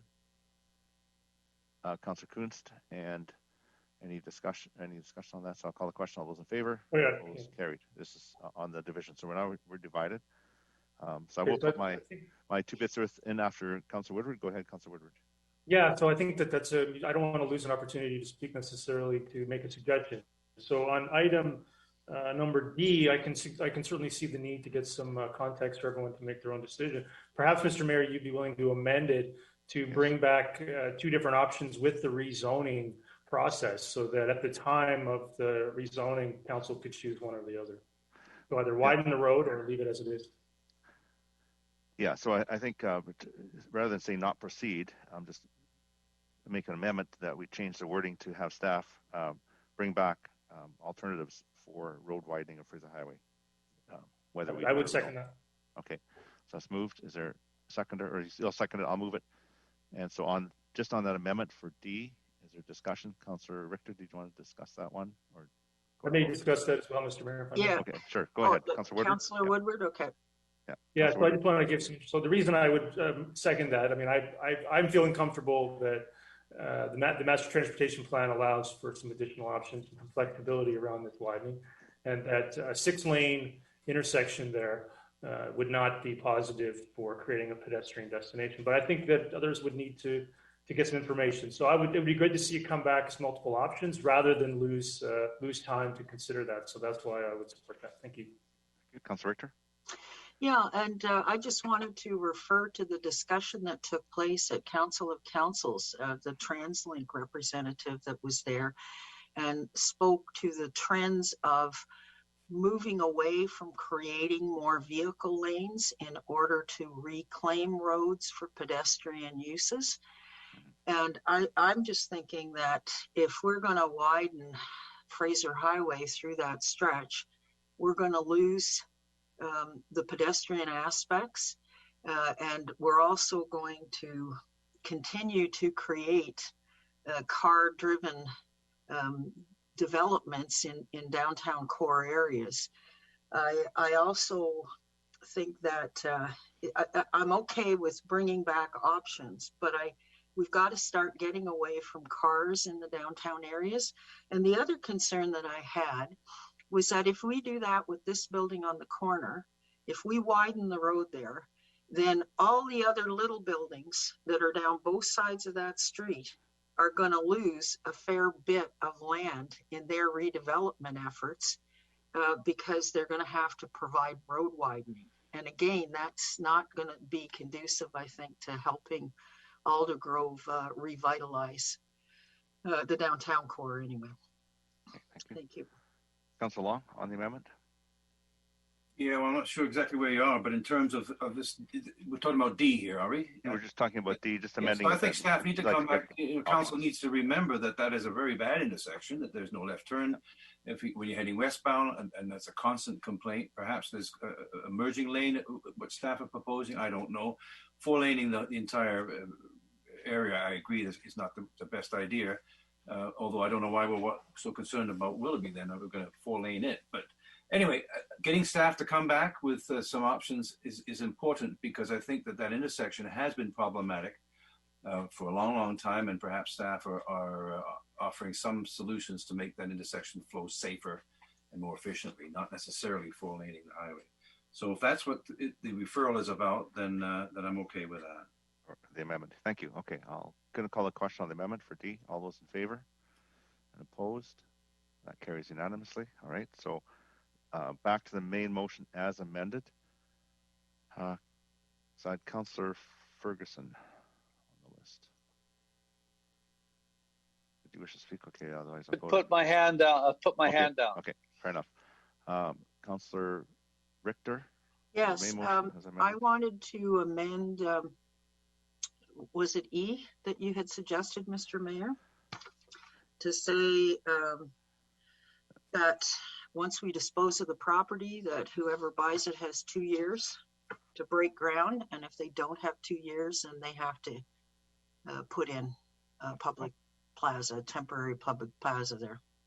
Okay, so you wish to make that amendment to put to have the potential purchaser commit to 2 years from the time that they purchased it to break ground. Is that? Your worship, that was going to happen when the referral came back. You can't put it in now. Yeah, so I was suggesting earlier, Councillor Richter, but you can still. I'm not saying you can't put this on. I'm just saying that if when it comes back and we know who it is, then we can start putting conditions on. There may be more conditions we want to put on at the time. So I'm wondering if we wait for that, or just put wording in to consider at the time. My thinking is, we can do it later on, but I think we have to be very clear with whoever buys this property. We expect action on it as soon as possible, and we're going to give you a 2-year window to act. And if you don't act within the 2 years, then you put a public plaza in. They should know that if they're going to buy the land. No, I think it's fair. Mr. Backen, maybe you can help with just the wording on the amendment. I think the concept is that upon a successful purchaser, that they are aware that the council's desire is to break ground on a site or at whatever process triggers it within 2 years of purchase. Is that something we can put in there, Mr. Backen? I just want to capture what Councillor Richter's after. Your worship, I think it's an. I was just going to say maybe it should be F. Add in an F. That could be. And it also needs to have reference to whoever purchases it putting in a public plaza if they don't break ground. Or go ahead, Mr. Backen. So, Your Worship, I think it's close. I think the words are simply with the requirement to build a plaza within 2 years if construction has not been initiated. And the context of that would be that line would have to be read in the context of the previous sentence, which says that we report back as soon as practical on both the public interest and including the terms, which is, I think, the key term. The first term that would be the requirement to build within 2 years. What that would likely do, the business impact would be to create a certain risk or uncertainty, which may be reflected in the bidding process itself. So I think the suggestion here is that we report back on the impacts of the process and on the impact of this addition. That may, Councillor, does that make sense to Okay, you? well, I'm not quite clear on what Mr. Back is suggesting here. Are you saying don't put it in now? And when the report comes back to us, we can put it in? That would be the second option. What I was suggesting, if you wanted to proceed with your language, it would simply be to add the words and further with the requirement that the successful proponent commence construction within 2 years, or they be required to construct a public plaza until construction begins. That's the effective language. Now, I'm just being clear. I'm not suggesting that that's going to be what the sale says. This says we're going to come back with both a process and the implications of this, so we could actually reflect on both of those concepts.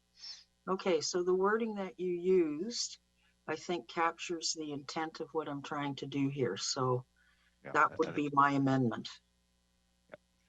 So the clerk is just writing that down. So the intent is to not lose that thought, but staff would report back. So it could be that they come back with a super duper deal, but it's going to take 2.5 years, and then we could still make that consideration. We don't want to lock it in. We don't want to. I think the idea is not to risk the returns we can get for the property by putting any risk into it, but certainly not losing that language that you want should be put in here, so that council still has that opportunity to make those decisions when. Okay, but I'm still not clear, Mr. Mayor. Are we putting it in now, or are we going to wait and put it in when staff report back? Mr. Backham, what would you prefer? It's really up to what's going to satisfy Councillor Richter. It can be made as an amendment, as I've suggested, or it can simply be made as a note. So it's really, if you wish to make a motion, the motion can be made, or we can simply make note of it. I think, yeah, I'd kind of like to see it as part of this motion is what I want. So I guess I'm making an amendment then. So I think make his amendment. Staff will report back to us. At least you haven't lost that language that you want. Yeah. It's not hard and fast. Council still has, it could be a couple of years, be another council here, making that decision, but we haven't lost the language. Okay, so you make that amendment. Is there a seconder? Councillor Kunst, Councillor Long on that amendment? No, yes, most definitely. No. For goodness sakes, what are you doing here, Council? Okay, just speak to the amendment. Don't absolutely to the amendment. So what you're saying is, first of all, you're doing some stuff on the fly, which I don't agree with. You're saying to the potential proponent, well, you better start building right away, otherwise you can't buy the land, which I don't know how you can forecast what the economic situation is going to be at that time. I mean, if someone's going to build, they're going to build. But worse than that, you're saying, well, don't bother. If you don't build, then just make it into a public plaza and let it languish there for the rest of the, for like in Langley City for 10 or 12 years. If you want to get something built, I don't think you want to put a condition in that if you don't start building, we want you to make it into a public plaza. Plus, that we're talking about the plaza as a separate item. So I wonder if you really, Council, gives some thought to these kinds of amendments, because really, let's hear what Councillor Woodward has to say. Isn't that something that would be negative to its development? Because it's much cheaper to throw a public plaza in there in a couple of years and let the land sit for another 5 or 6 years or 10 years when you can get a huge uplift on it at that time. If we want it to be built, we want it to be built, and the plaza part should be left out. Thank you. Councillor Woodward. Yeah, I think I'm going to support the amendment. I think the intent is kind of what we want to see here, that there's got to be a sense of urgency on this. I think let's see it come back in the report as an option, as part of an expression of interest. That I think the message is clear and the underlying intent is clear, that we want to see urgency, or we want to see it constructed. And I think we can look at some of the wording when it comes back in the report. I think Councillor Richter's intent is pretty clear here, that we don't want to sell it to somebody and have it sit there. So I think that we've got to have some mechanism that we're only going to sell. I think hopefully the expression of interest would have some way of communicating. And I think staff have the idea that we only would want people expressing interest if they actually intend to pursue redevelopment. And I think that's what Councillor Richter is getting at here, fundamental premise of that amendment. So I support it. I don't think the idea is that we have it languish. I think the idea behind the amendment is that we want people that are actually going to get on with it. And I think that's the intent. Thanks. Thank you. Councillor Whitmarsh. Yeah, I agree with the intent of the motion. I certainly think that we want to move towards development, and I do agree with the intent. I guess I am, I don't know if I want to have it identify a very specific time period of 2 years, and I'm not sure what the right wording is. There could be a situation where, you know, without that, maybe if it was 3 years, we might get more for the property depending on the buyer and who wants to develop it. And so I'm worried about the wording being so specific that it might deter some of the best price for it. But I certainly do agree with the intent, and I don't know if there's a way to word it differently without being quite as prescriptive. Okay, thank you. And I just want to point out that no future council can be fettered by this council's decision. So if somebody came up with a proposition that some proponent, the council could then examine it. So this really just is a message that we want to put out. So Mr. Bachman, would that be the case with the wording of this motion? It's more putting the message out, not losing the intent. But if someone was to come to council, you know, a proponent with something alternative, council at that time could make that decision, and we can't fetter a future council's decision anyway. Mr. Backen, can you expand on that? That's correct, Your Worship. And in addition, I just wanted to reinforce that this section E requires a report back both as to the expression of interest and the implications on the qualification that there be requirement of construction in 2 years. So that will be coming back to council then to decide if they wish to or wish not, because we'd have to think through some of the implications. And also, Your Worship, just one quick clarification. In clause A, it says option C. We've confirmed it's actually option 3. There was just some lack of clarity in terms of the report. So just so we're aware that it was a typo, it's actually option 3. 3, okay. So we'll just take that as a unanimous consent amendment. Okay, thanks. Okay, thank you for that. Councilor Richter. Yeah, I'm just wondering if it would make it clearer if we just added that phrase with the intent of, just to say it's the intent, if that would make this amendment more palatable. Because they could come back and say, no, we're not interested in doing a plaza in the report back. But I just think maybe Councillor Whitmarsh is right if we've used the phrase with the intent of. Okay. And I'm wondering if perhaps the clerk could read back what the amendment is going to sound like. Okay, so Ms. Bauer? Just so I understand, are we including the word intent as we just discussed?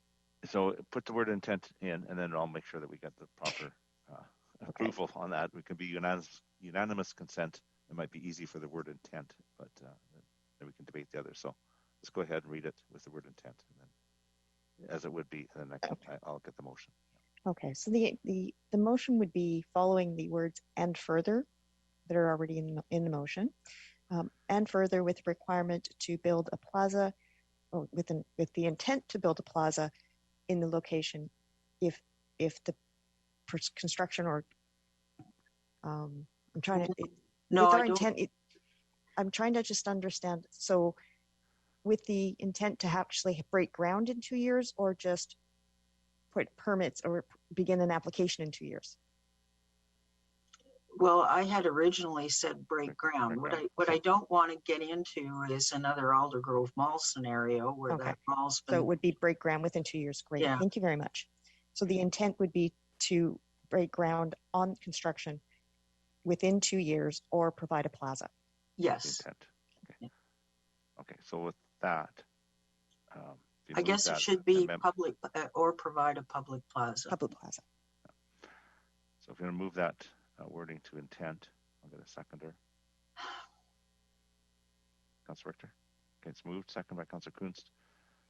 So just on changing the word of intent, can I just have a show of hands? We'll carry on. All those in favor? Opposed? Carries. Okay, so now we're back, and I have Councilor Richter. Yeah. I have Councilor Long. Okay, done, you want to finish? Okay, done. Okay, Councilor Long. So let's hear that wording again. So either you break ground in 2 years or put up a public plaza. Yeah. So what is this expression of interest? Is it to build a public plaza in 3 years? It doesn't make sense to me. And I think that we need to, it was better, I think, when staff were going to come back with the expression of interest and some of that stuff. Now council is endorsing this expression of interest to say, well, either build or you're going to build or put a plaza there for the next 10 years. I really don't understand. So why we, staff will come back with that to us. well, no, but it's back in the motion, Your Worship. The motion says It says either report build back to or council. build a plaza. Well, if I was a developer, I'd build a plaza, I guess. I don't know. Yeah. I may not want to buy it then. Okay, it does say report back to council right in the beginning, so this all comes back. Okay, I'm going to call the question on, okay, where are we now? On E as amended. Yeah, E as amended. All those in favor? Opposed? Councilor Arneson and Councilor Long are opposed. Okay, so E is amended. So we're back to the main motion as amended. And then that's on A to E as amended. I'll call the question. All those in favor? Opposed? Hang on a sec. Oh, okay. Am I not allowed to speak to the amended motion? Let me check. Oh. It's been amended. Yeah, you got one more time. Yeah. So, Your Worship, we did get a report from Mr. Chu on the economics of development, and I think that the best case scenario was still a loss of several $1 million. So, does council really have you really done the math on this piece of property, or are we going to take a massive loss in order for a developer to even break even on it? So, I mean, I don't mind getting this thing ready for sale, but I guarantee you it is not going to sell in a fire sale because the economics just don't add up unless somebody else on council here has some kind of magical wand that they're going to wave that's going to allow people to purchase units in this particular building for, $1 million or something like that. How on earth are you going to get your money out of it? I suppose the rezoning is going to save the potential buyer some money. So that's not a bad idea. And I guess we're going to get it into a state where it's a little easier to purchase. But I don't think you can say to somebody or to a developer, you're going to have to make it so in 2 years, because I don't think the economics are going to be there. I.e., we were going to put a plaza in there right away so that at least in the interim, there can be some public use and it won't look like such a languishing spot, which is what it looks like now to me. But I really don't know if any of you on council have done the math on how you could possibly develop this property and make a profit. And if you're not going to make a profit, why on earth would you risk all that kind of money?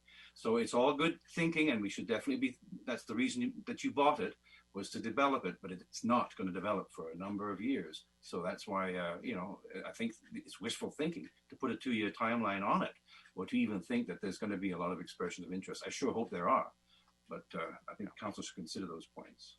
So I just want to say the 2-year timeline starts when somebody actually has an interest in it, and council, all property matters would come to council for their deliberation. So this really is focusing on the zoning, and that's where it's going.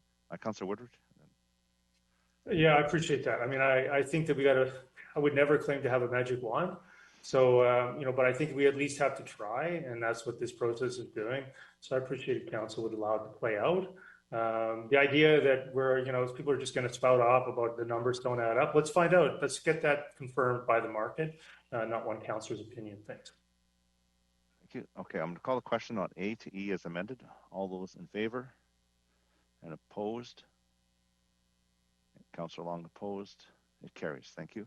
So we'll go to the be resolved that council hereby directs staff to postpone the so-called Aldergrove Public Plaza expenditure of $250. So we can do a lot with that one. It could be referred back to staff to come back with some information on, because there's been some confusion on what exactly the scope is. Maybe we can get something a little bit more, have a further discussion on it. That would be a referral back to staff, or I'll move a referral, please. Okay. I'll second a referral. Move. Referral. Yeah, Mr. Mayor, can I speak to it before we just refer it away? Is that possible? Typically, you would go around a bit before you take. Well, we've gone around so much, so sure, go ahead. I appreciate people want to refer it. I wasn't clear what we're referring for. Okay. Yeah, well, just starting. But I think to try to save it before it gets referred away. The goal here was merely to postpone it. That's why it is referred. It's referred to the 2022 budget process to be reconsidered. I didn't want to cancel it. I think when I look at the plan view that was distributed in the memo, I don't see a plaza particularly. I see a nice parking lot. I prefer to develop the site rather than make a parking lot a nicer parking lot. We already have a parking lot there. It can actually host events already.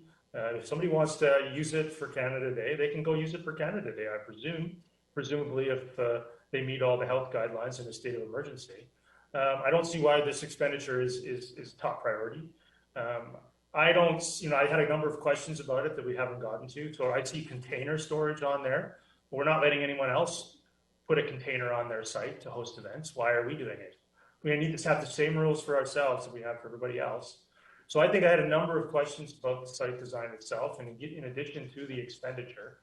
And so I wanted to refer it to the budget, and I wrote it very specifically to do that. So if we're that's fair. I think the intent, Councilor Woodward, is just to refer it to staff to come back with some clarification on what this would look like. We're not referring it to approve it. It can still go to the next year's budget, but I'm confused on what exactly this is going to look at. We've heard lots of numbers, so that's the intention: is refer to staff to come back with some options on this plaza for council's consideration, and then we can make a determination. Okay, well, maybe I'll speak to the referral if you actually accept it in a second. Okay, thank you. So I won't make the referral until I've gone through the speakers list. Council or Mr. Backen, go ahead.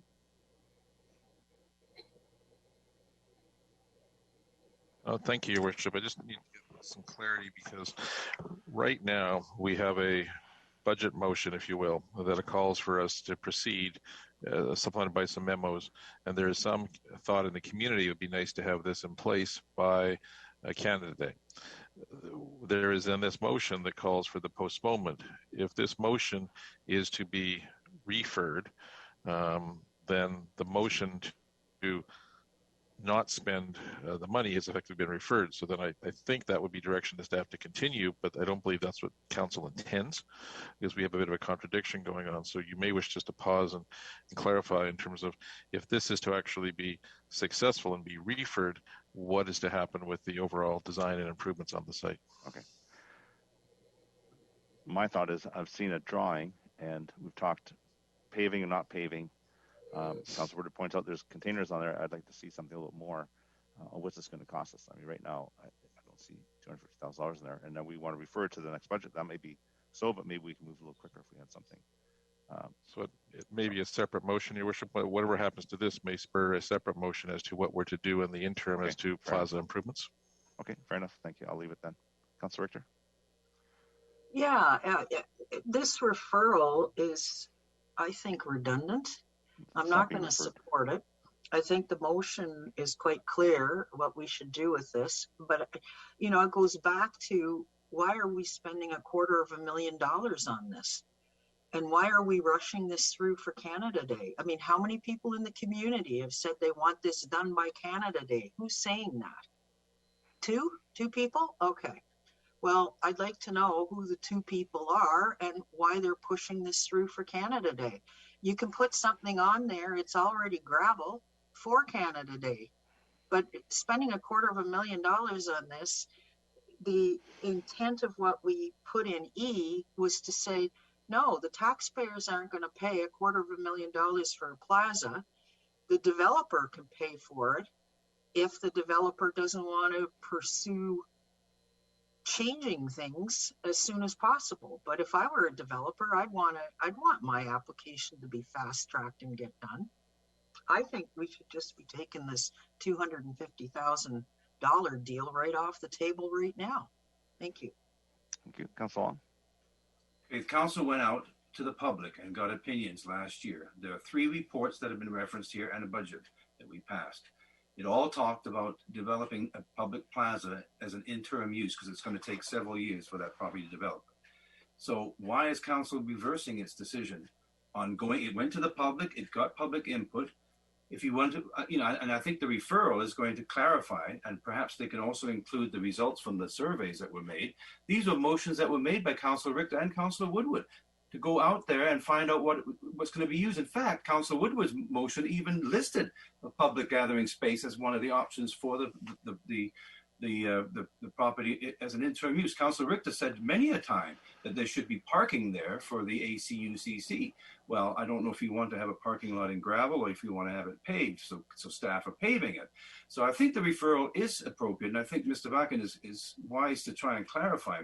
But my understanding in the referral that I made is that staff would come back, and perhaps the wording needs to be amended, to come back with clarification on what the 250 envelope may or may not include, and perhaps some options how they can maybe reduce the cost to make everybody a little happier. I mean, we're spending millions and millions and millions all over the place, and here we're going to fight over this couple $100,000 to make our property that we have created an empty spot in the middle of the downtown of Aldergrove. And maybe people didn't like the other building. I guess it could have been fixed up, but it's gone, I suppose. But now you have this big empty lot languishing there, and here was a chance to make it a little bit prettier, make it a little bit place where it'd be more comfortable and more for people to utilize. Not necessarily a big gathering spot, but it can be a very socially acceptable place for people to be, especially post-COVID, because that's what Bonnie Henry wants us to do, is to stay outdoors. So the referral, and perhaps Your Worship, please get it clarified. There is no referral on. There is no referral on the table right now. Of course there is. This motion. I haven't put one on, so it's just this motion. Your Worship, I've made a referral motion and it was seconded. Oh, I missed that. That was. Isn't that what we're discussing here? Did we have a? Is there a referral motion? I missed something then. We're discussing this last paragraph. I believe there was a referral motion. Excuse me, the clerk is going to clarify. Thanks. I believe there was a referral motion made, but then you did not accept it as Councillor Woodward wanted to speak to the motion itself first. Yeah, that's right. So we still need, if we're going to have a referral, I'm going through the speakers list. There still needs to be a referral put on the table. So I've missed that. I apologize. I was trying to get clarity. I referred it, Your Worship, because, and I'd like to do it again, because you said yourself that you were unclear a little bit about what's being proposed within this $250,000 envelope. Okay. And so I think that some clarity coming back to council at the next meeting will help us to decide whether we're going to proceed or not. And perhaps staff can also take the conversation into account and sweeten it up a little bit, maybe by reducing the cost. And there's a huge contingency and all that stuff. So. I'll come back to you on the referral once I go through the speakers list. I think at this point I was just prepared to vote against it. So, Councillor Ferguson. I joined the club. I'm confused. I was going to speak to the referral. I know I did hear it. I can't support it. I think we have to move on with the main motion that's here. Thank you. Thank you. Okay, Councillor Longton, you wish to make a referral? Yeah, I refer it back to staff for clarification on what the plaza may or may not include and some hard costs. And let me just say what I'm hearing from council. I need a seconder. Councillor Arneson seconds it. Okay, go ahead and speak to the referral. Well, I hope that we're not going to deep six this thing, which is the alternative. The alternative in this motion that's on here is to put it away for another year in the 2022. So I sure hope that you're not going to do that to the poor folks in Alder Grove. Okay, thank you. You went through a public process, you got input, and we're supposed to build something. It doesn't have to be 250, I'm sure. Thank you. Councillor Woodward on the referral. Yeah, thanks, Mr. Mayor. I mean, Mr. Mayor, I can clarify your comments. I would hope, I'll support the referral rather than see this go ahead. So, I mean, if we need more information as a council to make this decision, I would get, hopefully others, maybe we can clarify their positions here, because I don't really support the referral. I kind of comfortable with postponing this until, while we're in a state of emergency. I don't know why we're building event spaces in the middle of a state of emergency.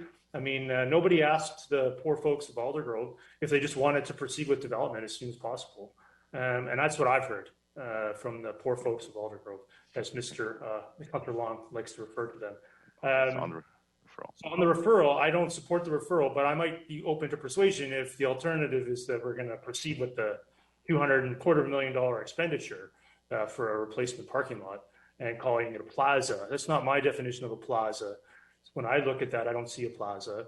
I see plaza word at the bottom, but I don't see a plaza.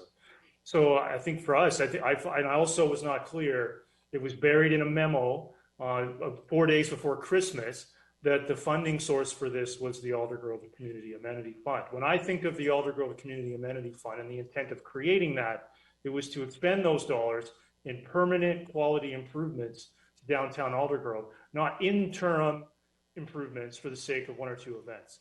And so that's where I came from when we proposed and as a council adopted that Aldergrove Community Amenity Fund, not to use it for interim improvement, but for something substantial and permanent. And that's where I think that money should go. And I would like to know what other projects we're not going to fund. So if we free up $250,000 at the next budget, we could be fixing turf fields. I went and looked at the capital project, and there were lots of projects not funded that I thought were high quality, good projects. And so I think we should be looking at that for that $250,000, not a parking lot for a couple. So this is some referral to get more information. Yeah, and so the referral, I would prefer, don't want to support the referral, but I will support it if that's the only option to stop this expenditure. Okay, we're going to move along. We're running out of time here. So Councillor Whitmarsh and then Richter and Arneson. Yeah, I will support the referral if it means that we're getting different options at a much lower cost than $250K. Otherwise, I won't support it. That's the intent. I think staff have heard us loud and clear. Councillor Richter. Councillor Richter. Yeah, I just would need to get my mic on. I don't support the referral. I just think that there's other things we could spend $250,000 on than a temporary parking lot. There's already a parking lot there. It's gravel. It can be used. Like, I don't support the referral. Thank you. Thank you. Councillor Arneson. Thank you, Worship. I do support the referral. I think that likely, as we are hearing, there's a diversity of opinion, but a lack of real detailed information. I'm one of those who thinks that we could have something there for much lesser cost. And so I'd like to look at the opportunity to do that. I don't support the $250,000, but at the same time, I also don't personally support putting it off for another year. Thank you. Thank you. Okay, I'm going to call the question on the referral. All those in favor and opposed? I'm opposed. Councillor Woodward, Councillor Richter, Councillor Ferguson opposed. It carries. Thank you. Councillor Woodward, you have P2. Oh, yeah, thank you, Mr. Mayor. Just want to make sure we have Mr. Backer has a comment. Mr. Backer. That's right, Worship, but I just want to make sure we have clarity. So what staff are going to do as a result of this motion, that is, we're going to go away and come back with a report or memo or something as to the costs or as to what it should look like and the costs. So we are not going to charge ahead. We're going to slow down, do that, come back, and then we'll charge ahead, either starting or stopping. So that may affect the timeline for any construction. I just want to be clear that we have agreed upon expectations. Yeah, thank you. Okay. Councillor Woodward, go ahead. Yeah, and take your time with that report, Mr. Backer. That'd be great. Okay, so P2, I'm just going to move it. Hopefully this is not controversial, but I'll just move it. No need to speak to it. Thank you. There's a seconder. Councillor Ferguson. Councillor Richter, did you want to speak to it? Yes, I do. I'm quite concerned that this motion moves us into an area that's beyond our legal jurisdiction. As far as I'm aware, municipal government is not responsible for international affairs. That is the job of the federal government.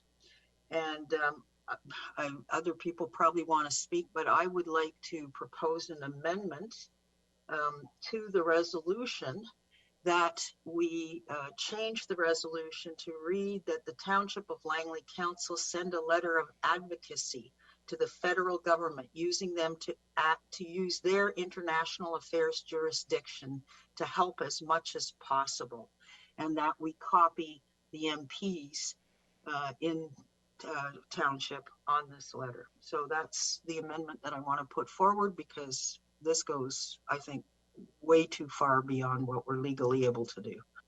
Is there a seconder to the amendment? Councillor Arneson seconds the amendment. So on the amendment, Councillor Davis. Okay, you know, I don't know if I'm good. You'll tell me if I'm off anyhow on the amendment. As a private citizen and a food producer, I supported and participated in a rally that was held in Langley that supported the Farmers India.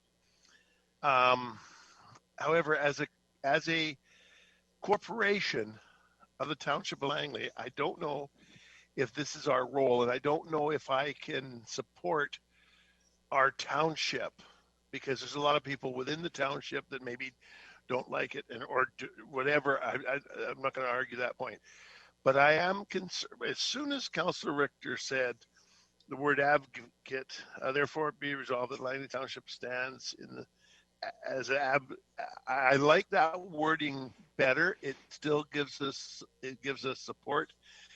I'm not trying to downplay support of the policy they're making in India. I want to support them, but I think that one word makes it absolutely fine with me, so that I would support that. Councillor Arneson on the amendment. Yeah, I support the amendment. I appreciate the fact that advocacy is put in there, and I think advocacy is always in our jurisdiction. Thank you. Thank you. Councillor Woodward.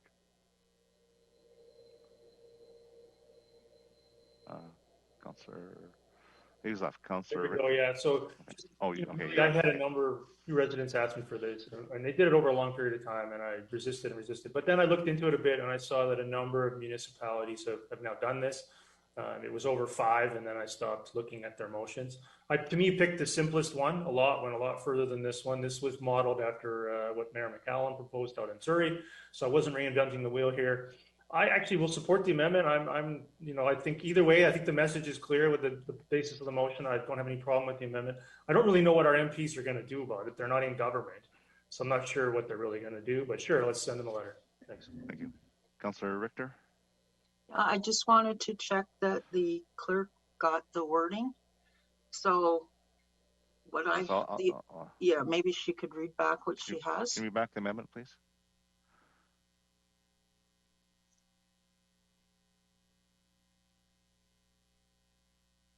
I'm going to go back to the audio recording for the full amendment, but the intent is that the Township of Langley forward a letter to the federal government, copied to the members of Parliament for Langley, to say that requesting it that the Township of Langley is advocating to them, asking the government to advocate for on behalf of the situation in India. Yes, so it's to send a letter of advocacy to the federal government, asking them to use their international affairs jurisdiction to help as much as possible, and to copy the Langley MPs on this letter. Okay, I think we got that. Thanks. So I'll call the question on the amendment. All those in favor and opposed? Carries unanimously. All right, so now we can move. Oh, we're back to the main motion as amended. I'm going to call the question on the main motion as amended. All those in favor? Opposed? Carries. Thank you. We are really short on time. We have a public hearing that starts at 7. Mr. Backen has a comment regarding our previous motion that we carried. Mr. Backen, can you go ahead? Just go ahead with that. We have to make a correction. Be very brief, Your Worship. Our next CPC meeting is scheduled for May the 17th at 10 a.m. The one after that is June 21st at 10 a.m. We're now we have 2 working days effectively to prepare for the 17th. So the 17th will have to be the election signs, meaning the Con West application will come to June 21st, just so we're clear on the timing of these things. Yeah. Okay, so if council's okay with that, I think it's pretty obvious that the next one is going to be hard to do, but the next practical one, I think, is what Mr. Backen is interpreting the motion to be. So unless there's real opposition to that, I think you got the word from it's going to be hard for staff to come back with anything meaningful. So, okay, do we need a motion? We're okay with that? I think council's okay with it. Thanks. Councilor Richter, do you have other business? Yes, I would like to request that the RCMP bring us a report on the gang wars that are erupting in violence in our community. We need to be updated. I think the public needs to be updated, and I'd like to request this report from the RCMP as soon as possible. Okay, thank you. Mr. Backen has that as a note. Thank you. Thank you. All right. So with that, I'm going to go to a motion to resolve it to special close for the items on the agenda. I don't believe there's any on table. It's the agenda. So move. And seconded by Councillor Whitmarsh. I'm going to add a personnel and Councillor Arneson. I don't know, Councillor Richter, your hand is up. I know Councillor Arneson has a couple of items. No, thank you, Mr. Mayor. I forgot to take it down. Okay, Councillor Arneson. Yes, thank you, Your Worship. 1 intergovernmental and 1 property item for discussion, please. Okay, thank you. And property. Thank you. Thank you. So without a call to question, all those in favor? Opposed? Carries. Thank you. Oh, Councillor Kunst, your hand is up. I missed it. Yeah, sorry, I have I think it's a personnel or a intergovernmental. I'm not sure which one it is. Okay, so Kunst. One of those. Okay, I'm going to call the vote again. So all those in favor? Opposed? Carried. Thank you. Motion to terminate. Termination. Councillor Davis, second by Councillor Kunst. All those in favor? Opposed? And that carries. We will go into the. Now, Mr. Backen, do we have to go into closed and adjourn, or can we just go straight into public hearing and then into closed?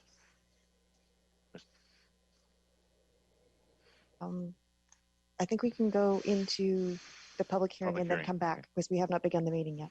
That's right. So we'll take a break now and come back at 7 o'clock. There's a separate link for the public hearing. So just sign in on that and we will see you at the public hearing. Okay, so will we continue on with the public hearing link?